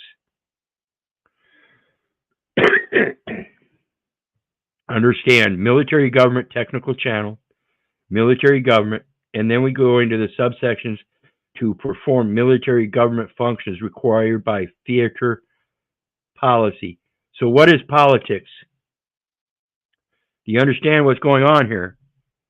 Policy is related to politics as it relates to theatrical performances. What form are you filling out? Does it have that qualified OMB number on it, showing that it's true military government?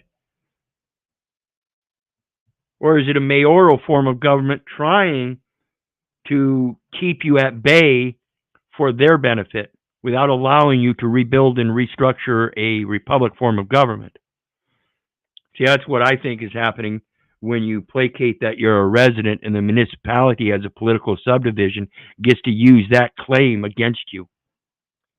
They get to keep you from going above the chain of command because you just admitted you're a resident. You dummy. You big dummy corporation. Because that's truly what it is. It placates a dummy corporation. I did a video on that too. Truly, the true dummy corporation is supposed to be the state. But by giving out that ID with the state on it, on the top of the ID, and then you representing that you're an agent of the state, guess what, dummy? You just started taking over the functions of the performance of a dummy corporation, like a dummy. So, as we've already talked about in the above, it also shows that we're talking about government, reparations, and restitution. This is how the military seeps into all aspects of your life. I like how the other document had it written down, though, because it showed the school and everything. But this here, it says government, finance, supply, education and culture, displaced persons and refugees, transportation, legal. So remember that definition of legalese, that's a military construct too, remember? Understand this, folks. Now understand the Bar Association under, what was it, 80th session of Congress, 1950. Congress investigated the Lawyers Guild and determined that every member of the Foreign Bar Association is a communist by definition. It still stands in the Library of Congress, therefore it still stands as a valid opinion in law.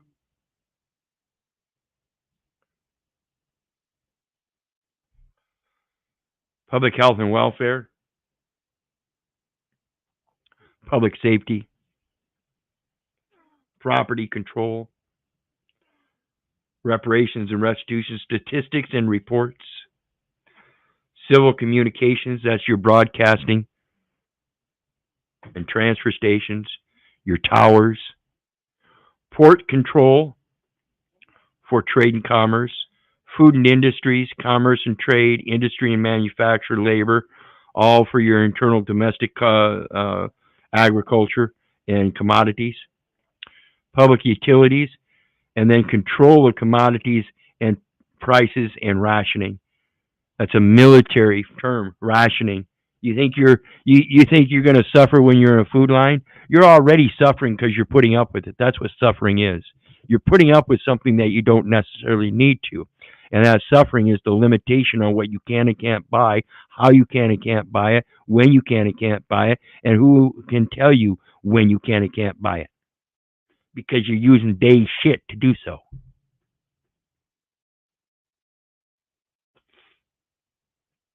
And that, of course, is in the combat phase. And yet that's what remains today. Army communications or naval advanced base zone. Degree of organization. Remember, I told you it's about a developmental stage of becoming organized. We are not organized under the laws of the United States.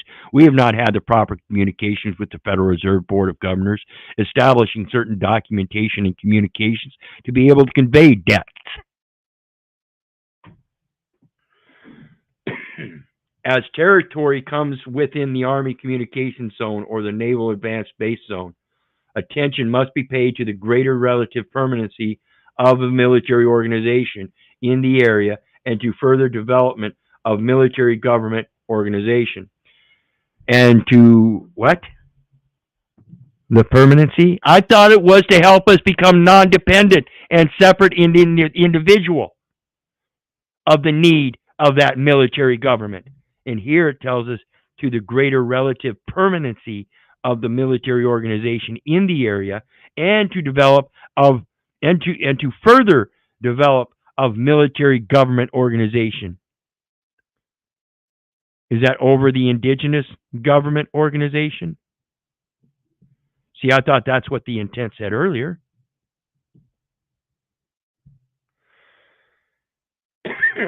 Efforts are emphasized to restore the normal functioning of the local government subject to military government control.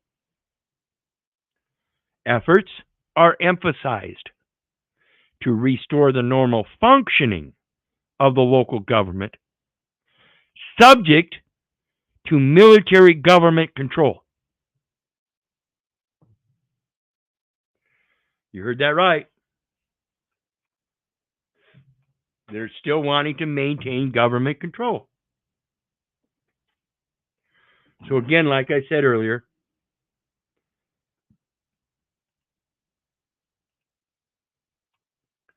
it's a necessity of the people that if they wish to throw off this despotic military government, that they learn their own powers, having full powers of a militia, to be able to rebuild that government. Reciprocally, with this, quote, military government, so that we can slowly take over what is rightfully ours, and that is the ability to let our people and their yea be their yea and their nay be their nay, without the need of armaments, and only the access and use of armaments as a protection of that very yea being yea and nay being nay. So if you're going to act in a militia fashion under the Second Amendment, please, I urge you to educate yourself in the ability to construct a republic form of government again, because again, it's only by the people. This here is a military government that's being espoused by world leaders and not the local people. Now, I know I said I'd probably be going until about midnight tonight, but I am getting kind of tired here, and I was kind of hoping I'd have Steve in on this, but he hasn't gotten back with me yet. So I was also hoping John might come up, but that didn't happen either. So I'm going to go ahead and end it for tonight. And like I said, as soon as I can find a way to get this document pulled up, I will. But this came from Steve, and I cannot find it anywhere.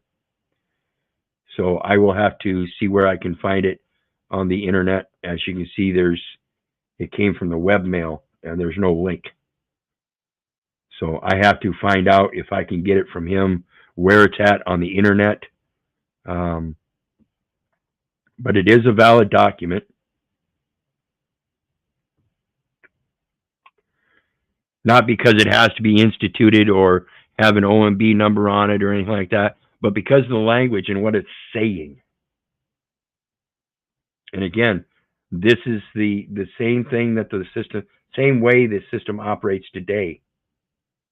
And it's going to take a comprehension of how the military operates and what it does in its protections. Again, like I spoke about, protecting the national treasures.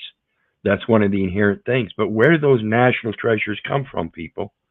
Don't they come from the very people that created them? And if we're the ones that created them, then why are we tearing them down? Why are we not understanding the inherent importance of those national treasures and the meanings and existences behind them? Why they came about? I don't care if it did come about because some people in the South were racist or something. I don't care. If we get rid of them and destroy them, people won't have them there to learn from and be able to structure our future on a more peaceful condition.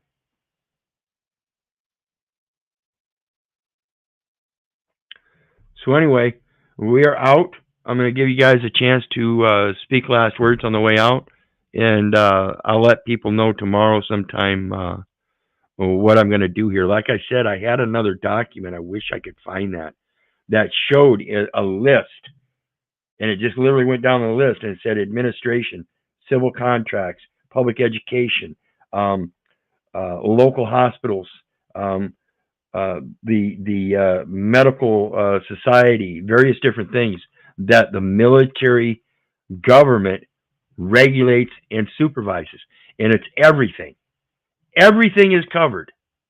There's not one thing they cover: insurance, corporate contracts, finances, loans, banks, schools, everything. Boy Scouts, Girl Scouts, all of it.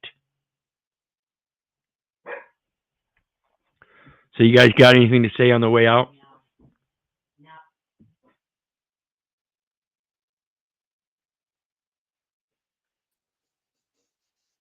Just gratitude, brother. Gratitude.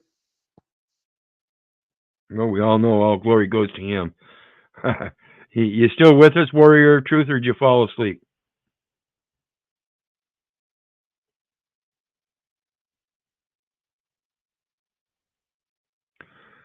Going once, going twice, going 3 times, my lady.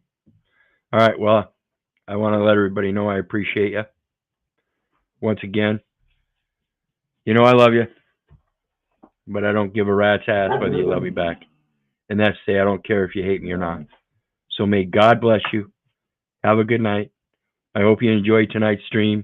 And like I said, I'll be back with a review sometime, going over this stuff, as well as reviewing some other videos I've done in the past.